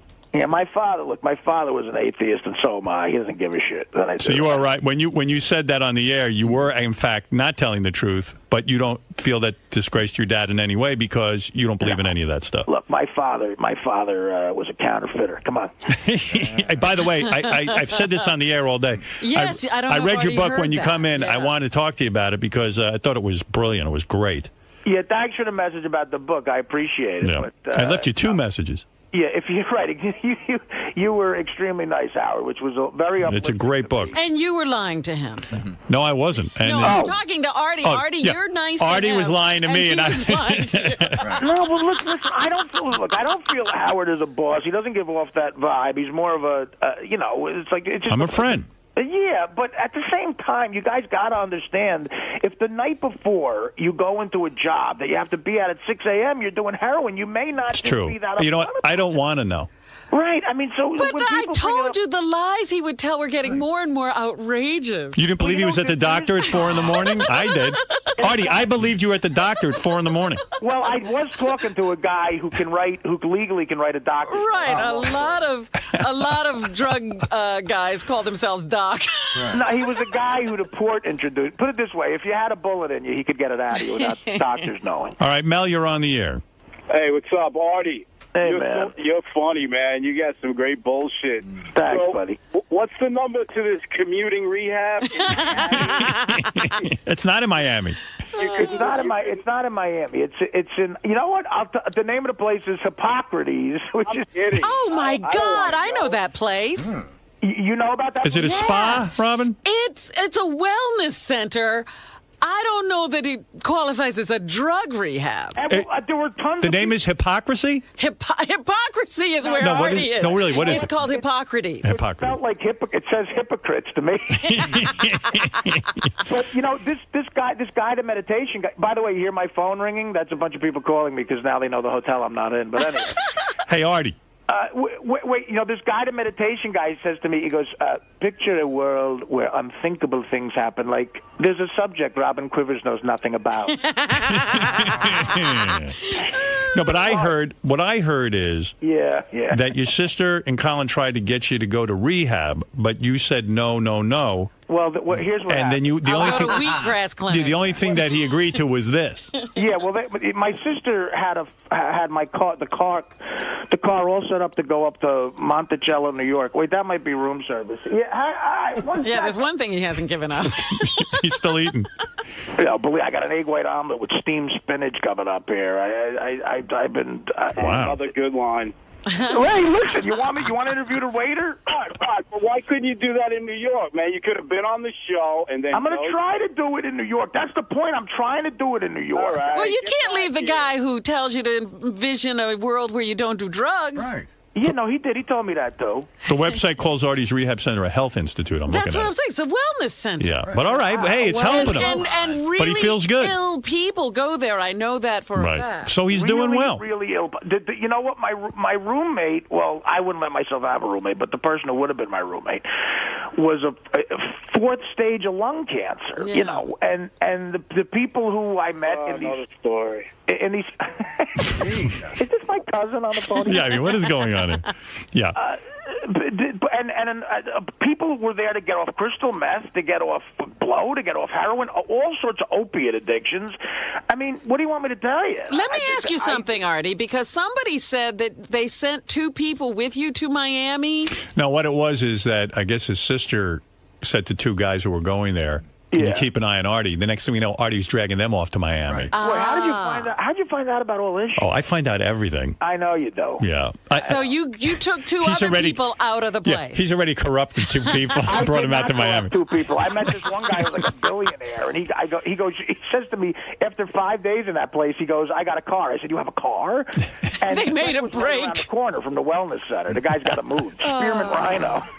So Howard Spearmint Rhino is walkable from the wellness center. Oh no! Did you go over? The 2 kids did, and they almost got me to go. And I said, "You know what? I can't do that. I can't. If I go there and someone recognizes me, forget about it. I'll end up getting coffee for Elvis Duran." Oh, that's so funny. When are you coming back? Are you on Wednesday's show? Yeah, I'll definitely be on Wednesday's show. I got to hear these stories. Well, now you made me feel guilty. I'm going to blow off this other thing. No. No, You do whatever your you thing. need to do. It's okay. Don't worry about it. But I know. Look, I apologize to Gary. I heard he said it was bullshit. I know why he would think it's bullshit, but I swear to you, I did a really strict health regimen. What are you swearing on? Can you swear on something? He doesn't believe in anything. I didn't know you were back on heroin. Listen, I see this girl every once in a while who's not the best influence, put it that way, and every once in a while she's around, you know. And, I know that girl. Yeah, you do? Yeah. How do you know her? Met her at Artie's. All right. Oh, you know what? Robin did meet her. You see, I know what's going on. All right, well... So what are you going to do now? Are you going to be now thin, healthy Artie? Like, are you going to... Well, I'm going to try to get way thinner. I mean, you know, look, I weighed myself when I left for the place, I weighed 301 pounds. It was terrible. And when they re-weighed me again a few days later, I was down at 287, and then I got to 280. I haven't weighed myself in a little bit. Look, I want to get thin. I shaved for the first time in fucking 3 years, it feels like. I of course, getting thin is part of this, but just keeping this clarity that I have off of dope, what do you see when you're so clear? Yeah, I feel great. Hang on a second. Come in! It's like a 3-ring circle. What's going on? Well, you guys are there announcing what hotel I'm at. I did not announce what hotel you're at. Who knew you were at a hotel? I thought you were at a wellness center. I was in a wellness center that got to be... Well, you announced what wellness center you're at. I love when he blames me. No, I'm not blaming you. Oh. Someone else, when I called the show, a person called me up and said, Art, they said you're at the Satai. And I said, what? What's going on? No, they said they saw you at the Satai. Oh, yeah, well, I was there. By the way, the Nobu here is amazing. They saw you at Nobu. All right, listen, Artie. It's getting late. I want you to. I'm sorry, buddy. No, don't be sorry. We're finishing work today. Yeah, we're at work. And I'm finishing rehab, Robin. So, listen.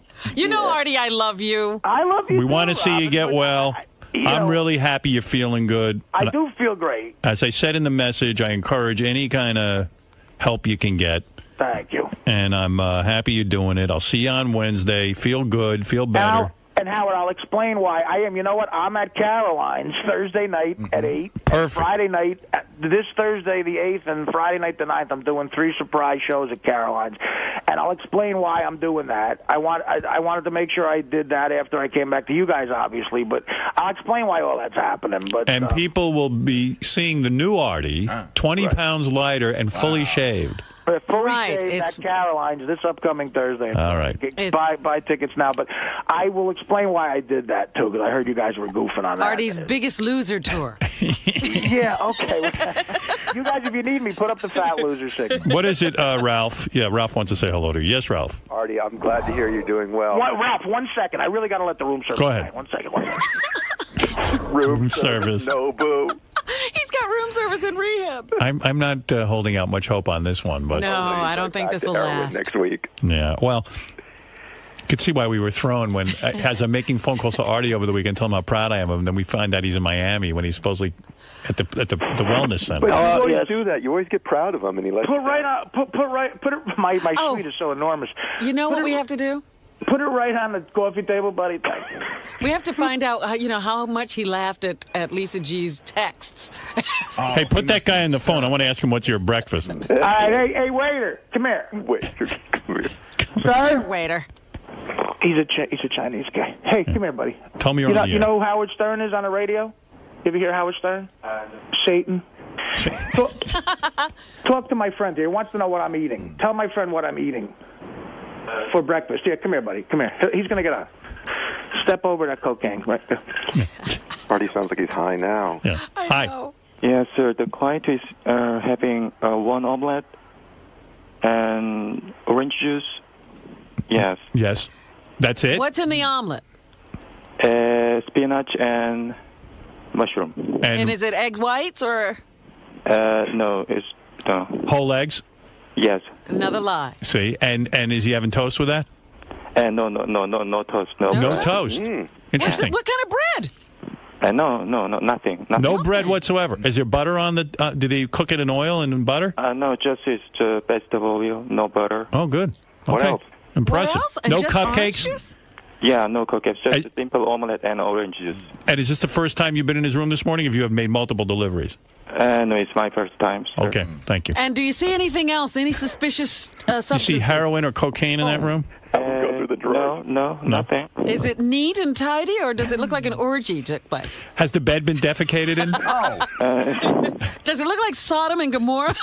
Actually, I don't understand what you. I'm saying, does it look as if there's any human excrement in the bed? Yeah. There is. No, okay. Nothing. Thank you very much, sir. I appreciate it. Thank you very much. Right. Bye bye. Yeah. Thank you, buddy. Sorry. Guy says there's no excrement in the bed. Oh, God. I know what you. But, hey, dude, that double sawbuck is for you right there. Thank you. Nice. Go ahead. Hey, Artie, so if you're like... Go ahead, Ralph, I'm sorry. If you're like in rehab... No, this is great. Well, if you're in rehab... I'm not in rehab right now. I'm at a hotel. He's taking a break from eight horrible days in rehab. He goes to rehab later today. Howard, I want to see you. Howard, I want to see you last 4 seconds at this place. All right, but Ralph, how can you take off because you didn't like the room? No, because I tell you what, I promised them, look, guys, I'll stay here for a week, but I got to get out of the room. I skeeved the rugs, I skeeved everything, and there was no water pressure. And but I promised I'd stay there. New Year's Eve, I was so tired from all the wheat grass up my ass. I went to bed at 8 o'clock. I woke up the next day. It was 2009. I could care less about it. They were having an all-vegan band playing. I swear to God. An all-vegan band? Who cares what the band is eating? I said, yeah, what do I give a fuck if the drummers are vegan? And Artie, we'll see you on Wednesday. Yeah, all right, buddy. We'll straighten You this sure all out. that's enough time? Yeah. Yeah, it's enough. He already feels better. I mean, what more is he going to do there? Yeah, I mean, what do you want me to move here? First of all, Miami, it's beautiful here for a few days, but it's such a scene down here, it's become corny. What a joke. Oh, yeah, it sounds miserable. Yeah. And you know what? For a few days, it's all right, Ralph, but the people here are just, it's like... But, Art, you don't have to be in Miami. You could go back where the rehab Hippocrates, is. yeah. Well, that's even worse. Yeah. But the place Hippocrates is amazing. If you got a drug problem or if you're... if you could deal with low water pressure. No, if you really want to get off drugs, go to a drug rehab No, center. Ralph, if you could deal with low water pressure. You're not happy with Look at this on the website. Hippocrates Tropical Rainfall Therapy. Right. Yeah, It sounds that's like- what Artie's getting. That's a different place. You Is that by Spearmint Rhino? Tropical Rainfall Therapy. Yeah. You know who's on the front page of the website for this place? Who? William Shatner. Yes, that's right. They love Shatner, and who's the other guy they love? They want Robin down there big time. Yeah, I've been planning to go down there, but I don't have nearly the problems that seem. Well, I hope you have 15 G's. Hey, Art, so I'll see you on Wednesday. To feel better. I hope this is successful for you. So far, so good. I do. You'll see. I got to look better than I did before. Right. That's not hard to do. All right, and I have a lot more to tell. I want to discuss more about the book. I have questions for you. I'm going to explain to you why Orlando Jones doesn't want to speak to you. You will? Yeah, I've got it all figured out.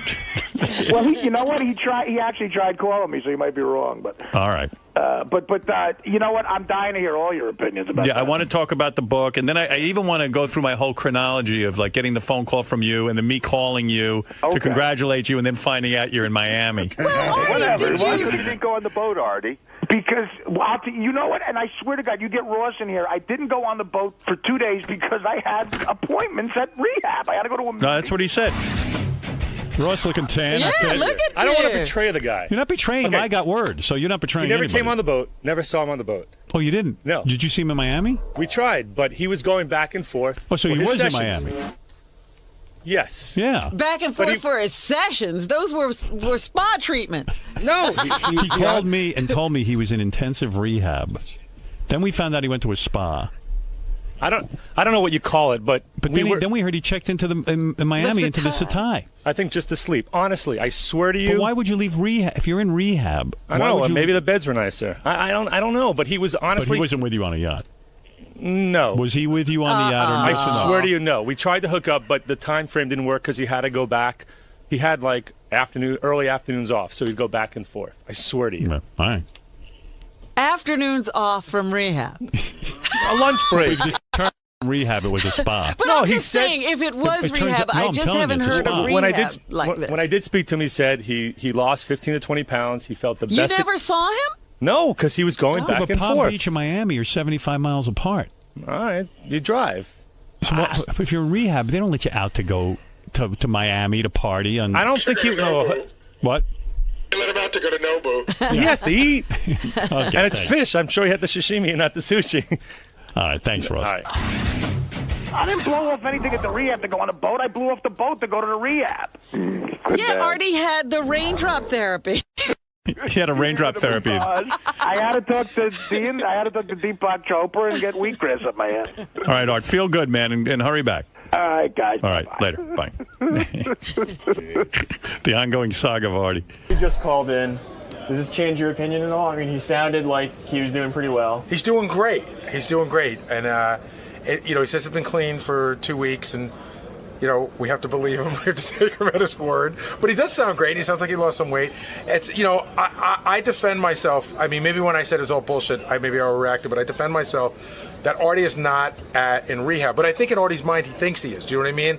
Like, I think that this is the best version of rehab that he thinks he's in. Yeah. I mean, he said up front, they wanted him to go to a place in Monticello, which was a real rehab, and he said he wouldn't go. So this is what he would agree to. But it's a high-end spa detox that people with drug problems go to. But what I got out of it is Artie, I definitely believe, is detoxified, but I don't know that he's addressed any of the issues of why he takes drugs, and that's what the other rehab I had hoped would do for him. Now, were you surprised when he said that? I'm surprised by nothing, by the way. Well, he said he was doing heroin recently. I'm not surprised. Really? No, we all knew. We sort of had a feeling something was up. You know, one of the guys in the office was saying, if this was 3 years ago, we'd have gone, oh my God, it would have been like earth-shattering news, and we were all like, yeah, all right, he's doing it again. I think if you go back, I said he was using. I don't know what, but he was using. And you seem to be the only person. No, well, you know what? That's why drug users lie, because they can, if they're consistently lying, even though their lies are ridiculous, people want to believe. You know, you want to believe your friends are telling you the truth.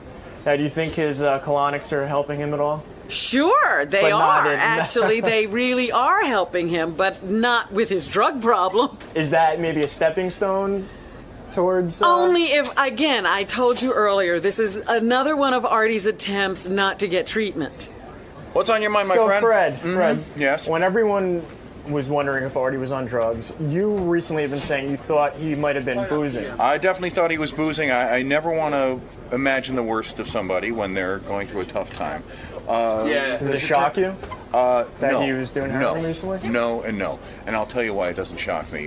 This was something I tried to get into before the holiday break, and I was telling everybody, I said, did you read Artie's book? Did you read Artie's book? I mean, that's when I knew, like, the guy was in trouble. I go, I don't think I'm hallucinating here. I think the guy is like a ticking time bomb. And I worry about the guy. I guess you can't worry too much because Artie's going to do what Artie's going to do. But, you know, it's like I read the book and I read what he did before, and to me it just seemed like nothing that he was doing in the past was ever getting solved, and history was bound to repeat itself. So, no, it doesn't surprise me. Now, what do you think about his little stint in this this so-called rehab? The so-called rehab that he's going to, it's kind of like going to Pam Anderson for marital advice. Whatever. All right, we'll hope for the best on Wednesday, I guess. Hope for the best.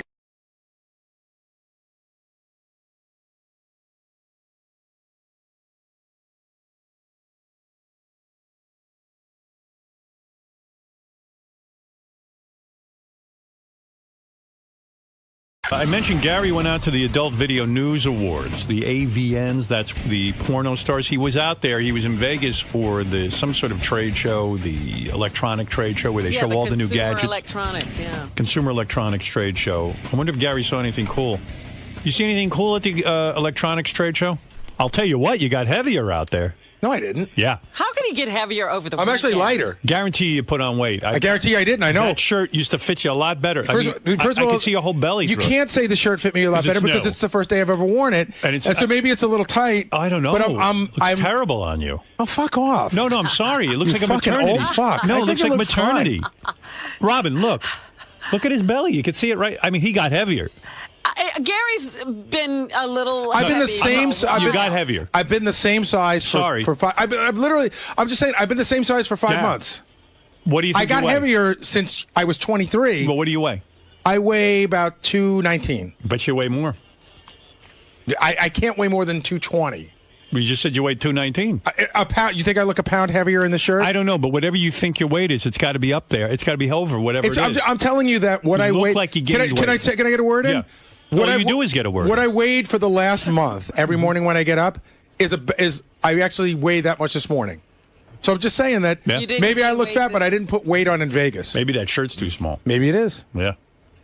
Maybe it's not. You don't see that he looks heavy? I've seen that he looked heavy for a while. I didn't notice today he was heavier. He is doing the fat guy thing of he keeps adjusting. Yeah. No, the shirt's a little tight. Well, that's what I mean. That's what happens when something's tight. Yeah. That shirt. Artie would know. Artie weighs 20 pounds to put on his hot chick shirts. I know, Gary. That's what I'm saying. I do know. You're doing that thing where you adjust. You're getting defensive. Robin accuses me of not saying anything when she gets heavy. I'm trying to help you. You got heavy. Oh, I love it when you help me. Oh, you do? I thought you were taking offense. You are my Dr. Drew. All right.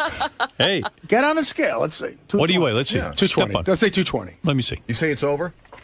I don't know. I don't know what he normally weighs, so it might be 220. In other words, that would do me no good. 221. All right, so I mean, he's right. He's right. Can't fault him for that. How tall are you? 7'3". No, come on. How tall are you? 5'9". 5'9"? Yeah. That's a lot of weight to be carrying. Yeah. Yeah. You're heavy. What do you eat? What's going on? What am I eating? A piece of cake, couple of M&Ms, Had a lot of. I went out. I went to a steakhouse this weekend. Yeah. I went to Nines at the Palm Hotel. I get reports it's one of the best on you. steakhouses in the world. I get reports on you during the show that you're eating out of control. Like a madman. Yeah, no doubt. M&M's. I don't even shut the chips. door anymore. No, I don't eat chips. Gary's life must be very stressful with all he has going on, kids, everything. And look, he's eating something. You Still know, what are you- smoking? No. Try not to. True.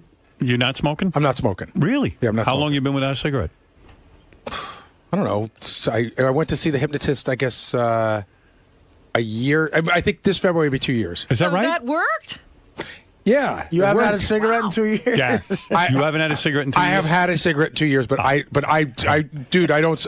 I haven't bought a pack. I would say in 2 years, I've smoked the total of a pack and a half of cigarettes in 2 years. Wow. Yeah, Well, ain't that's bad. little. That's nothing. You know, though, you don't quit cold turkey, you'll be back.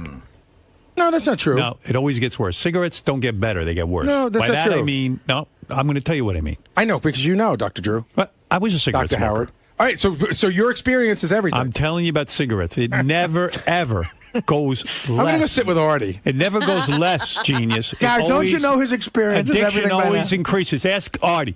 You don't go from using heroin and then lightening up your heroin. You either you start with heroin and it increases. Same with cigarettes. They do Always say that increase. about heroin. That's why, like Ray Charles and Miles Davis, they always said, they do it on their own. Otherwise, it'll come back. I mean, but I don't know. So what did you want to know? You wanted to know if I went up to the Consumer Electronics Did you Show. see anything cool?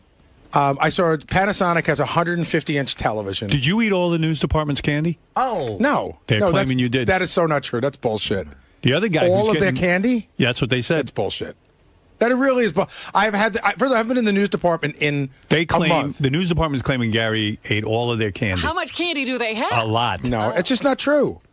It's I have not eaten. I went in there and got candy a month ago. I've taken some pieces. I did not eat all of their candy. All right, that's that a was the fucking word I got. out and out lie. That's the word I got. And if Lisa G wants to come in and peddle her bullshit, let her come in. Let her come in. I did Lisa? not eat all of their candy. I heard you did. Well, That's all I'm just telling you, what I heard. I'm telling you heard wrong. That's bad. That's Wait, their what- candy. how could it be bad if You're it's not going true? on- and the news department's on a whole You other just, floor. You just asked. They're not You on have a. to go down there to get the candy. Boy, the two of you are so out of touch. They're down the hall. Oh, No, no, I no. get you visit so often. I don't mean on. You know what I mean. They're all the way across. No, you thought they were on another floor. outside You of have no this- clue well, what goes on They here. used to be. I didn't know they moved back. No, they've Why- been hey, in. Gar, Robin, they've Gar. been in the same spot since day one. Why are you angry, dude? If you ate all their candy, you ate all their I candy. didn't eat all their Okay, candy. so you didn't have to go downstairs to eat their candy. I didn't eat all So their you, candy. all right, so you walked out of here and into their area. No, but you said I had to go all the way downstairs. Lisa G used to hide her candy from Gary, and he'd find it. Yeah, why are you That's out not- there looking for That's candy? what I not hear. true either. That's what I heard. That is not. It's in a bowl. I didn't look through her drawers or anything. I mean, her candy was in a bowl. So what would you If there was walk down candy in there? the- Would you walk candy? down there under the premise that you had business down there, or would you just go to get the candy? Well, both. Yeah. All right. I had business of getting Yeah, the candy. You could have taken care of the business But over the phone. I haven't been there in a long time. She's got and I did not eat all the candy. She had a bowl of candy and I had some pieces, probably more than I should. But to say I ate all their candy is an out and out lie. You could say, why would they put it out if they don't want anyone to eat it? But he was getting exercise by going to get the candy. No, whatever. Al Rosenberg is on the phone. Yeah. Hey, how you doing, Howard? I got a phone call that Gary was taking some heat about the candies in Lisa G's dish.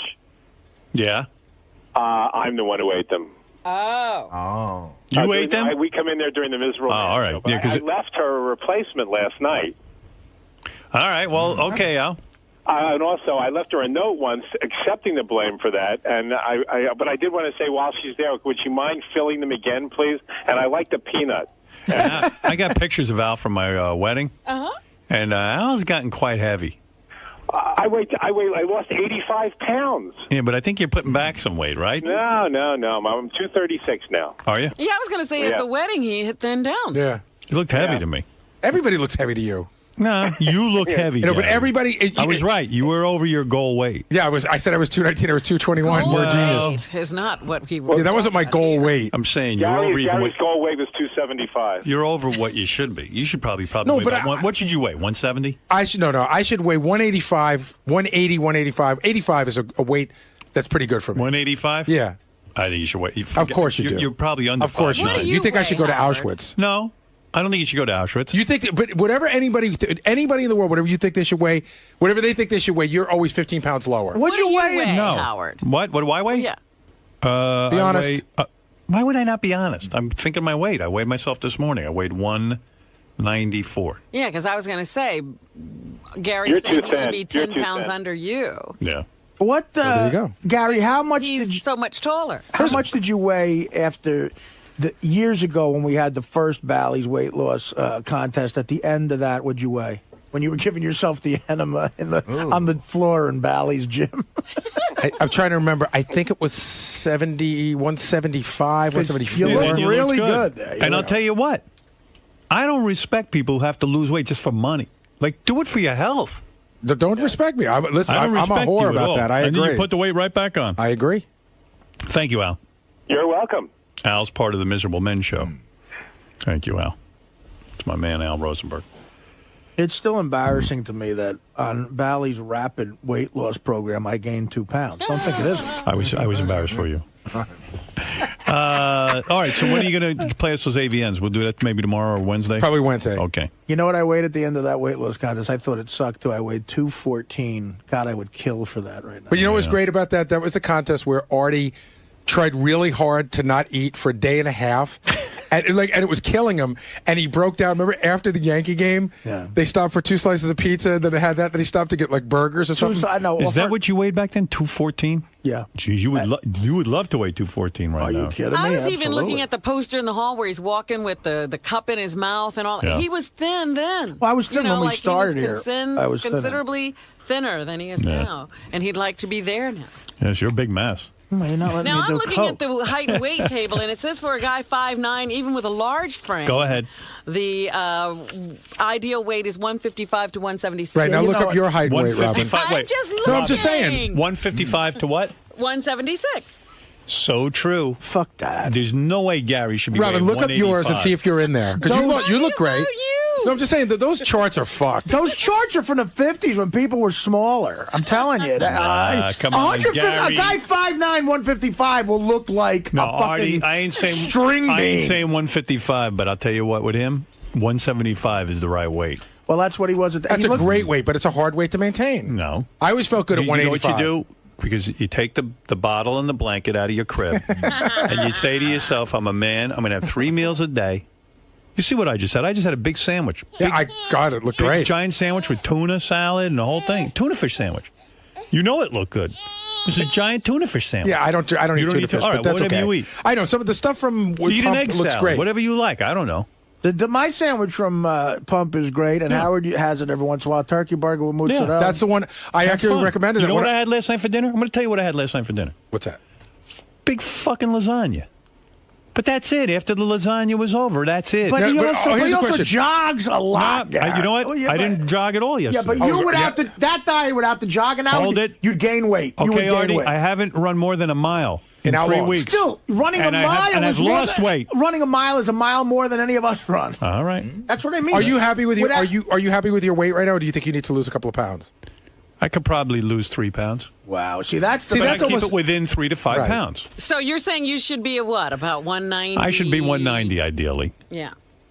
Ideally. 6'5"? I'm 6'5". 190. That's a great weight. That's Yeah, that's what I got to be. What does the chart say about that, Wait a Robin? minute. Let me go back to the chart. Howard's going to be under the chart for sure. Good. Keep me under there. I know when I'm heavy. I bet You know the what it chart is? says something you'd go, that's ridiculous. I bet don't that's what the chart have, says. like, if I stopped running and probably worked out with weights more and did intense working out, I'd probably pack some muscle on and look a little better. And weigh a little more. Yeah, and Well, weigh a why little would more. you do that at 55 years old? You look not good. gonna You do look that. great. That's you look it. This is fine. my look. You're healthy. This is your look. This is The it. chart stops before Howard's height. You look good in public Yeah, they school never- shirts. I never was on the. All right, what I does was never on- 6'4" say? 6'4", it says, for a large frame, 181 to No, but I'm a. 207. What about a thin frame? A thin frame, 162 to 175. There you go. Oh. You're probably, if the not chart close went that in the high, you'd be middle. under it. I think you're in the middle, like a middle frame. No. He's not. He's a smaller frame. You think with Yeah. his wide shoulders and everything? And he's 20 pounds heavier than the highest weight there. That's six, but that's for 171 6'4". to 197. Oh, 6'4". To 197, Art. And For I'm what? A small 190 frame? No, large. 171 to 187 is a middle frame. A large frame is 187. 181 to 207. So you'd say you're a middle frame?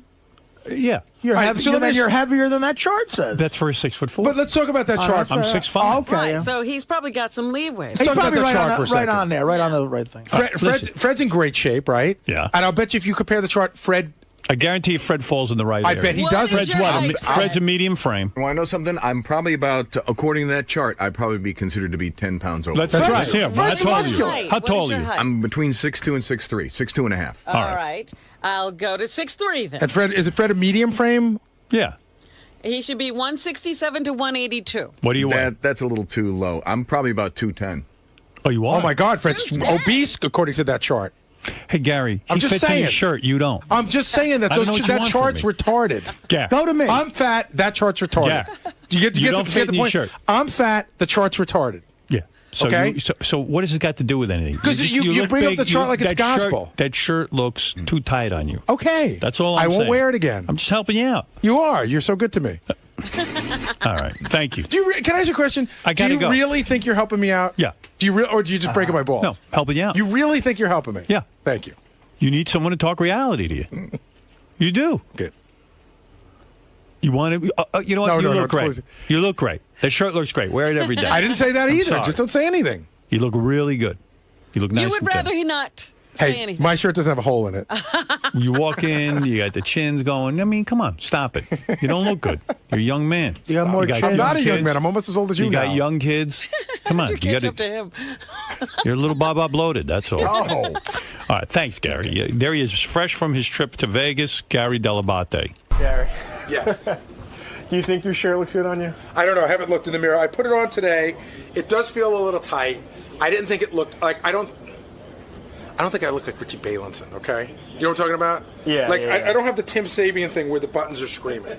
So maybe it looks a little. I mean, again, that's him talking. But Artie's right. I do have the thing. It's tight on me, so I feel uncomfortable in it. I've noticed like the picking, like what Howard says. But I guess- do that no matter what. I do that with a regular shirt. But do you I think, do that all the Do time. you think Howard's being a little outrageous, saying like you're so overweight and? Well, I am overweight, but he would, he would have it be like he doesn't know what obese is. He should go travel the Midwest. But that doesn't that doesn't mean I'm not fat. Yeah. I'm fat. But in Howard's world, I'm at the high end of the spectrum, and I'm just so not. What do you need to lose? You think like 20? I need to lose 20, 30, 35 pounds. And he would say you probably need to lose. He thinks I need to lose 45. You definitely know. You know.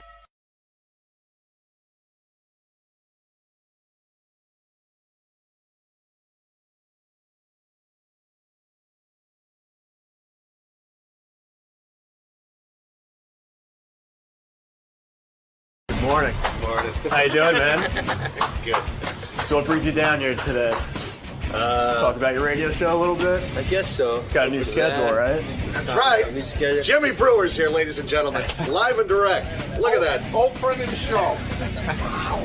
You excited to be back, man? It's been a while. It has been a while. Wow. Boy, once you're in here, you're just on. Right? There is no, hey, sit down, we'll get some coffee, be with you, how's the ride? It's, wow. Put on the monkey suit and rock and roll, baby. Jimmy Brewer is a guy. Of course, everyone knows him from Saturday Night Live. He's a comic. He's a funny guy. And they know him from Sirius Satellite Radio. Jimmy, what is going on now? You're doing one show a week. Is that correct? Fridays only. Fridays only. Fridays only. You went to Sirius at the end of your last contract. You said, look, I need more time to go on the road. I need more time to do stand-up gigs. Right. And they said, okay, let's see if we can work something out. And then it couldn't be worked out? Yeah, I wanted I wanted to be able to bring everything on the road. You wanted the show on the road. Yeah, I thought that would be a ball. Why not? That is a good idea. Yeah. Like to do it from a club. Yes. Yeah, So you get other comics, Live you're in another audience. city, da-da-da-da-da. And the people that surround comedy clubs are usually interesting characters, like, the staff. And, So I thought a whole tour and then Sirius and it would cause a little buzz or whatever, and we'd get something going. Right. That never seemed to... They couldn't get that together? No, I tried that for years, too. I'm like, let's go on tour. And they go, that's a great idea. Right. All right, well, I got some dates lined up. Okay, let's work on it. Well, we're in the third week now. What are we doing? It's hard to get things together, isn't it? Well, this is a big organization. There's a lot of shows being produced. But I get it, too. Yeah, what? I also get there's that's not their thing. They're about subscribers. And I get that. I get that. All right. So at the end of the day, yeah, I wanted to get back out there. And so this is good. You have a schedule you like now. Love it. And we still get Jim Brewer on Sirius. Fridays only, XM, Sirius, the whole shebang. On Raw Dog? Raw Dog 104 and XM 150. Look at you. So you're happy. Is it a 4-hour show? 2 hours. 2 hours. 2 hours and then repeats. Still 4 to 6? Yeah, 4 to 6 and 9 to 11. And the same crew? All the guys are in it? No. Uh-oh. Pete left. Oh, Pete's did he gone? really? Pete that left. was your right-hand guy? That's like if Robin left. Yes, he's very, very funny, but Pete's funny because he was a little hurt that they wouldn't give him a gig here. Okay. So he started stealing shit. So if you're missing... Stealing stuff from here? Yes. So if you're Pete? missing... Oh, he's a klepto, absolutely. Wow. Corielli's bad news. What did he take? Oh, he took recording equipment. Wow. I'm sure. Oh, he's taking big time stuff, not pens, huh? As a matter of fact, I had to go to my studio and get out bongos, guitars, because I got an inside tip. He was coming here Saturday to wipe out the place when no one was here. He was angry, and he felt, look, maybe... He felt he put his heart and soul into being here, which he did, I got to say. Yes, I know. He's a good I guy. loved being here. Right. Corielli's a funny motherfucker. He's very funny. He belongs on radio. And a But great stand-up. Why can't he do the show with you, the 2-hour show on He Friday? can. He doesn't want anything to do with this building now. He cleaned it out.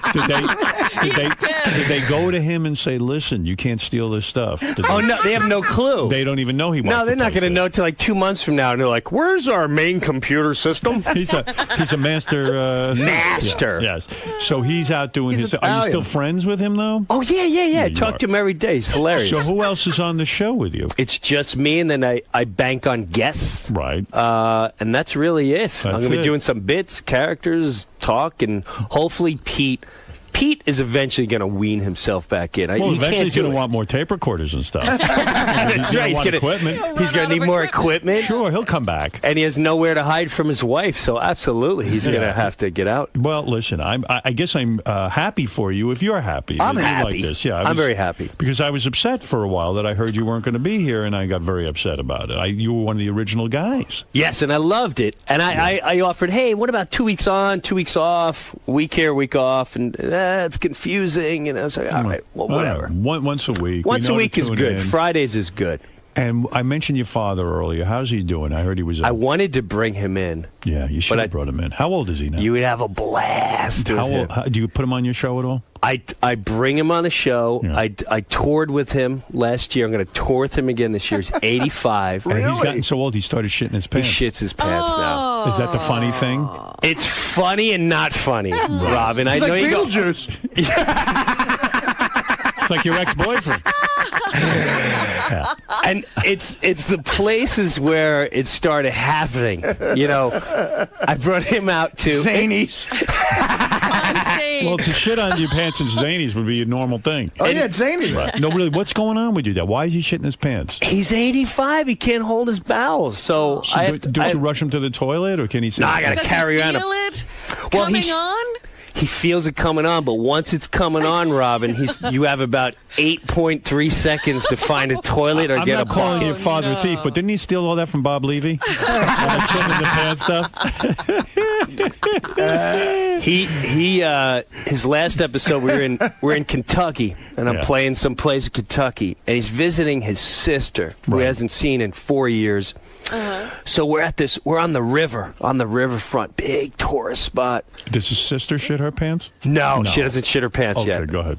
Although the Brewers do have a history. Once they're over 84, they shit their pants. They start to shit their pants. All bets are off. And a woman shitting her pants is a novelty. But you were telling a story. You said you were over...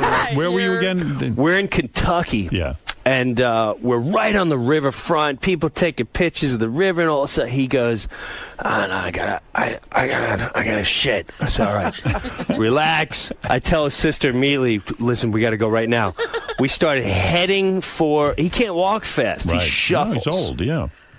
We made it maybe 5 feet. Right. And he dumps it all right in his pants. Oh. So now I gotta. What do you do? Well, you start dry heaving is what you do. So you're trying to hold it in. Right. It's funny, but it's not funny. I feel bad for him. Do you love the old man? Or I love him to death. You do. I love him to death. So I got to hover behind him. I had to get him in this little Irish pub. And as we're walking in, the place is packed. It's like 5 o'clock dinner hour. Oh, no. People going, what the fuck is that smell? They're staring at 3-year-olds. Like, that 3-year-old shit himself. Yeah. And he's got a whole stain through the bottom of his pants. So I got to hover over him. Is the duty falling out of the bottom of his pants? It goes all the way to his socks. Oh, my God. It goes down to his socks. Because it's an adult bowel movement. Yeah. Wow. Yeah, man. So I got him in the toilet. And I locked him in the stall. And now I got to go shopping real quick. Right. And when why not wear a diaper? Why would he not wear an adult diaper? Humiliating. Yes. Yeah. That's right, Robin. Should have got the Mexican that hosed down Robin. How often does this happen? Before I got a schedule down, like I absolutely will not bring him outside the house. That's what I was going to say. Shit. Maybe you shouldn't bring him all the way to these faraway places. Well, I learned my lesson. Yeah, after the 4th time, and I had to hose down my car. Yeah, and he's probably more comfortable at home. No, he can't. My mother drives him nuts, so he's more comfortable on the road. Yeah, she probably doesn't like it when he shits his pants. No, because she's not helpful at all. I'll come over. He's like, he shit all over the goddamn rug, and I can't do this shit. I'm not even gonna clear. It's bad enough I gotta wipe the shit off the back of the dog's tail. Now I gotta wipe the shit off your father. It's disgusting. How do you not know you're gonna shit, Jim? Jesus Christ Almighty! He's a World War II vet. Any respect? Doesn't that embarrass your father? When your mother it's a nightmare for my father. I did. We were on a tour bus. Yeah. We're on a tour bus. Right. It was the most god-awful thing. Artie, you been on a tour bus? Why wouldn't your mother be loving and say to him? That's them. My mom would go, I love taking care of your father. I'm sick of making you goddamn dinner and washing the shit off you. Jesus Christ, wipe your ass, Jim. Wow. It's almost like two different people. It's a two different monster. But they're still together. But they're together. They really are. It's amazing. It's that World War II era. Yeah, they stuck it out. No matter what. I got great family stuff, man. So to get back to this story, because I want to understand what you do. You get in the stall. We get in the stall. You go shopping. I go shopping. But what does your old man do while you're shopping? He's stuck in the stall. I said, don't touch anything. Right. Don't take your clothes off, because he'll try taking them off and he can't keep his balance. So it's like a little kid in a crib, he starts rubbing up against the stall, and now it's all over. Is he sorry? Does he say? He feels awful. Yeah, I feel bad for that. Nah, I mean, he needs his dignity. He's completely degraded, and you hit it, Howard. But he's killing. What? Yeah, he's killing. But he's giving me hours of material. So where do you go shopping? I mean, I wouldn't even know what to do. There was a mall attached there. Right. So I go running through the mall. I find a place. I go, I need sweatpants. And the chick is like, you're like a... No, it's not for me. I need a big size immediately. Is your dad heavy? He's like he's got one of them beer guts. Okay, yeah. Oh, and I know where you are. Are you right on the river? Like Cincinnati's right across the river there in Kentucky? I've played there before. Yeah. He's standing in a stall in a He's in a stall in an Irish you're pub. shopping. Yeah, so I get the sweatpants. I go back in there. Now there's some redneck in the stall. Yeah, it's crowded. There's people all over the place. And he's going, hey, man, I'm next. I said, I got a situation here. And I'm trying to keep cool. I'm like, sir, I got a situation. He's like, I don't care. I'm next. And he's yelling at my dad going, hurry up. Wrap it up, man. You've been there 10 minutes. And I'm trying to explain to this guy. Your dad shit his pants. Yeah, and he don't get it. So finally. Let him clean your dad. Yeah, so finally I open up the stall so he can... I go, here, you want to go next? You open up, he said, oh, shit. Sorry, man, I know. Now he laughs. Whoa, he's like, whoa, you got a situation. Man. You got yourself a situation. It's almost like, thank God you have patience. It's almost like being with a little kid. Yeah. It is being with a little kid. Man. It's being with a little kid. But I didn't want... Is that hard for you to see your dad in that kind of condition, that kind of shape? You know? At first it was. Right. But now I make joke of it. I think the first time I said, Dad, I'm really sorry, but I'm going to talk about this on stage. And he said, don't do that. Jesus Christ, I don't want everyone talking about me shitting myself. I said, for all you know, there may be millions of people out there who do that. Oh, yeah, I'm sure there's millions of people that shit themselves. So when you went into the stall with the sweatpants, now you have to take your father's pants off. Yes. You take them off, and there's just shit all over his legs. All over his legs, his socks. What do you clean it up with, towels? I go to paper towels, and I start put in the sink, and I get all that. But my biggest worry is people finding out. And the redneck went out. He must have told his family. Right. He tells the front desk there's a situation. Right. So, me not knowing this, I finally clean him up. I get his sweatpants on. Now, the part I'm leaving out is I must have dry heaved 1,000 times. And I can't hold back. I mean, while I'm cleaning him, I'm like... And the more I dry heave, the more he's like, all right, Jesus Christ, that's enough. Right. I'm like, I can't. I just think about it. I get sick. It's awful. Wow. So I finally get his clothes on. Now I got the stuff in the bag. Oh, so I got a bag. Sweatpants fit? Oh yeah, sweatpants fit, but I got all funny on them. Dirty. They look ridiculous. Got his shoes because they're too big and they're really baggy. He has his shoes and he's big, ridiculous. I forgot to buy him underwear. You're a famous guy. You've been on Saturday Night Live. Yes. All this people recognize you. You've been around. I mean, Jesus Christ. So I tie the bag. I stick it in the garbage. We go walking out, and there's a crowd waiting for us. Oh, no. Oh. And they're all like, can we have a picture with the goat man? Oh, no. There's no goat man. Yeah, and they're like, yeah, sure. But at the same time, there's a little bit of a lingering smell, so I just want to ship him out as you're quick a goat. Yeah. Just say, hey, goat man and shit boy. That's right. That's right. On tour, goat man and shit boy. They still bug you about the goat man. Everyone loves goat man. Everyone loves the goat. They love it. They travel for out. Thank God I wasn't a donkey boy or something. I mean, you could have just built the whole life as goat man. I could have done movie series. Yeah, there you go. Why was it ever goat man movie? Seriously. Well, I think for many reasons. I don't know if you can handle that for 2 hours. I could handle it. I love it. I love when you're the goat man. And really the goat thing was just Tourette's. That's all it is. A guy with Tourette's. You're right. It's like, hey man, let me get a. That's all it is. Did you start doing that in your stand-up act before Saturday Night Live? Well, not that No, I didn't do it in stand-up. I used to talk about getting stoned, going to the zoo, staring at goats. Because I used to love doing. One of the things I used to love doing was getting stoned and walking around a zoo. And I would go to the gorillas because I love, and I would cry. Eventually, I would cry, and people think I was creepy. That's when you got to get weed out of your life. Right. And I'm like, fucking gorilla, he doesn't have his family, man. He's just sitting there, he's got nothing to do. It's like a fucking person. slavery. Yeah. Yeah.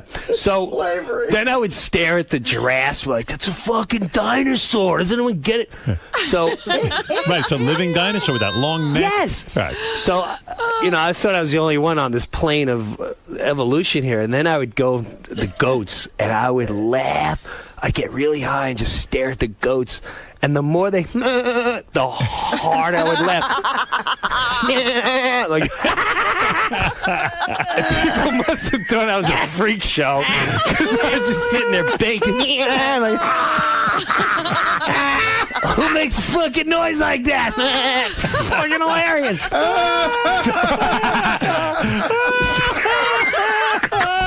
So when I went to that's perfect. When I went to exactly like a goat. Right. So when I went to SNL, right. Did you do that for the audition? No. He didn't even know it was a bit. He thought he was onto evolution. Right. Would you ever get thrown out of the zoo? I think it was the Tennessee, Knoxville, Tennessee, asked me, like, you're making people uneasy. Wait, I stood there for like an hour and a half. You would do that on the road? You would no. Oh, yeah, you would stare, I'd get high. Yeah, but you would stare at the animal for an hour and a half and do impressions of him because you were commuting. Were you trying to talk to him? Yes. So I would stand there, And the one you time became proficient at it, that Yes. maybe you were even communicating Maybe with Yes. you were talking goat. Yes. So I would stand there, and there was always an older one. So he couldn't even stand it. So when I would sit there and I go, if I can get the old one and go, talking to them, man. Talking to the animal. So how do you incorporate that into a television So sketch? here's what I did with SNL. I went in there and I pitched, and this is what I said. I said, I want to do a character that, for some bizarre reason, he has Tourette's. But it's sort of like Teen Wolf. Whenever he talks, so that comes out, and they're just staring at me. Yeah, because it sounds crazy. They're all like, "What? Who gets this?" But instead of a werewolf, he turns into a goat? Yes. So, but my hook was whenever he get nervous, right, and whenever he drink, more of the goat would come out. Right. So to me, he'd go to the original sketch was Jekyll and Hyde. Yes, the original sketch was he goes to a party, a regular guy, and throughout the night, once in a while, he's like, "Yeah, I'm from Long Island," and like, what the fuck is wrong with this guy? And then as he drank, he's like, "Hey, let's sing," like, "Start spreading the I'm leaving," and people are like, "What the?" I had no ending. Did you know if there was no ending? I just went. I know this is funny. Of anyone that you knew that did a goat sound when they had No, Tourette's? not at all. It does sound like it, though. You pitched this thing, which is brilliant, but yet who would even? How do you get it on television? Because did they finally see that a couple weeks later, this guy? It was genius. Who gives a fuck about an ending? Right. A couple weeks later, one of the writers, Tom Giannis, was one of the writers, and he comes up to me and he goes, "Don't ask me why, but I was thinking about that goat thing you were talking about." He goes, "And I really like the angle that he sings." Right. I go, "All right." And he goes, "What about he just sings 80 songs?" I was like, "You're just as fucking bonkers as I am." This is good. Why would you? I didn't like it. I thought it was stupid. But maybe we'd get it on the air. I thought it was stupid. I did. Like, he sings 80 songs? That's retarded. No, but at least someone was buying into your concept. Yes. So the first Go Boy was he sings just 80 songs. And it was like an infomercial, like, he used to be this, and now Go Boy sings 80 songs. And it was like, I remember seeing it. Right. Yeah, and you're like, you can, so if you want to, you can, But in a way, didn't they ruin Goat Boy in the sense that you wanted this just to be some guy, not name him Goat Boy? No, I didn't want to name him Goat Boy nothing. Right. Don't even reference what it is. No, I didn't want any of that to happen. Your idea was pure. Yeah. And then and I saw it as a franchise. I'm like, then we'll do the movie where it's like Teen Wolf, where you don't know what's wrong with the guy. Right. And then we find out he was a government experiment.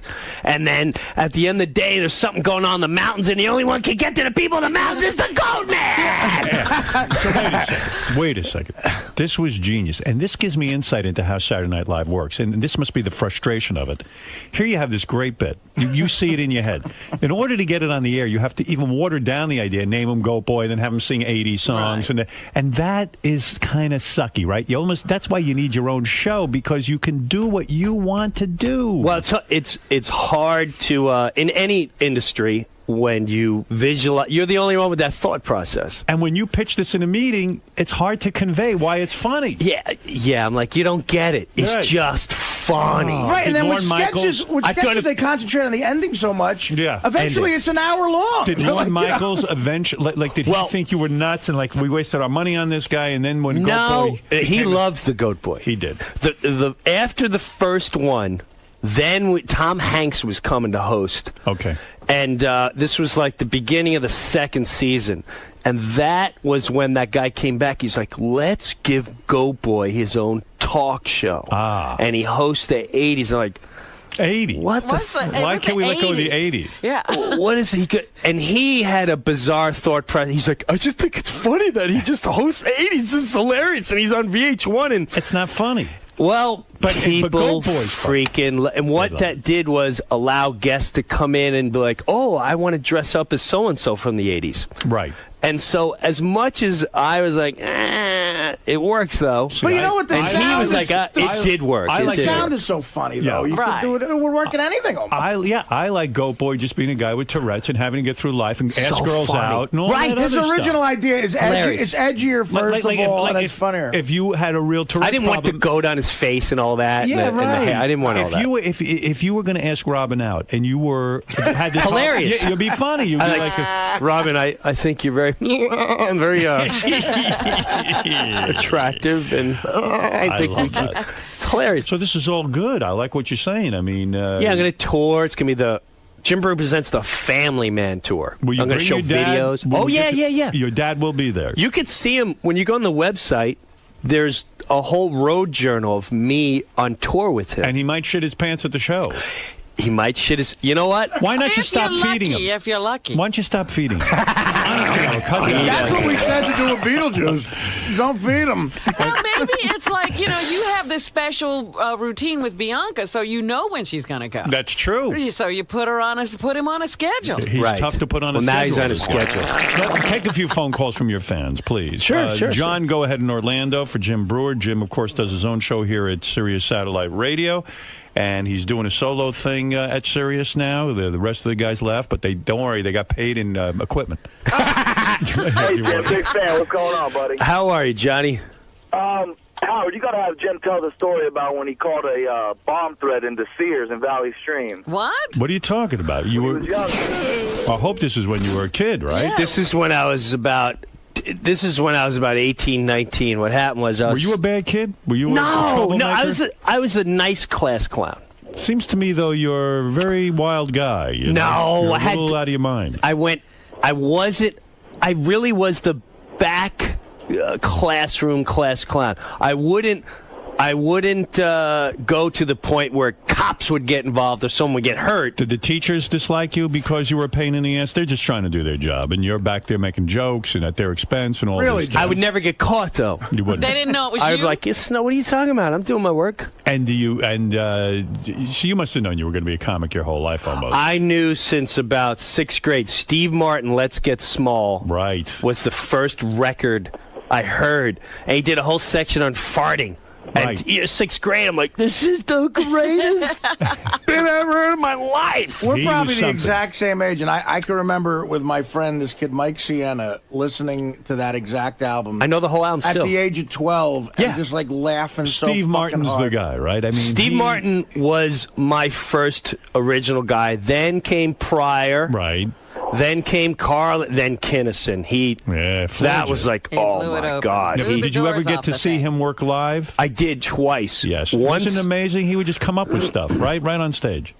When I saw him in Tampa, Carl LeBove was opening for him. Right. And I have to say, Carl left when he first came out, a little bald guy, I went, oh, this guy's going to take an ass whooping. Right. It was like seeing Metallica at the time. Like, ladies and gentlemen, from Disney. Oh, no, don't do this guy. And he killed. He left with a standing O. Right. I went, I don't think Sam's going to be able to follow this. And then Kinnison came out. Bigger than life. Bigger. But then the second time I saw him was a disaster. That's when he was getting high. 4 or 5 guys with him, and he was a mess. Killers of Comedy or Outlaws of Comedy. It was awful. Yeah. It was just awful. I saw him at Rascals.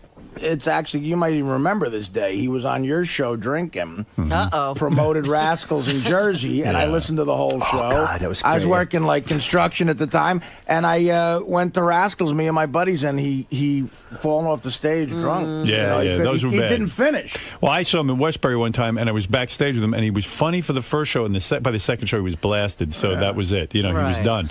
What about, so you were saying you called in a bomb threat to Sears? Yeah, what happened was... Valley Stream, of all places. The nice class clown? Yeah, let's hear how you were No. Yeah. This is overblown, and that's why I got so Explain mad. yourself, First of all, I need to set up my brothers are cops, especially back then. I had one in the 5th in Valley Stream. I had one in Manhattan. So I was hooked up with my PBA cards. Right. With that to say. I'm working at Sears, and no matter where I worked, I always, let's have fun while we're here. I don't want to mope around. Why make it a bad thing? Why make this a bad thing? Right. So we worked in the paint department, and right next to Valley Stream, Sears, and the next department was hardware, non-commissioned hardware. I need to say that. Right. because if you take your job too seriously and non-commissioned, you're a joke. Right. So we would go there, and there was this new guy in hardware, and he's in his 30s at least. So we're kids, and we'd go in there and we mess up their stuff. We'd take their power tools and we put them in another shelf. And you're kind of a douchebag then if you're 30 and you're still in non-commissioned not hardware? a douchebag. All you're right. just off. You're off a little bit. Okay, what are you doing? You're off. You got someone pregnant, something going down at home. You should not be at Sears Hardware after 30. Right. Case closed. Right. So it's not even worth the benefits. I don't want to hear it. All right. So this guy's down there, and one of our paint guys comes out. He's like, oh, the new guy just kicked me out of his department. Well, oh, really? At the time, we had a crisis. This tells you how long ago. We had a crisis with Libya. Right. Muammar Gaddafi. Sure, I remember. And he shot 6 missiles at one of our planes and missed, and then we went and bombed him. And all right. Yeah. So with that, I call up, as God is my witness. He picks up the phone. I'm staring at him. I said, hello, this is Muammar Gaddafi. And the guy's like, who is this? This is Muammar Gaddafi. How do you sell that, sir? How do you spell that, sir? Yeah. What the fuck is wrong with this guy? I go, Muammar Gaddafi, a leader of Libya. He goes, okay. I go, I just sent 6 Libyan missiles to hit the hardware department in Sears Valley Stream. And he goes, what did you say? I sent 6 Libyan missiles to hit the hardware department. And I couldn't believe that this jackass was taking this down as information. Just the hardware department you're going to hit Just with the hardware department. So, and I even ended with like, long live paint department. Yeah. So I hang up. Oh, so it's from the paint department. Yes. Right. Long live the paint department. So I go, I leave. I swear to God, I leave. We go to the break room. Me and my friend, we're hanging out. I come back through the swinging doors. There's nobody around. Like, there's no workers. There's no. Oh my God. There's no people. Like, what happened? What the fuck is going on? All of a sudden, those security guys that pretend they're security are in plain clothes. Right. Oh, He yeah. comes out of the back. Brewer, what are you doing? We got to get out. You got to get out. I said, we're about to clear the mall out. We've had a bomb threat. Oh, no. Jesus. I went, what do you mean? What do you mean it was a bomb threat? He goes, the new guy in hardware just had a call in for a bomb threat. The new guy. Muammar Gaddafi, no less. And, well, I should have kept my mouth shut, but I went, that wasn't a bomb threat. That was me playing around. Oh. And he went, what? He goes, bro, you fucking kidding me? He's like, we called this in. They're about to evacuate the mall. I said, well, evacuate them because I said I was He's like, you got to come downstairs and talk. Oh, no. Cops. Everything. You had to explain. them. Yeah, I had to explain. Long story short, I have to meet with the president of the Long Island Sears unit. Oy vey, they fire you? And to give credit to that guy, I don't remember his name. I walk in. He's sitting behind his desk with his big suit on, Sears, with all his different sections. Rockville Center, #1 in sales. Stearns blows. So he's sitting there. We walk in, and he goes, tell me what happened. I said, listen, sir, I finished all my paintwork. Right. I put up my signs and did everything. I said, I shouldn't have been making phone calls, but I did say, I am Muammar Gaddafi from Libya, and I sent 6 Libyan missiles to hit the hardware in Sears Valley Stream. And he tried really hard not to laugh. Right. I thought he was going to fire me. And he goes, why don't you spend more time off the phone? And I said, why didn't you spend more time not hiring dummies like that? And we both cracked up, and it was over. Wow. That was the whole Look at you. Wow. You got out. Bomb thing. Absolutely. Oh, my God. The new guy in hardware says Muammar Gaddafi's in the paint department. If this happened now, you'd probably be you'd be waterboarded at Gitmo. I'd be in bad trouble right now. I didn't even know where you were. Right. This is Osama bin Laden. Let's go go to... What department does he bomb? I sent the terrorists into the bedding department. How you doing with other comic stuff? Sometimes you have rivalries. I remember one time you were on the show and you didn't like David Spade for a while. I don't know. No. Remember? And you said it was impossible that he was dating Heather Locklear? I didn't buy that. I thought that was all said weird. that. I thought that was, I never said I didn't like David. I like David. You do like David. I said when I first was on SNL, it was difficult. He was a little punky to me. You got it. That's right. You did say that. You're right. And then I called his shot, and then he was cool. Let's go to Jimmy in Westchester. Go ahead, Jimmy. Hey now. Hey now. Here, everybody. Hey, listen, Brewer is just hysterical. Back in, like, 97, I was, trying to do stand-up, and I was doing open mic nights, and I went to, I think it was the Comic Strip. And, always the headliners go on first, so he goes up and fucking rocks it, and it's hysterical. Like, blew me away. I wasn't even really a fan of his back then. I didn't really watch SNL. And fucking blew me away, and I was like, fuck this. I can never be. Well, you got out of comedy after that, huh? Brewer got you out of comedy. That's great. Steve Martin inspired you, and you got this guy out of comedy. If only you would have seen a shittier guy. What can I tell you? The guy knows what he's doing, knows how to make people laugh. This is what's going on. Hansy, go ahead. You have the last question for Jim Brewer. Hansy, yeah. Hansy. What's going on, Jim? I want to know if you still talk to Dave Chappelle or not. Did you Hey, man. I ain't talked to Brewdog in a long time, motherfucker. I put him in the movie Half-Baked because he looked fucked up. Supposedly Chappelle's in New York City, but honestly, no. I haven't talked to him a good... What's going on with Chappelle? Do we know? He doesn't contact old friends anymore. We were friends with him. He doesn't contact us even. I haven't talked to him 2 years. At first I was a little hurt. I was like, I thought I was a true friend, but, I can understand. Everyone's got to go through. Maybe he's going through some kind of mental thing. I don't know. I would talk to him, too, about, like, focus on your kids, your family, stay home. Hollywood, my take on Hollywood and entertainment, it's there forever. Mm-hmm. Right. You can come and go. You could die for 40 years. As long as someone can make money off you, right? Why don't you do some more movies? I mean, you're so fucking fun. Well, this is why I want. This is what I want to do now. I'm telling you, I want to go into family films and TV and all that. Somebody's going to hear this appearance and put you in a film. I'm telling you. You're too funny. I'll give you 10%. You're fucking right. You will. All right, listen. Jimmy Brewer is the man. Writing. You know it, I know it. Let's. We got the verbal agreement. Robert, go ahead. You're on the air. Hey now, Howard. How are you? Hey now. Hey, first off, Jim, I've never heard the whole fucking studio laugh as hard as they have since you've been in there, buddy. That's true. My chest hurts. I listen to your show on the other channel, on the Raw Dog. I love it.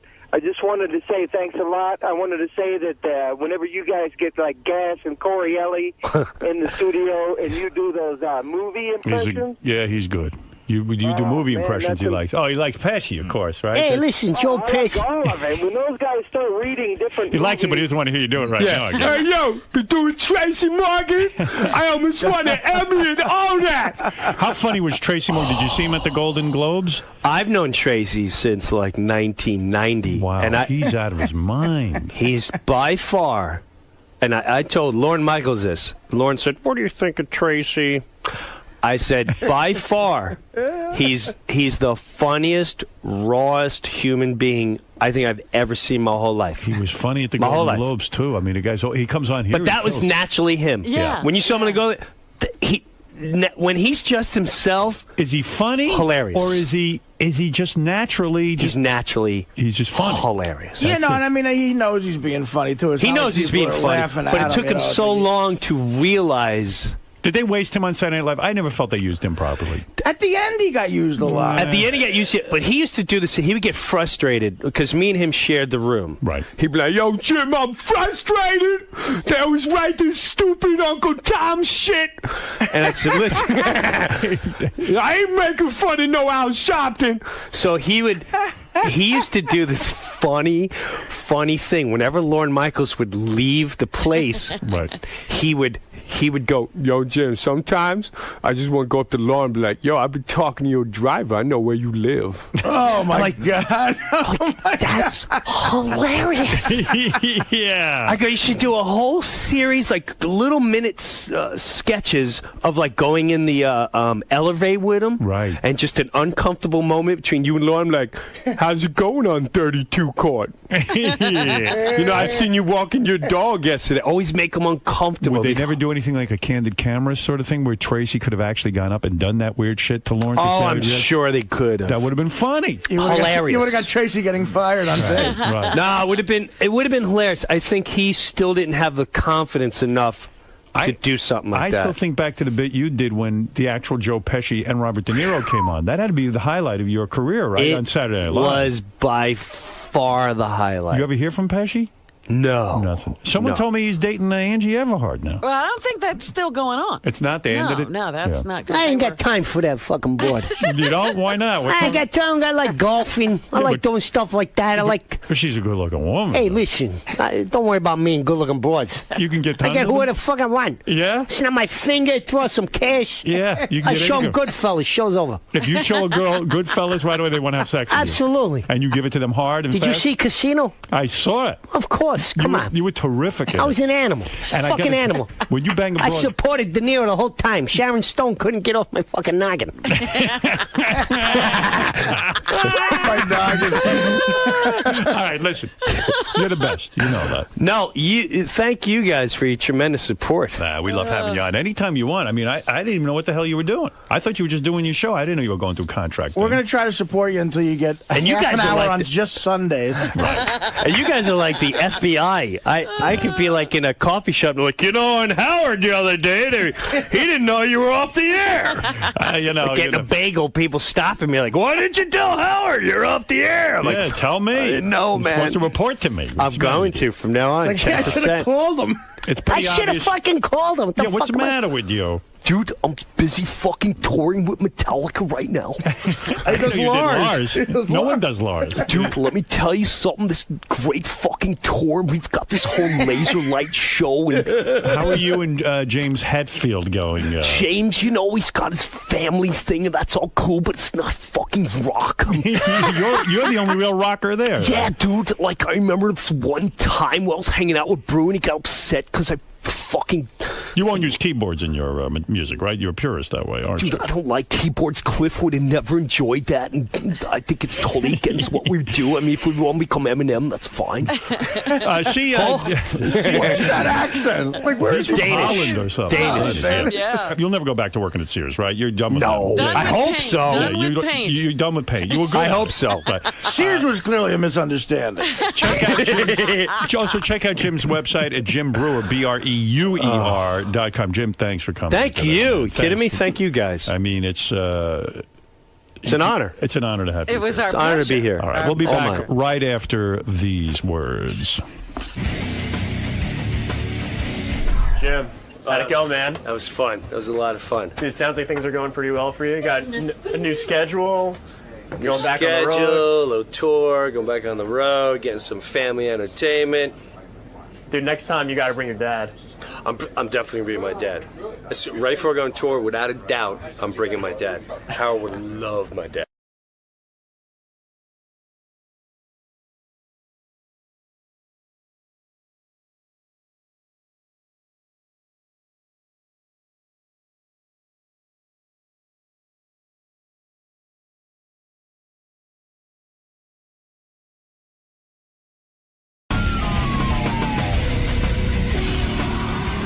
Richard. What are you doing here again? Thought I had you whacked. How you doing, man? You don't give a shit. I do. I No, do. admit to me that you don't. I've been really. Give a shit about what? That you don't really care how I'm doing. I do. It's not genuine. But I want... Town hall this Saturday, 17th with Belzer, and I'm shooting curb, and I'm alive, and I'm still unhappy with your whole I'm performance. sorry. I'm sorry. I'm doing my Holding the best. camera about it, but your questions blow. You know, look, I'm looking out for you. You're a young kid. Thank you. And, you want to do, I don't know what you're going to do. What are you going to go from this to, like, be a pharmacist or something? Possibly. Not filmmaker. No. No, this is not your bag. No, I think you should definitely just not. count pills put it in bottles. Thank you for the advice. But don't you hate me, don't you? No. You believe what I said? This. I'm joking. Don't you know it was a fucking goof? I think you're brilliant. I've seen your things cut together. They're unbelievable. It's like thank you. It's like I don't know. It's like you're starting a new kind of cinema. With the Howard Stern show. So Richard. Yeah. You excited to be back? It's been a while. You doing this again? Again, one more time. Why, did you blow it the first time? No, we always do too. All right, just be quiet for a second, because I'm going to fucking snap. I'm always happy to be here. Been here for 25 years. When you were when you were looking at your dick and saying, you better grow, I was already in this room. Well, not this station, okay? Love the guys. It's a circus in there. Artie, I should have a lot of fun with Artie.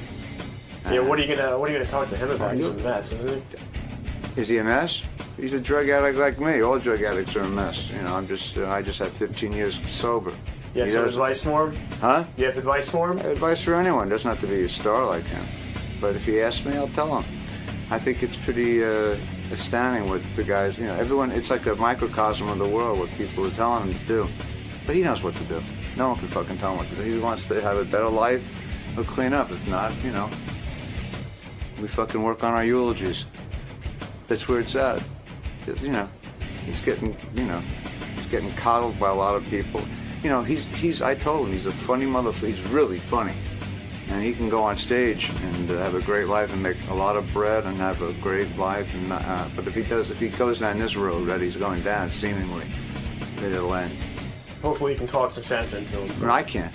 I mean, there's professionals who can do that. I've already told him what I thought. You know, he's just big bullshit artist. Like, you know, I'm a bullshit. The only difference between me and him is that I'm not using and drinking. But we're addicts. We're fucking nutcases. And I'll die an addict, even if I don't drink or use again. And he knows the deal. He's just playing around. He's in denial. You know, I just hope he doesn't bottom under the grass. That's all. I mean it. Love the guy. Do you have enough of this fucking soap opera? I've had enough. You had enough. I have a gun. I'm going to shoot you right in your fucking head if you don't turn that off.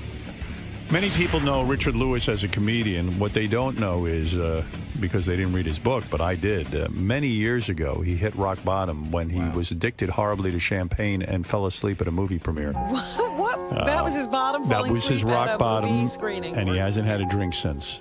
Wow. And he recently was helping Artie. You know, he doesn't even know Artie.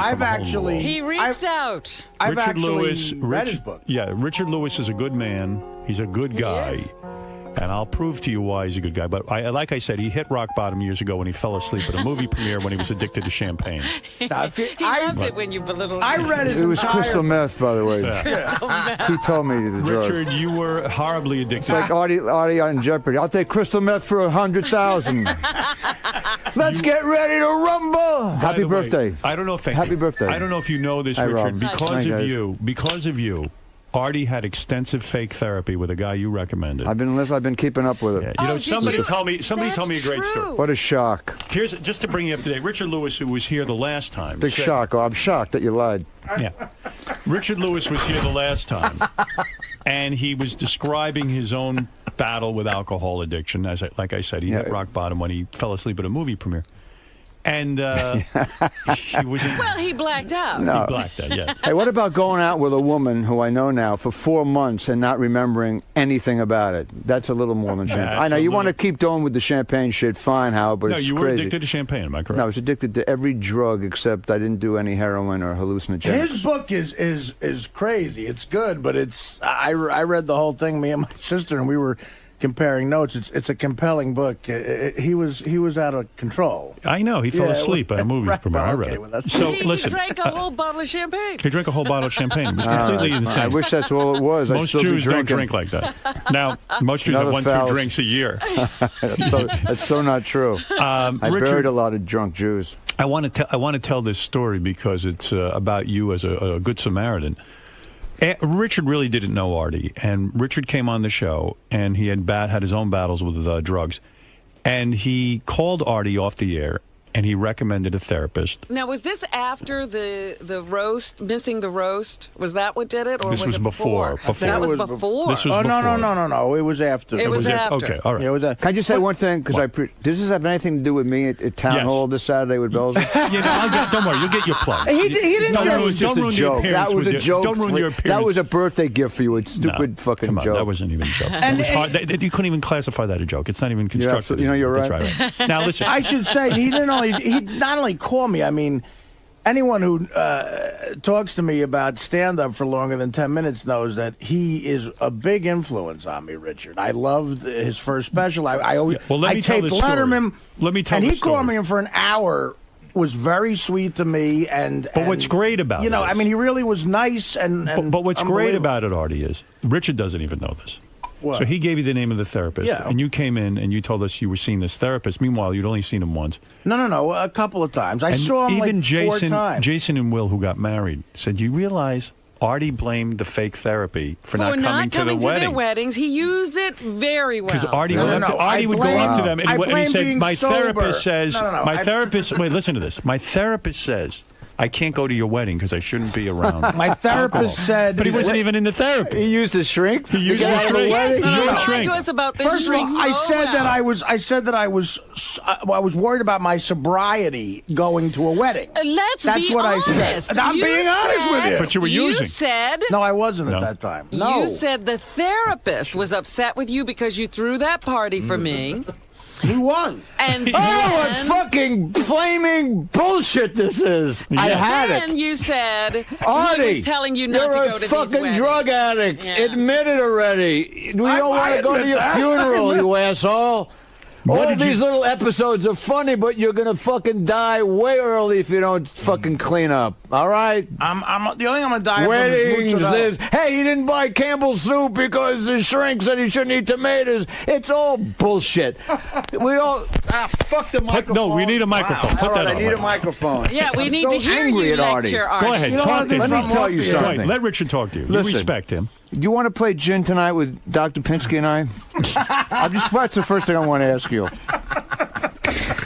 Richard. Artie, I was listening to a show the other night, and after the show, they interview everyone here on the show. Right. It's exactly what happened to me. Everyone has the right. Howard has his spin on it. Hey, he keeps the comedy intact. He says, "Hey, I have no problems with Artie doing it. I He's don't. great on the show." But yeah. And it's true. Some people say, let him do what he fucking wants to do. Robin is far more right in terms of what I know about being a drug addict. Right. She knows that you're fucking on a death fucking wish. Okay?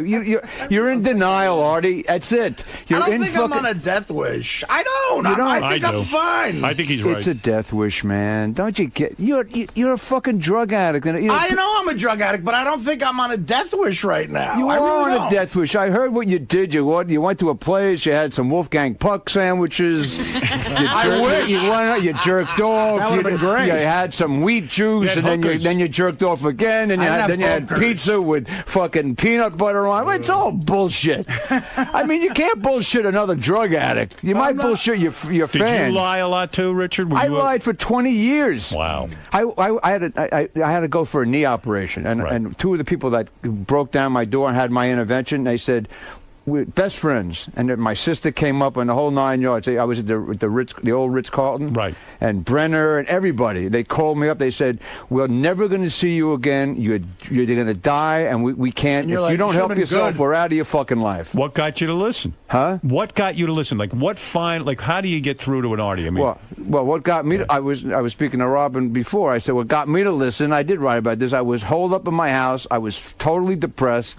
I had everything I ever dreamt of, and I was holed up doing crystal meth for 6 days. I lost about 15 pounds. I looked like a Jewish Howard Hughes getting ready for his fucking Haftorah, his bar mitzvah. And I looked in the mirror and I went, I bought this house after struggling for 15 years before Right. What are the meeting odds? you and Right. then Letterman, the whole 9 yards, and right. the series and all that shit. I said, I'm going to fucking die at 43 years old after For what? all that. For what? For this fucking powder? After And all this struggle. Yeah.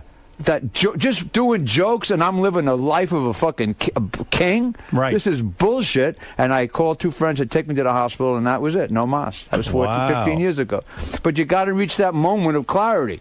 He hasn't had the moment, you're saying. No, in fact, there's Lawford just wrote a book, Moments of Clarity, and yeah, I recommend it to Artie. It has about 35 drug addicts and when it happened to each of these people. When you called Artie, you must have gotten through to him on some level because he did, in fact, go see your therapist. He didn't continue. Did he really? I don't know. My therapist would never say anything about that. Of course I saw him. One time, right? No. I saw the guy 4 times. Oh, you did? Without question. Right.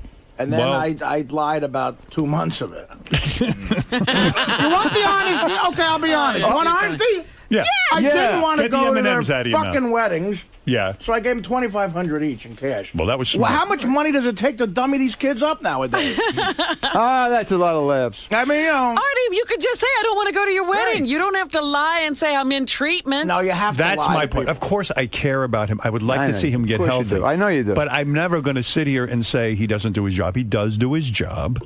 He does. He does his job. You're right. That's a funny spin on it. But no, it's not a funny spin. I'm telling you, Artie doesn't do anything in terms of his job that I feel is, detrimental. In other words, for the most part, he's here.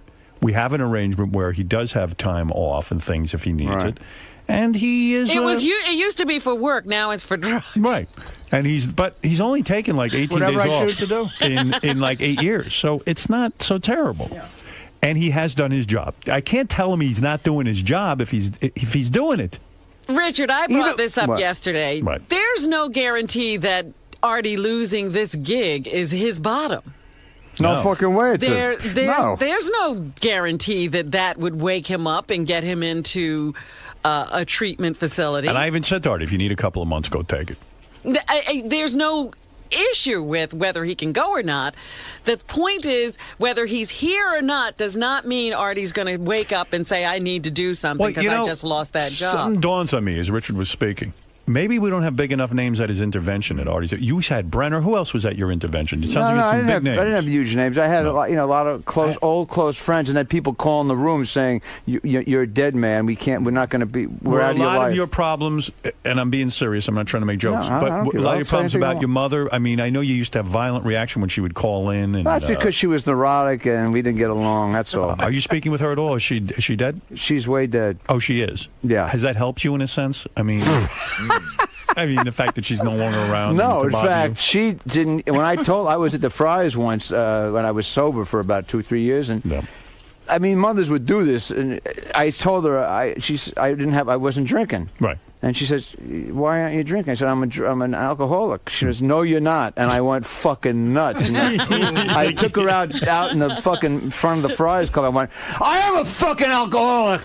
We had a fight because I was proud that I finally could admit it. Right. Something that he hasn't. I mean, he admits it. I don't know what you're admitting on it. He admits. I admit I'm a drug addict. I mean, what do you want me to tell you? Yeah. Well, the bottom is if you get hammered one day and you walk out of here, and you do little quips when you walk out. You're very funny, ha ha, and you get hit by a fucking milk truck, and then on the news, Artie Lang. Think I'm getting loaded at work? I'm not huddled up in my room doing crystal meth. You lose both your legs. And then you come in, you'll be peg leg drunk Artie. All right, you want that? Will that be a bottom? No. Then you go out, you do your little quip, and you walk out with your fucking peg legs. You're an expert. And then you get hit by a dairy truck the next day, and you lose your fucking right arm. So now you just got one arm left, and a wooden dick, and 2 wooden legs.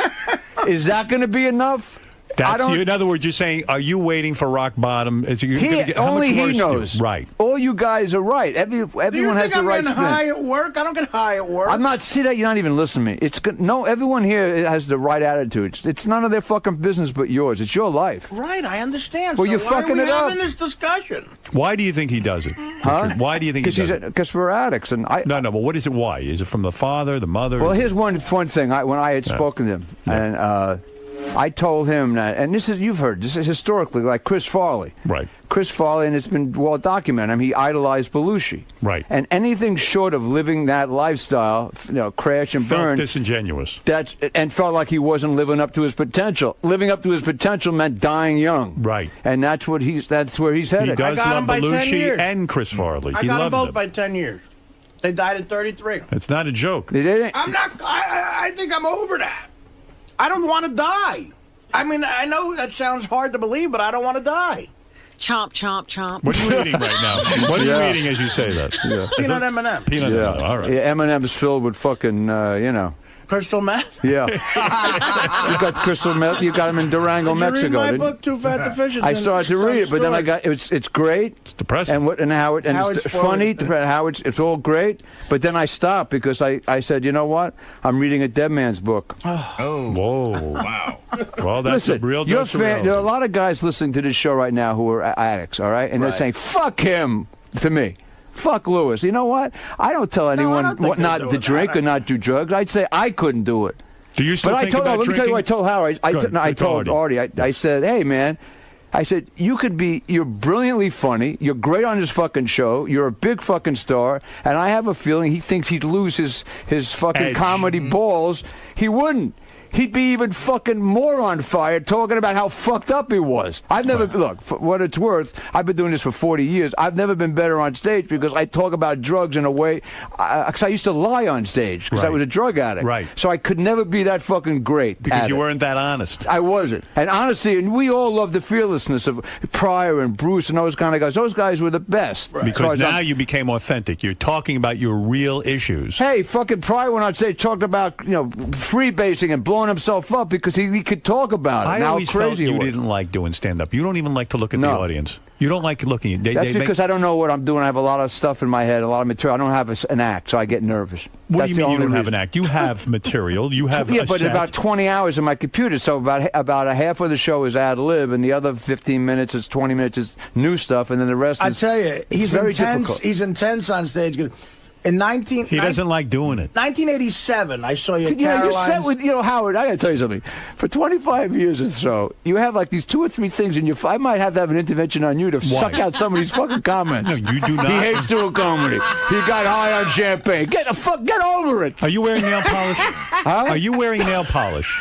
Are you wearing nail polish? I've never got my nails done once. That's not nail polish? I wouldn't let a person touch my fingers. Did you tweeze your eyebrows? How can you see through the Ray-Bans? Because you raised... What, you fucking Superman? You raised your eyes, and I see eyebrows tweezed. I might have done a little tweezing. Why would you tweeze your eyebrows? Because I'm a fucking... You know what I did once? What's with you? Let me tell you what I did. I had a nervous breakdown a year ago in Atlanta. I was doing a club day. A real nervous I had to do breakdown. 2 shows, practically. Yeah. I was looking at my hair, all right? Right. I'm old. I mean, I have some hair left. Right. And I took the tweezers. I'm obsessive compulsive. I knew you Watch, tweezed no, your Dick. eyebrows. So when I see like a little thing sticking up, I did that. Then I looked at my forehead. I saw like straggles. Yeah. I did this. Then I kept going higher and higher. And cutting. I looked like fucking like from the Addams Family. I cut 3 inches. It looked like, and I came home and Joyce looked at me. She went, and she says, "Holy shit! What the fuck happened to you? You lost your whole hair in a weekend." So she called. She got online. She that Gango hats that cat wears. Yeah, Kango hats. She called. She says she called like in a panic. I never saw my wife panic ever, but this. She says the guy's waiting for you down at the mall in La Cienega. He has 4 black Gango. You can't. And then she called a doctor. You have 6 months. You got to wear the hat for 6. She wouldn't go out with me for 6 months. You used to have beautiful eyebrows. One thing I tell Robin. No, in private, I don't like said, when they look great. Richard Lewis had such nice eyebrows. I even you don't how about the nostril? You don't clip that? I got a So what's the Panasonic. difference between clipping nostril hair? I clip the eyebrows. What about the groin? If you start I shave it down, but I never do it right. You do a groin thing? Yeah, it looks horrible. Isn't Do you that- shave that's your gay, bush? though, isn't it? If You you- shave your bush a little? I even it out. You do. I Me do too. a little bush evening. Yeah, me too. Don't be embarrassed. I'm not, but the But hair you do thing. the eyebrows too much, you look like a tranny. I'm So what telling should I you. do? Let Make it them grow. a little. Let it grow. You're pulling it. You're tweezing. Let me see your eyebrows. I got beautiful eyebrows. You See? do? Yeah. I think you like do. a manly eyebrow. I never thought I'd You say do this. have very Can we get back to masculine me eyebrows. dying? Yeah. I have girly eyebrows. Get back to Artie and cure him. Huh? You guys are Do talking you about still eyebrows go? for Do an you hour. still go to meetings? That was 5 minutes. I think we can now honestly Seemed like an hour. ask. Good to see you, Artie. Richard. It's good We to can see you, honestly Richard. ask now, what's your gay problem? Yeah. Ask who? Richard. He's not gay. He's not gay. It's a serious reference. It's the references to your Richard, why? conversation about eyebrows. There was something I wanted to say to you about wrapping up this Artie thing. Want me to go out and come in again? Let's wrap it up. No. Hey, fuck you. Let's wrap up. No, wrap up the Artie thing and get to your material about that.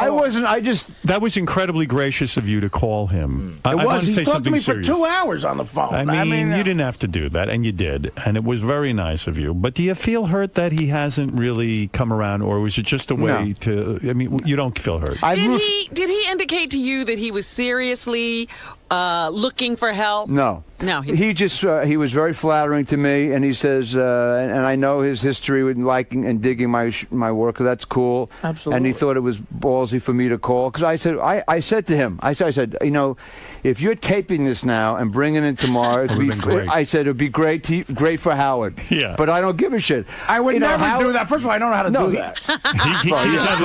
He's technically he's beyond Tinker Toy time with this fucking guy. Oh, I'm sorry. What are you, Edison or something? Do you still go to meetings? Can I use that? Do you still go to meetings? Huh? Do you still go to meetings? Hey, how are you? Hey, what are you, Edison? Good night.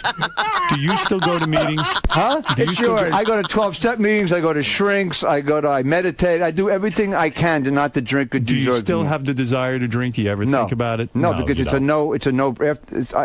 Luckily, I don't have the cravings. Your life is better now. Never been better. Well, let me ask you this: how I got to that place with cocaine? I seriously got to that place with. But Artie, you there's a million other drugs. Yeah, I know, but saying that. Dig this. No, How about this? I was thinking about this. You guys keep saying all this stuff. Howard, can I answer Howard's question? You know what hurt my feelings? Who's the guest tomorrow? My aunt. That's funny again. Why are you mocking my comedy? Paul McCartney's here. I love your comedy. About your drug You're problem. very funny. I bet it'll get around to that somehow. I don't know. Every other fucking guest No, does. Paul can't give you advice. He's made a worse mess of his life than you. That's right. I'm sick of people kissing up to you and coddling you. I know a million other fucking drug addicts who need help. Who's kissing? No one kisses up to me. Everybody calls He's me right. a jerk off. No, everyone kisses up to you. He's right. Yeah, because drug addicts think I want it now, and if I don't get it now, and you're an egomaniac. People who work, well, I mean, I think every comic is an egomaniac. No, every drug addict's an egomaniac. You want what you want now, or else you're pissed off. Is he hurting his? Here's how he wants hurt it me. all. He wants it all. Yeah. So if he says, when I hear him say, "Hey, no, I stopped doing cocaine," all right, fine. So he'll gain 300 pounds and he'll do fucking heroin. It's all the same. Right. Well, gambling. I have a friend of mine who's in Ohio. He's a sex addict. All right. Okay. He had this relationship, great in the sack, unfucking believable. Loved the girl. In the bed. Right. All right. He fucked about 18 hours a day. Okay. Why can't I get that addiction? Well, so here's the point. You have that. You just can't get anyone later. Exactly. So it's easier to get heroin. But the rest of his life was totally going into the toilet, and it's hard to tell a guy, "You're coming too much, man. Yeah. You got to stop coming." Right. Yeah. That's hard. Right. That's hard to tell somebody. But ultimately, I said, you're missing out on some other things. I just want you to know. There was a war. Right. I didn't know I was fucking her. Would you stop coming for a war? I wouldn't.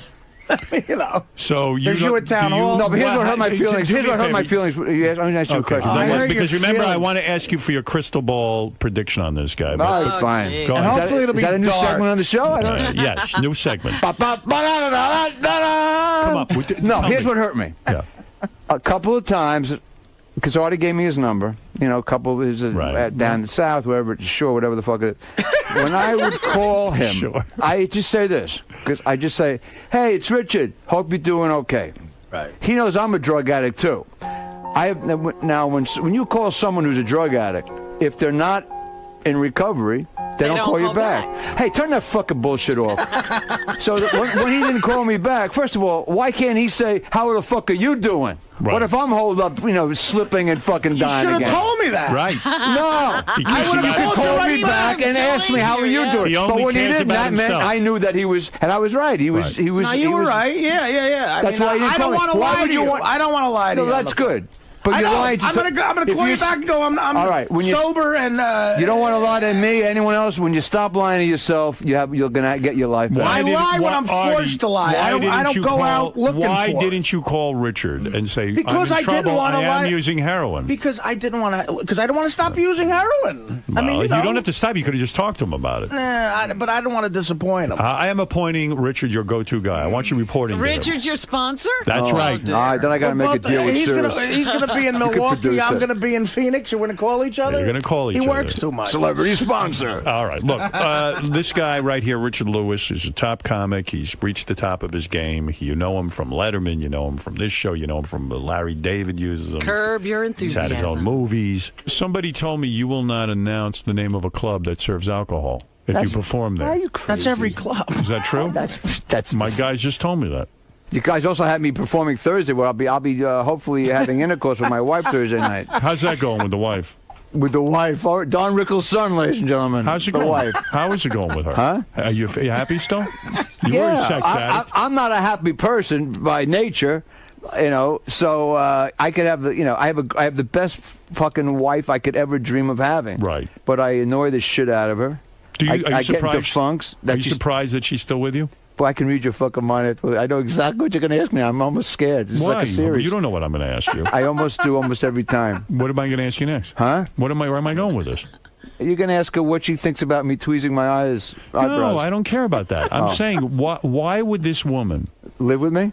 Yeah, if you're that big a pain in the ass, what does she love about you? Is there anything to love about you? I'm funny. I'm a decent guy, and I'm pretty good in bed. Yeah? Yeah. I don't believe that. Do you know you're pretty good at bed? How do you know that? Yeah. I have letters. I have letters and referrals. Recommendation. Yeah, no. Before I married her, I had letters from about 8 women. What are you doing Thursday night? Are you doing something at Town Hall? Are you doing a salute to Hillary Clinton? Fuck this Thursday thing. Are you doing a salute to Hillary Clinton I don't with even know Bon who's Jovi? on the bill this week, except I'm there Saturday night. Just came in town. I'm jet lagged. You're there Saturday night. Hillary Clinton's doing stand-up? No. I'm just confused by your schedule. Saturday night, the 17th. All right. Belzer Okay. night, 8 o'clock, All right. Town Hall. That sounds like a fun night. It's a great venue. Who goes on first, Belzer? Belzer, yeah, with his So band. You're the headliner. No, we're co-headlining, but he. What do you mean with his band? The Belzonics. What is that about? I don't want to hear him sing. The band's great. He does it. He's like a rock and roll singer. I don't know. I don't know. He's funny as shit. He's a legend, but he brings a band with him. Does he do his Mick Jagger impression? I have no idea. I don't watch anybody anymore. I come there 5 minutes before I go on. The band annoys you, doesn't it? No, I tease him about it. Right. The belt, I mean, you're a stand-up. You go out there. The band's great, by the way, and he kills. Right. Okay, it's hard to follow. And Artie, no matter how strong you are, following an A act is murder. Right. Yeah. But with a rock and roll band, it makes it even more difficult. Hey, But I'm not gonna, no matter how great it is for him, I'm not coming on with, landing at an airport with, hey, where's my tuba player? I'll go fucking, I'd kill myself. Makes no sense. Hey, I lost my snare drum. Fuck you. I couldn't imagine being a prop guy. Compared to stand-up, How about a prop guy traveling on the road, waiting for the bags? How does he do Where that? the fuck is my drum with the giraffe with the big dick? It's a lot of work there. Yeah, I couldn't imagine being first of all, I'm not a big prop comic. You don't like prop. I can barely bring like a shirt on the road. I can't pack at all. I mean, Carrot Top has like a He has a trunk. container. Listen, He has a trunk. He's making a lot of money, though. Yeah. Kids like the props. They like to see things come out of a they trunk. love Kids, it's They- fucking the 50-year-old ago. Yeah, I mean, if you make people laugh, what's the difference? doesn't Why matter. do comedians put down prop comedians? I don't understand. No, I'm not putting them It just down. doesn't I'm- make me laugh, but people love Right. that shit. Some people love I'm that. actually Well, just look at saying, Steve Martin. He was a genius. He used props. You I hang- feel bad for the guy taking all the shit. I'm not putting them down. It's a lot of work. What was the name? The name you cannot get around that name. Carrot Top? You can't. You never give yourself a silly Mother name on stage? Teresa would say, saving thousands of people. Look at that. It looks like fucking Carrot Top. Did you ever think about changing your name early on in your career? To Carrot Top? To Carrot No Top? fucking way. No way. Might It'll have never worked out work. well. Skull Cap Top. Skull Cap Top. The Jewish Carrot Top. Can I ask you something, Howard? Because Sure. I know you into health shit, and when I heard that Lang took that colonic where The three of them, wheatgrass, right. the Isn't that, now, a lot of famous actresses back in the 40s did it every day. I think Betty Davis took one every Robin day. does it every They week. don't, Joan Crawford. That's what They don't suggest every day. Robin not? does it all the time. Is it a rush? Does it feel good? You want No. it? I didn't Really? get any He sort loved of, it. He loved it. I liked Are you it in the embarrassed when sense- all that shit comes out of you in front of the nurses? No, I tell you, it was refreshing. You feel great, but it But what wasn't about when a the rush. shit, when the logs come out? Do they Can I tell turn you their head something? or what? No, they look at it. They love it. They fucking get into it. It's their whole life. They announce it like Bob Uecker. Do me a favor. Don't get into that. We had on Dr. Drew Pinsky. He said no way. Don't listen No way to them. what? No, I was just not that. You don't need that. Oh no, that has nothing to do with him getting sober. I was just, I used to be an enema freak. I was addicted to enemas. Were you? Yeah. Listen the hell? You know the Fleet's enema with the picture of the beautiful nurse? Why were you? And when it came what with was the olive thought? oil, with the orange tip had olive oil, and it came on the side with a little crouton. Well, how does a man packet. get addicted to that? How did you like doing it? I did. Yeah. What was up with that? That was a little kid. Once I had a woman squirted in my butt. Wow. It was fucking This was great. a sex thing And with then you? What no, did she charge you for that? She did that, huh? That's so There was disgusting. no hook. I don't need hookers. That's gross. Huh? That's gross. But not my wife. This is back when I was high. You get scatological like that with a Did she watch you move your bowels when you did that? No, I had to run in because it comes right out. I didn't want to fucking move my bedspread. It was a lot of money. That's unbelievable. Well, why not? It feels good. Don't do it anymore. I don't. I haven't. Yeah. But I used to go to like drugstores when I had if I was doing a gig for 6 days. I'd walk around with the cart, get my sodas and shit. Let's say if I was still drinking bottles of wine and about 30 enemas. Wow. And I had was it sexual in a sense? No, I didn't always use it. But no, girl. it was like I'm dysmorphic because I used to be chubby. Is Robin right that a woman would administer the enema to you? Was it a sexual thing? I just related. I had some memories of back in the day when I was loaded, going would she down. watch you evacuate? No, No. that I wasn't into. But having a stick it in the ass and squirt the water was a trip. How about Larry David? How's that job going, Larry David? Well, show? I'm shooting a lot more this month. You're close with him. You hang around with I him. know him since I'm 12. I don't hang around with anybody really. You don't it's hang just around Artie with and Steve I Martin? and Drew Pinsky. You don't. You don't have any friends, male friends. It's just a woman. Mainly a guy named.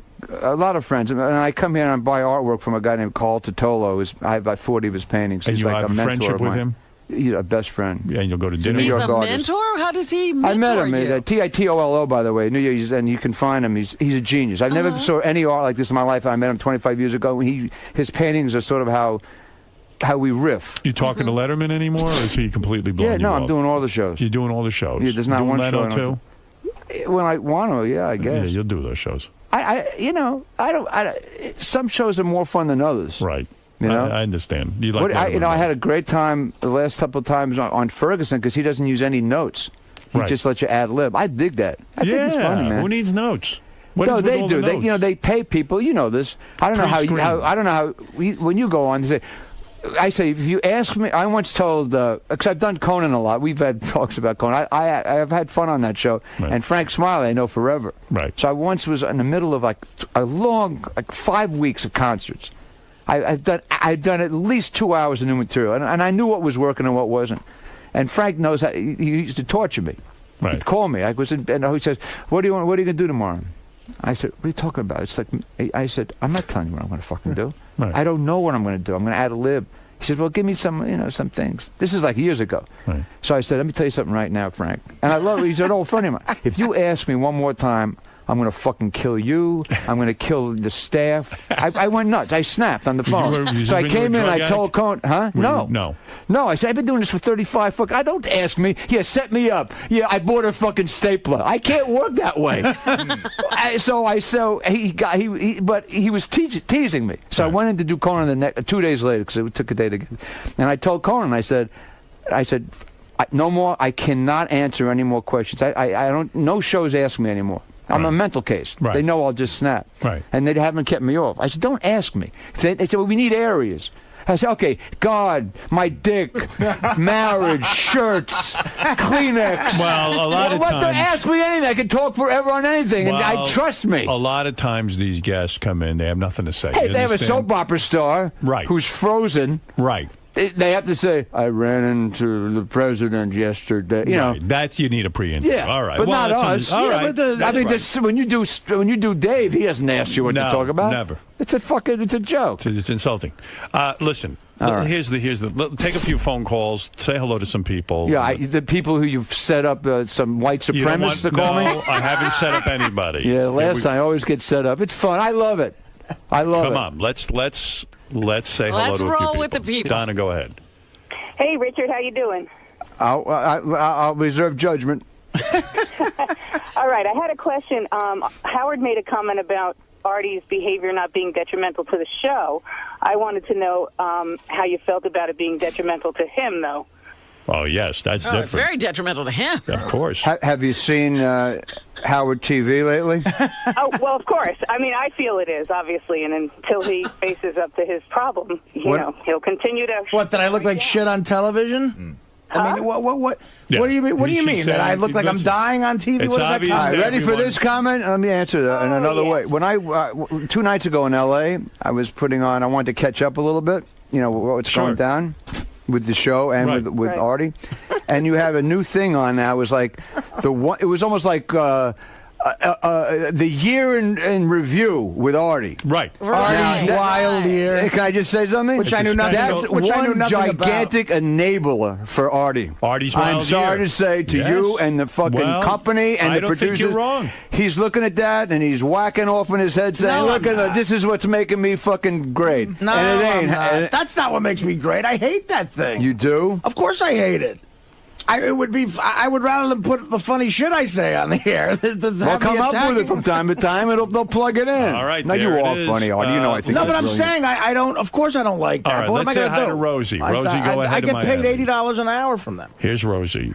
Hi, good morning. I was wondering if Artie could wait until Saturday to die because I have tickets to see him in Boca Friday. Oh, of course, Can you wait sweetie. till That's Saturday? fucking hilarious. That's I'm nice. at well, thank you, sweetie, because I can say right. I'm at the Florida Atlantic University in Boca Raton. Don. Friday night, call for whatever. Hi, guys. Good morning.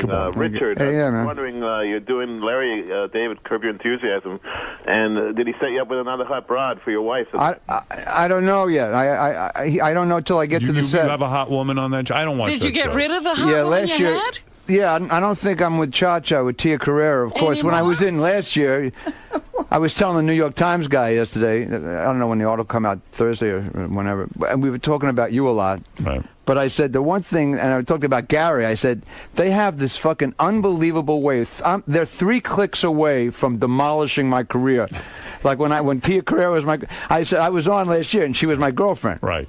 And Gary walks in with a big fucking shit-eating grin on. Hey, they just came in from the Canadian Express. Richard Lewis, that old Jew, fuck. How does he get off of dating Tia Carrera? Like, I give a fuck what anyone has to say anyway.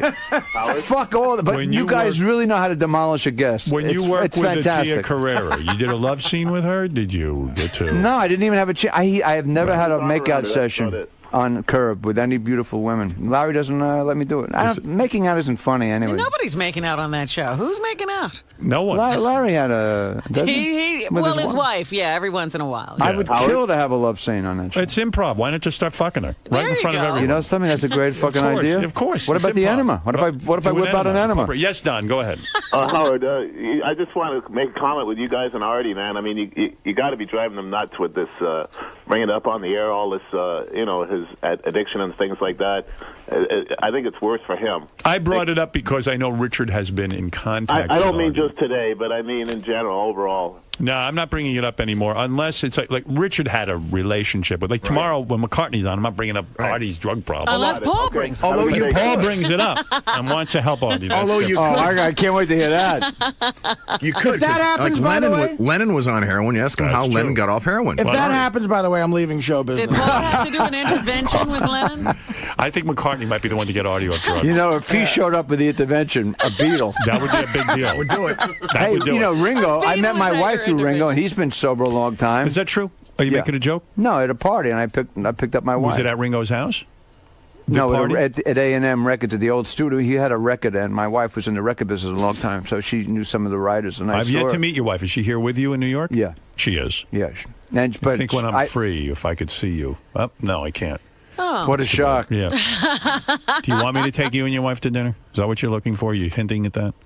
No, I would take Is you that to right? dinner after all you've done for me. I don't need you. I don't need your dinner. I'll take you to dinner. No, I just won't I'm go. not free. Huh? I'm not free. Take me to dinner. You're not. You can't get to dinner with Richard I would like again? to. Tell me your schedule. When are you free? I'll email. You know how I get information to you? How?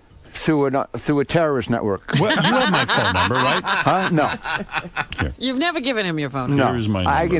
Belzer claims that he's like. Belzer has my number. Of course he does. No, I wish he wouldn't use it. Of course, he never answers when he sees its bell. Here. I'm going to write it down for you right now. Belzer, yeah, sure, no, like it's all really right. not a rape. Rap. You have my number. I know you do. You're full of shit. Belzer loves you, by the way, and your wife. Thank you. He should. Because he met your wife. I just have to see pictures on the fucking internet. That's the kind of friendship we have. It's sad, Howard. Sad you never even met. I never met your wife. That's because she's, you're a recluse, and except with a few people. I would like to meet the wife because I bet there's a lot to ask there and a lot of things to learn. Oh, I bet. That poor woman must be a saint. Oh, my God. Because it's all about you in the marriage, I'm sure. I mean, there's no room for her needs or any of her thoughts. I mean, she has her own house. She does. Yeah. She doesn't even live with you. She has a getaway house. Oh, she has to leave really, sometime. 80 miles out of Hollywood. Wow. As soon as she says, if we get married, I have to buy my house. And then when I proposed, the next day she bought a house. Wow. Pretty cool. But I do want to thank you for making that call to Artie. I know you weren't looking for thanks, but... He made several calls. Hey, Artie knows what he has to do. That guy is right. It is annoying to him, but, the more it's up to Artie. And that's what counts. It's up to Artie. I think it's annoying to the audience at this point. That's right. No, it's not. For more information... I don't think so. Robin likes it. For more information, go to richardlewisonline.com. That means it's definitely annoying to the audience. And go see Richard's show by all means. The guy's got endless hours of material. He sits at home, he writes all day. He has nothing else to do. Let him get some of this material out. And how about Belzer? Come on. And the Belzonics. Come on. I would go see the Belzonics. Is the name of his band really the Belzonics? Yeah, the Belzonics. I thought it was. That's why I thought about Enema. It sounded like a high colon, the Belzonics. You go to your wife's house? Huh? Does she have a husband there, or does she? Another time we'll talk about that. Paul Reiser. The great Richard Lewis will be back right after these words. How'd it go in there, man? I don't know. I really don't know. I'll have, there's a lot of people watching this, universities, Secret Service, and they will decode it and send you guys and Cirrus, how I went. I think I would say it was like an A- shot. You really let Artie have it in there. Yeah, I just told him I loved him, and it's up to him. No one else. Everyone is, they're enabling him by treating him like he's special. So he's just a drug addict like I am, and he's got to figure it out. So you really think that he has to hit rock bottom to have that moment of clarity? Of course he hasn't hit rock bottom yet. He would be sober. He's a drug addict and a heroin addict and an alcoholic and a food addict. He's an addict like I am, but he's still not willing to stop. Do you think there's hope for him? Huh? Do you think there's hope for him? I personally? Yeah. I have faith that he'll change, but yeah, of course there's hope. He's still alive. As long as he has a breath, he can change. But if he doesn't, then you won't be seeing him around here. But, he'll be in the streets. Now, what do you think Howard and the guys and us, Howard TV, have to do for Artie? You said that, like our TV show, the Artie's Wild Year, is kind of egging him on. No, he disputed it. I basically was saying, the best of Artie being drunk and the best of this and best of that. Part of his brain, look, he's a brilliant comic, and he's at the point where he's thinking that is one of the reasons why he's a success. It's bullshit. It got him a fan base, but his fan base is not going to leave him. They want him to live, not die, and he will be 20 times funnier, if that's even possible, if he cleaned up his act, because he will talk about all the hell, unlike he can now. He can't talk about it truthfully now because he's still in the middle of it. And he'll be really he'll be one of the best comics ever if he cleans himself up. If he doesn't, he'll be in and out in a daze like this, and or die way early. I love the guy. I'm rooting for him like I do anyone in this position. All right, we'll wish for the best. All right, ciao. Thanks, Richard. What do you think of Richard Lewis today? I love him. I'm a big Richard Lewis fan. Now, he thinks in order for you to get better, you have to hit rock bottom. Well, do you agree with that? I think with this interview right now that I'm doing with you, I've hit rock bottom. Thanks, I'm honored that Richard would be worried about me, and he's a good man. And listen, hopefully I'll die long before I hit rock bottom. I'm getting sick.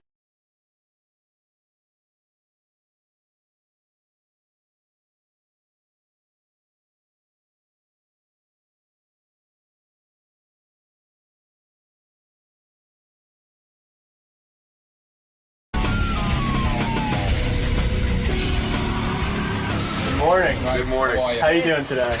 Freezing, are you kidding? It's cold, right? Yeah. So what brings you down to the show today? What's bringing me down to the show today? I have a Showtime special that premiered last night. It's my first special in 9 years. I'm on Conan tonight. I'm on Howard this morning. It's my birthday tomorrow, and my book comes out on paperback tomorrow. You're a busy man. Yeah, and it's the first time I'm here alone, without my wife or without Jessica. So You're gonna be okay, you think? I don't know. It's pretty scary. I usually have them to lean on. All right, well, good luck in there today. Oh, thanks. Thanks a lot. Bobby Schimmel is here. He's a top comic. Everybody loves him. I think he's got a new CD out, a new DVD. Because I was going through my mailbag yesterday, and I see a very big picture of Schimmel and DVD and the whole thing. I think it's a new DVD. So I think that's what he's here promoting. Also, Bob Schimmel's comedy special, Life Since Then, on Showtime. And he's got his book out. You know, he's a busy guy. He's a working comedian. Here's the guy. This is the guy I'm talking about, Bob Schimmel. You've heard of him. There he is. There he is. Yeah, Looks like Steve Jobs. Yeah, he looks a little like Steve Jobs. No. A little? Yeah. You do. Did anyone ever say, Mr. Jobs, what do you have? Do you have an iPod for me? I wish. What are your new ideas? I know you like cupcakes, and I know it was your birthday. So. Wow, look at this shit. Thanks, Bob. You know, Bob, you don't look real happy giving somebody cupcakes. You look like you're annoyed by it. Well, but put the headphones on. We can't hear you. You can't hear me if I don't have these on? No, we don't. We the have microphone a is in there. Oh, you don't. So I buy them, and, I'm trying to do a nice thing. And then Gary goes, what's that? And I said, I bought cupcakes for Artie and you guys. And he said, well, do you know that Artie and I have cupcakes named after ourselves at a different bakery?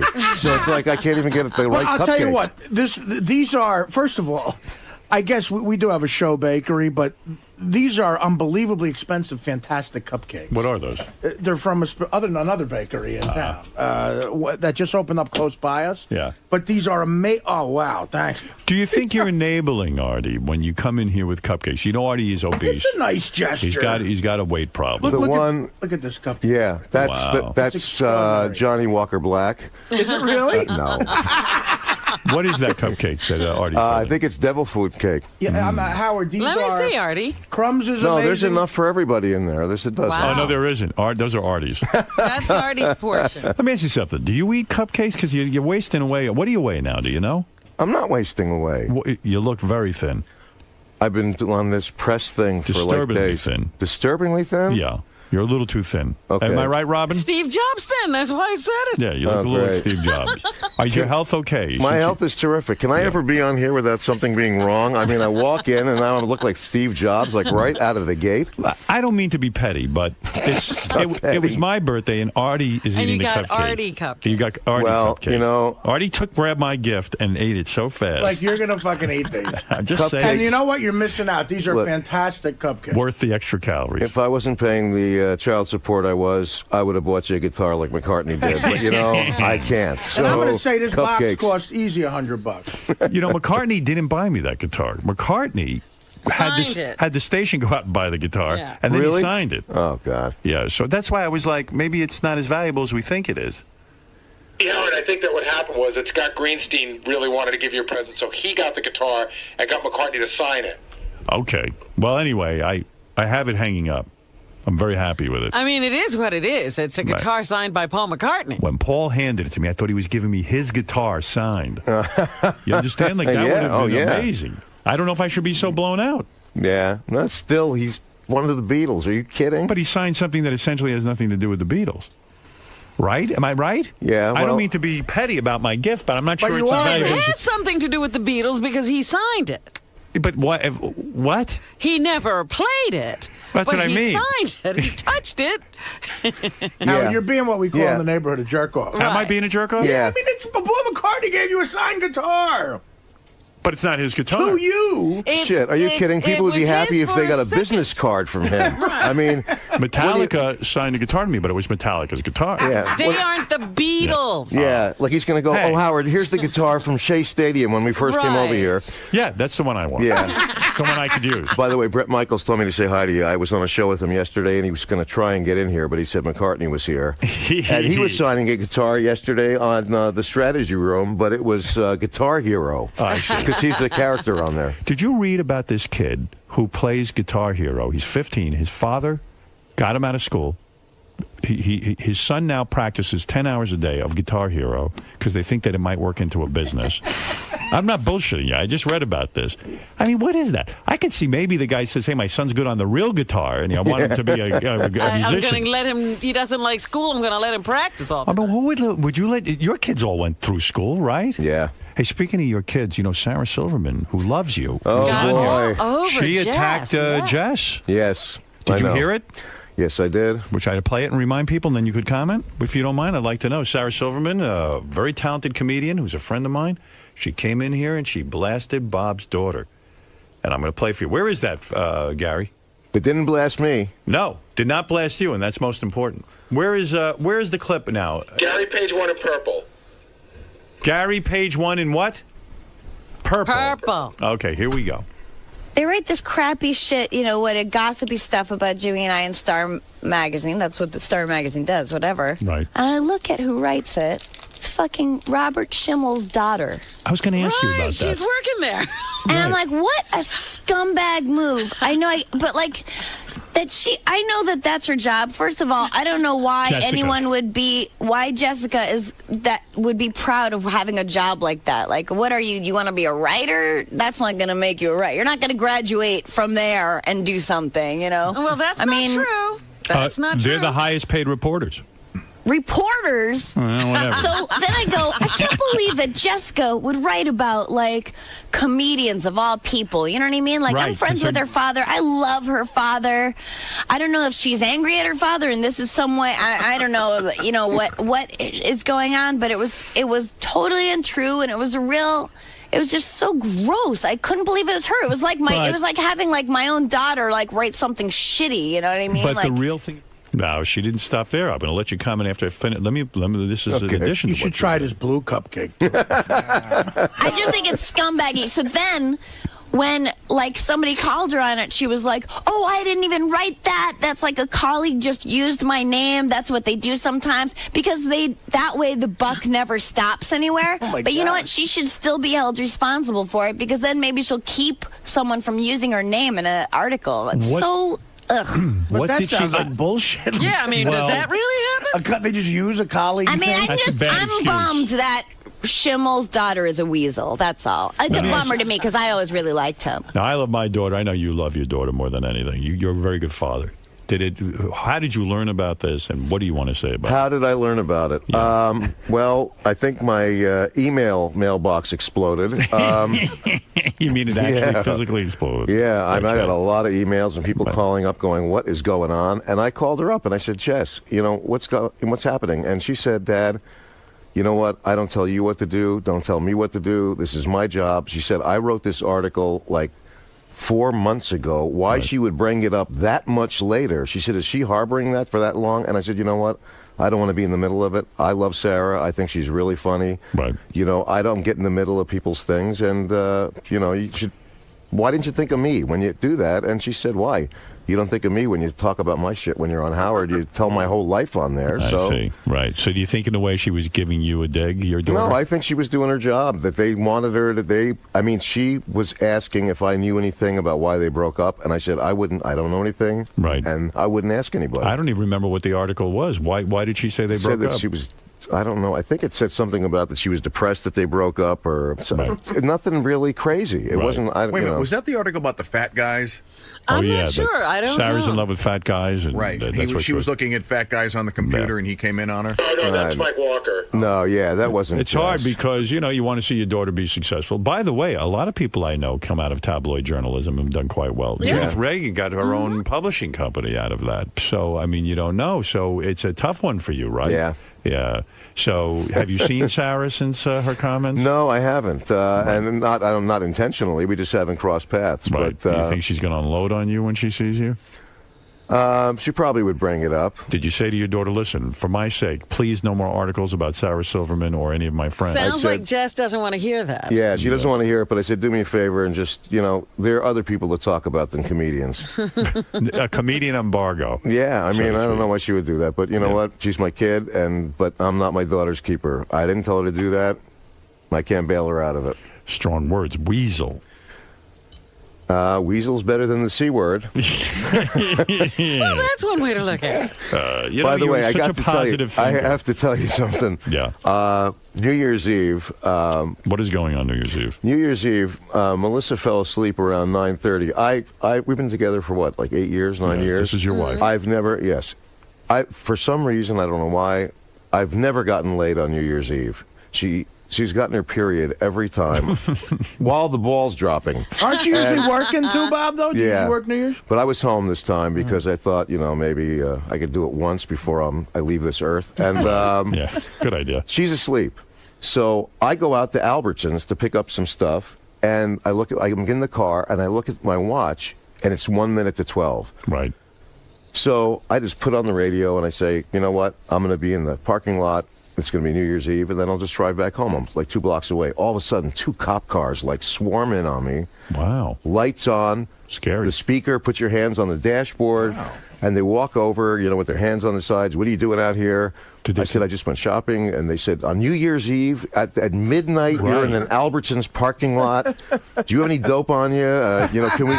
And I said, no. And the guy goes, give me your license or registration. And I'm like, oh, fuck me. Hi. They walk away, and then the guy comes back, and he goes, Robert Schimmel. He goes, did I hear you on Howard Stern with your daughter? And I said, yeah. He goes, get the fuck out of here. And that was it. Let me go. So you saved me. That's it. And so you missed fucking your wife on New Year's Eve. Why didn't you fuck the cashier at that place? That's what I would. He's not really my type. You didn't like that guy? Yeah, no. Are you doing all right? I'm doing great. I see you very, very thin. Robin sees you no, thin. I'm trying. Yeah. I'm trying. I think he looks the same. I mean, he's always he's a thin guy, but I don't think he looks any Are you different. eating enough? Do you get enough food? Yeah. You do? You're really helping me tremendously here. I'm not helping that's at what all. people want to hear. For all the people in L.A. that are going to hear this later, wow, it sounds like Schimmel's sick again. So let's cancel any plans we have. We don't know what to say to you and Artie. We're always getting you into trouble. That's right. Are you doing now political humor? I mean, I figured you're anti-Bush for sure, right? Yeah. You were, right? Yes. But you never got into any of that stuff, did you? You ever get into that stuff? No, I with the tried a politics? couple of times, talking about stem cell research and those things, and got in a lot of trouble on stage. It's not my thing. People don't want to hear it from you. No, they don't. They reject it. Why? Why can't you be political like Bill Maher or something? You don't want to be like Bill Maher? Yeah. Probably the same reason why I can't do regular material on this show for the last 10 years, and I got to talk about how my family's falling apart. Otherwise, is your family falling apart? Well, I do have to tell you that Are you getting a divorce? everything is great now. How you doing? There was so many repercussions after the last time I was on. It was unbelievable. Why? What did you do? Well, I was on with Melissa. It was a year ago almost. Yeah. Okay, so remember Melissa was here. I was here in February when the book You came were here out. with your wife. I remember. What could but you they do? were She was having sitting trouble. here. Yeah. And then Jess came out. Right. And then you brought up the pottery guy and said, so what's with that guy? And I said, oh, no, that's over. Now she's fucking the yoga instructor. So the yoga instructor and the wife were listening to the show. Oh. And you asked her that thing about kill one, fuck one, marry one, the yoga instructor, the next door neighbor. Right. Okay. I'm going to give you an F, marry, kill. The pottery guy, the yoga instructor, and your hot neighbor, the girl. You have to F one of them, you have to marry one of them, you have to kill one of them. Go ahead. I guess Kelly would be the one that I would be with. You'd fuck, or you'd marry. No, I guess I would marry Kelly. That's so It's a girl. screwed up. But I don't want to. I would kill the pottery instructor. Well, that's good. And you'd sleep with the yoga guy. I guess I would sleep if it was just a one-time thing. I So guess you it would have fuck the to be yoga guy. Well, Who's because probably listening right now. These people live in Calabasas. Some of them have never been to Hollywood Boulevard or Sunset. Right.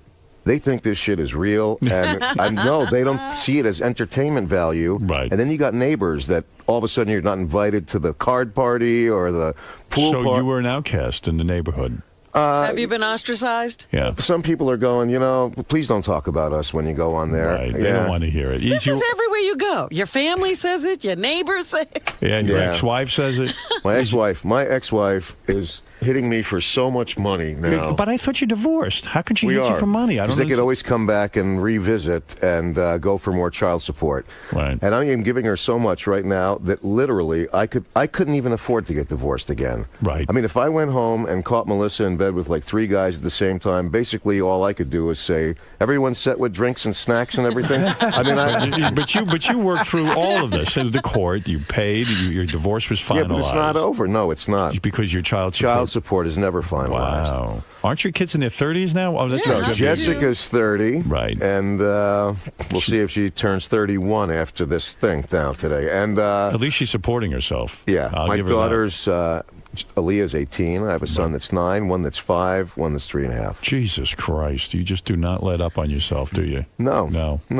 I think maybe your theory is right. yourself into yes. this situation. Is your how you doing with your wife though? The present wife, is she cheating? I don't think so. You don't know for sure. You don't Whoever think so? knows for sure. Do you keep tabs on her? Do you ever like one of our guys, Sal, caught his wife getting text messages from a guy 143, "I love you," 143. I mean, the poor bastard is like beside himself. No, but I did. It's kind of weird when you're on the road for like 2 weeks and you come home and the first thing your wife says is, "Nothing physical happened." I don't know what that means exactly. Did it really deteriorate? She seems so in love with you. At No, one point. she is in love with me. I don't know. We're Doesn't sound getting like it. along great. We are. We're getting No along great. fucking. No fucking on New Year's Eve. I didn't say ever. all right, you're I doing mean, it. we did it in June. I worry about you sometimes. You know? I know. I don't No, want you we're to get so doing great. depressed that you're I'm not funny. depressed. I mean, you got to stay funny. That's the key. I'd like to be. You're leading me into areas where I have to defend myself that I'm not dying like today, or that my kids are fucking around, and my wife. I mean, so where is the comedy? Boy, I never heard of a wife being able to ask for more child support. Yes. Oh, you've heard of them reopening these cases over and over again. Gee whiz. Nothing physical happened. You know, I would believe it if it was my ex-wife, because if she was a ride at Disneyland, it would be a ride you wouldn't need a seatbelt for. Well, I've had some of the best naps in my life laying on top of my ex-wife. Are you saying that you think a woman is only good in bed if she moves around a lot? Well, I'd like to, I don't want to feel like I'm impersonating a necrophiliac. But do you think some of that could be your fault? In other words, maybe the man Of course she's it's with. my fault. Yeah, I mean, you get on top of her and she goes, "Oh, I don't even want to move. I mean, this is not fun." I don't for even me." have to get on top. All I have to do is say, "Hey, you want to do it?" And they're going, "Ugh." So it's. Are you bad in bed? Am I bad in bed? Yeah. Not when I'm by myself. I'm not. I think I'm pretty good. It's just I hate to see you go all the waste. I mean, you're such a vital I'm not guy. going to. I'm going to be 59 tomorrow. Wow. Do you want to get off the road? Do you want to stop doing these comedy appearances? Are you done with it? No. First of all, I love doing it. Second of all, Gets you out of the house. Yeah, it gets me out of the house, and I want to be. If I keep going, I could actually literally be the last comic standing. Right. You don't care about the TV show. You want to be the last comic standing in the world. For real. Yeah. I want to be 75 and working the funny bones. Right. So, and also, when you go on the road, it gives your wife a chance to socialize with people. I would imagine, yeah. Anyway, you've got to go see Robert Schimmel's comedy special, Life Since Then, on Showtime. That's a big accolade when you can have a show on Showtime. It's been the last hour special I did was in 2000, right before I got diagnosed. Wow. Isn't this a lot of pressure for you? Because now, when they put it on Showtime, you have to come up with a whole new act when you travel around the country. You can no longer do that act. Right. Am I correct? Yeah, you can. I think you could do it once because people want to see you live. That's only saw you on Showtime. Right. But the second time around, it's not like a band where you could do the best of. Then they go, "We've heard this already." I'm on Conan tonight. Ah. I taped it. I'm curious to see how much it's going to actually air. What did you do on there? Well, they make you go through standards and practices, and you have to run the whole set. It's a whole different set of rules on No, it really is. television, And they're really great to me there, but, standards and practices is really, really sensitive. So I was going to do this thing about me going to Puerto Vallarta and going parasailing, and that I'm standing on the beach wearing a parachute like a mental patient, right. And then this rope pulls me into the water and up in the air, and when I'm up there, I get diarrhea, and I'm shitting on the, while I'm in the air. And they said, "Oh, no. You can't say mental patient." No. You can't say mental patient. Wow. Yeah, you didn't because get they're up to afraid. shitting. No, the diarrhea thing's Right. okay. Yeah. The mental patient, forget it. Wow, no kid. I'm shocked by that. Yeah, so then I get on there, and, Conan says, "Have fun." And so I think he really means it. So I go out there. Right. And I said that my wife, we were in Maui, she wanted me to go on a 3-man sub with her. And I said, the way my life works, This guy's going to take me to the bottom of the ocean, stop the sub, and say, here's the part where one of you guys blow me or we're not going anywhere. and you don't know my wife because she'd be going, Bob, you better hurry up because we're going to miss the luau. And I didn't run that by them. And I looked at the audience and I said, I don't know if any of you have ever had sex on a submarine, but my ears were popping like there was no tomorrow. Well, I got off and they said, what? You didn't run that by us. Right. Well, you didn't. And I said, so? And they said, well, you're hinting that you had sex with a guy. And I said, yeah, but he wasn't a mental patient. You are so right about this standards and practices thing. I read a thing in the paper. Will Ferrell was promoting a new movie, a play. A play on Broadway. And in the commercial, he says, douchebag. Uses the word douchebag. Now, I know because I've been through the mill with the word douchebag. I used to say it on the radio in Washington. When I came to New York, they stopped me from saying douchebag. They took Will Ferrell's commercial. They pulled it off the air. No douchebag. You can't say that. And I was very shocked by that the first time it ever happened to me. I mean, what do you mean you can't say douchebag? What's a douchebag? They go, well, that's a bag where women put in douche in their vagina and this and that. I said, you're being a little too literal, I think. Yeah, no, they really do. Because actually the beginning of the bit was that I was claustrophobic and that I can't even go on the sub at Disneyland. And that doesn't even go underwater. And I said, now they changed it, and it's like it's the Nemo ride. It's the same fucking sub from when Disney was still alive. They just have a different color fish they shake in front of the window. So there's like a line, and it says 2 hours from here. So I said, when I was running the set, I told my kid, I'm not waiting in this line. If you want to go on this ride, you better start stuttering or limping or something. Because and then he was like, I live on Nemo. They said, no. You can't do that because somebody might call and say, hey, my kid's like that, and that's not funny. Right. I can't believe you're still at that phase of your life where you're going to Disneyland, Nemo, all this stuff. I have a 5-year-old and a 3.5-year-old. You're too old for this stuff. No, I'm not. Yeah, of course. I'm too old for this stuff. I'm younger than you. This is too much for me to even comprehend. When was the last time you were at Disneyland? Never. There you go. Hey, so you're going on Conan. You taped it already. Yeah. Now, are you allowed on Kimmel now that Sarah's mad at you? I think maybe you'll be banned. No. I got asked to be on there, and I don't think that there's a connection between that. And I don't think he connects me to Jess, just like she doesn't. All right, let's see. Not because really. I don't know, because Sarah has it in for you and your daughter. Not for me. Yes, well, not for you, but indirectly, she's got to take it out on you. I think you're in big trouble. Okay, well, what else is new? Bob Schimmel, as I was saying, a comedy special, Life Since Then, this month on Showtime. That's a big deal. What's that, an hour? It's an hour. Premiered last night, yeah. The DVD of Bob's special is available at Amazon.com. Yeah, thanks to all you pirates out there. They're releasing the DVD the same time the special comes out. And Bob's book, Cancer on $5 a Day, is still available on paperback. It just came out on paperback. Right. It was available in hardcover, and now it's in paperback. And let's take a couple of phone calls. Hi, Matt. You're on the air. Bob Schimmel is here, and you're in Pasadena, California, Matt. Yeah, I just wanted to apologize for something I said to Bob like 10 years ago. What'd you say? Well, I was in a comedy club. I don't even remember this, Bob. It was in Rhode Island, and I'm in a wheelchair. I'm a comic. I kind of had to run to the place, and I was totally wired out of my tits. And I went in there, and I was trying to prove, I guess, that I was a comic. I had worked with Lenny Clark the night before, and he got out of doing this interview by saying he had a thing the next day with early in the morning for kids with cancer. And I go to Bob, I go, can you imagine that? Kids with cancer. Does it get any better than that? And it wasn't until the next day when I sobered up that I realized, holy shit, he was looking at me like, are you an asshole or an idiot? What kind of thing is that? I don't even understand this story. It's crazy. The most famous thing, if you only know one thing about Bob, is that he did this incredible bit about his kid dying of cancer. Yeah, I know that. But yeah, it was on this show. That's the only place I ever did it. Yeah, but we feel very honored, by the way. Yeah. That Bob would do that here.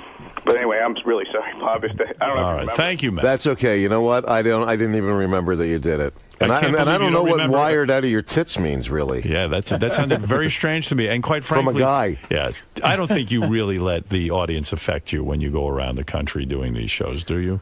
No, well, I don't want people to be offended. I thought he was going to say that he was offended that I did a joke about a wheelchair and that he came over and he was in a wheelchair. But no. I almost fell asleep during his story, quite frankly. I couldn't even believe it. So anyway. I'll tell you who texts me, though. Taya Parker.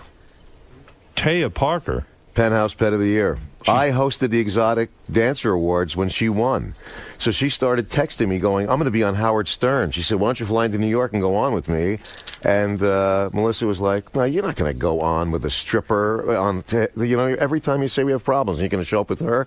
And she texted me yesterday and said, good luck on there. She's a really nice girl. Do you do that with your wife to make her jealous, that kind of thing? No, because she knows that Taya would never do anything, and neither would I, because I can't afford to. I can't. No, you can't, not with what you're paying out. I know, like sports guys that pay less than I do. Why is that? Because they rappers. They pay less than I do. Why did what does your lawyer say about that? Did you say to him, I know rappers who pay less? Yeah.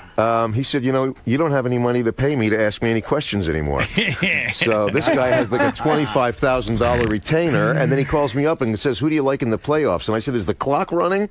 Because they charge like crazy money just to read a letter. I mean, it's ridiculous. It's a nightmare once you get involved in that stuff. And well, she's, my 18-year-old moved back in with me, so she lives with me now, and Vicky only has Jacob.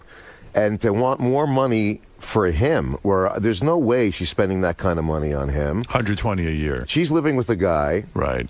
And when I performed in Vegas last time, Jessica called me up and she said, Mom is coming up to Vegas with her boyfriend. And I said, so? She goes, I hope you don't run into her. And I said, you know how big Vegas is, and there's a lot of people here. And Melissa was going to come up to surprise me. And Melissa and Vicky don't really get along. And if they would have wound up together in the lobby of the hotel, it would have beat the Oscar De La Hoya fight. And why don't they get along? Why don't they get That's along? Bad, No, why? Because both of us put her in the middle. I see. And that's bad. They don't want to be there. She had to choose. So then Lee calls me up and goes, okay, this is fucked up. Now, I wasn't supposed to tell you this. Melissa's on her way up here with the kids, driving up. Right. And Vicky's on her way up here with the boyfriend. And I said, so what? So what? Vicky's staying at the hotel I'm performing at. And I'm coming into the lobby from press. I'm on the marquee. I'm on a billboard on the 15 freeway. Why would she want to do that? She's angry with you. Why would she want to I walk in, there she is with the boyfriend who I never met. This guy's living in my house. And she goes, what a surprise. Yeah, it would be a surprise if you ran into me in the ladies' room at Circus Circus, not here in the hotel that I'm working in. Why would you show up here? And then, I'm not making this shit up. You know I'm not. I know. And then I said, I want to meet your boyfriend because I haven't met him. He lives with you. She said, there's no reason for you to meet. And I said, yes, there is. I have a 9-year-old son that lives in the house with this guy, and I've never met him. That's true. So then the guy comes over. I said, I just want to tell you that Aaliyah, my daughter, and Jacob told me that you're a really nice guy and you treat them really cool, and I really appreciate that. Right. And he said, can I talk to you man to man? And I said, oh, why? Could one of us be a girl? And he puts his arm around me and takes me like 3 steps away, but in earshot of Vicky, and says, why don't you be a man and step up to the plate and give some more money to your wife, because we can't live on what you're sending. We can't live on what you're sending. Wow. And that's exactly the amount that she's asking for, is the amount he asked for in the lobby at the Monte Carlo. So then that wasn't enough. Does he work, though? I mean, can he help out with, Why would he? Busy. Why would he when they have Why would he when they have a Jew donkey like supporting them? So he's busy helping a Jew donkey. Can you say to the spend Bob's I hope my parents don't hear that. Can you say to the judge, look, I don't believe they need this much money. Can you at least appeal? Can you throw yourself on the mercy of the court? Mercy of the court? Yeah. I spent the night in jail when we were going through divorce. There's no mercy there. Are you kidding? Why did you go to jail when you were going through a divorce? Because I can't keep my mouth shut. So here's what happened. When they were trying to figure out spousal maintenance and child support, her lawyer had a chart on the wall. It was really big. And they picked the year 2000 to pick what income they were going to judge the spousal maintenance and child support on. 2000 is the year that I shot the pilot. They have a big chart of all the money you earned on the wall. Yes. So it says Robert Schimmel, 1999 to 2000. Right. That's the year I shot my HBO special. Right. I had the record deal with Warner Brothers. I shot the pilot with Fox. They picked the best year of your career. Yeah, and all the personal appearances. And it has that number up there. And underneath, it said Vicky Schimmel, and there was a red 0. Right. And her lawyer said, as you can see, Mr. Schimmel earned this amount of money in the year 2000, and Mrs. Schimmel earned nothing. And she said, what does that tell you, Your Honor? And I said, well, it tells me she should get a job because it looks she's not contributing. Right. I mean, her own lawyer is showing you. And they threw you in jail for that? Yeah. Contempt of court. Contempt of court. I had to spend the night in there. So, and now I got to go back to a hearing, and Lee or somebody's going to go with me because they're afraid to let me go by myself because I'll get tossed again. Why didn't your lawyer put up a big picture of your wife, what she looked like in, let's say, 1995, and then what she looks like now? And then start, if you want to start making comparisons. That doesn't work, especially because we had a female judge. That would suck with a female judge. Female I'm sorry judge. You're going through that. I've never met your first wife. I don't know the boyfriend. You know, they're probably lovely people. They are. It's just, you know, it's a hard situation. You know, it's a tough situation. What are you going to do? A lot of people in show business have that story because show business, your earnings are so sporadic, and then they picked up the best year, and then Well, it's not only that. Have you ever had a year like that since? No. I mean, for God's sake, I haven't had 3 years in a row that have added up to that. And they don't know about show business in Phoenix. That's where the divorce was. So when you tell a lawyer, wait a minute, don't go by that number because I got an agent that gets 10%. Right. I got a manager that gets 15%. And you might never have another year like that ever. Yeah. So she they're said, putting up before commission, gross before. Yeah, gross. It's the gross number. So the judge goes, well, what does your agent do? Well, he procures my work, and he gets 10% for that. Right. She said, well, then what does your manager do? And I said, well, I've been trying to figure that out for like 3 years. Then I said, I have a CPA. He charges 5%. That's then you have the lawyer. Then you have a reaming. publicist. Then you like at least 40% to the IRS. So that money is just, that's a false number up there. Was the Very judge, false. Did the judge understand that or no? No. Did not understand that. Well, Artie, return the cupcakes. What are you doing? The guy needs food. I'll tell you what, if I were him, I'd be lucky if I got a Danish from the corner. This is a $200 box of cupcakes. If you were him, you'd be That's on heroin, nice to right? say on the air when I'm fighting to tell her I don't have the money to give her. Well, it's a gift. $200 cupcakes. No, these are Schimmel- $1.50 tops. Well, let me tell you something. In fact, as a treat, I'll show you how good these cupcakes are. Howard TV sped up Artie eating your cupcakes in high speed. Oh yeah, really? He just I had polished 2 of them. He had 2 of them. Here, look at the screen if you can see it. There, it is. And there goes Artie. This is my favorite.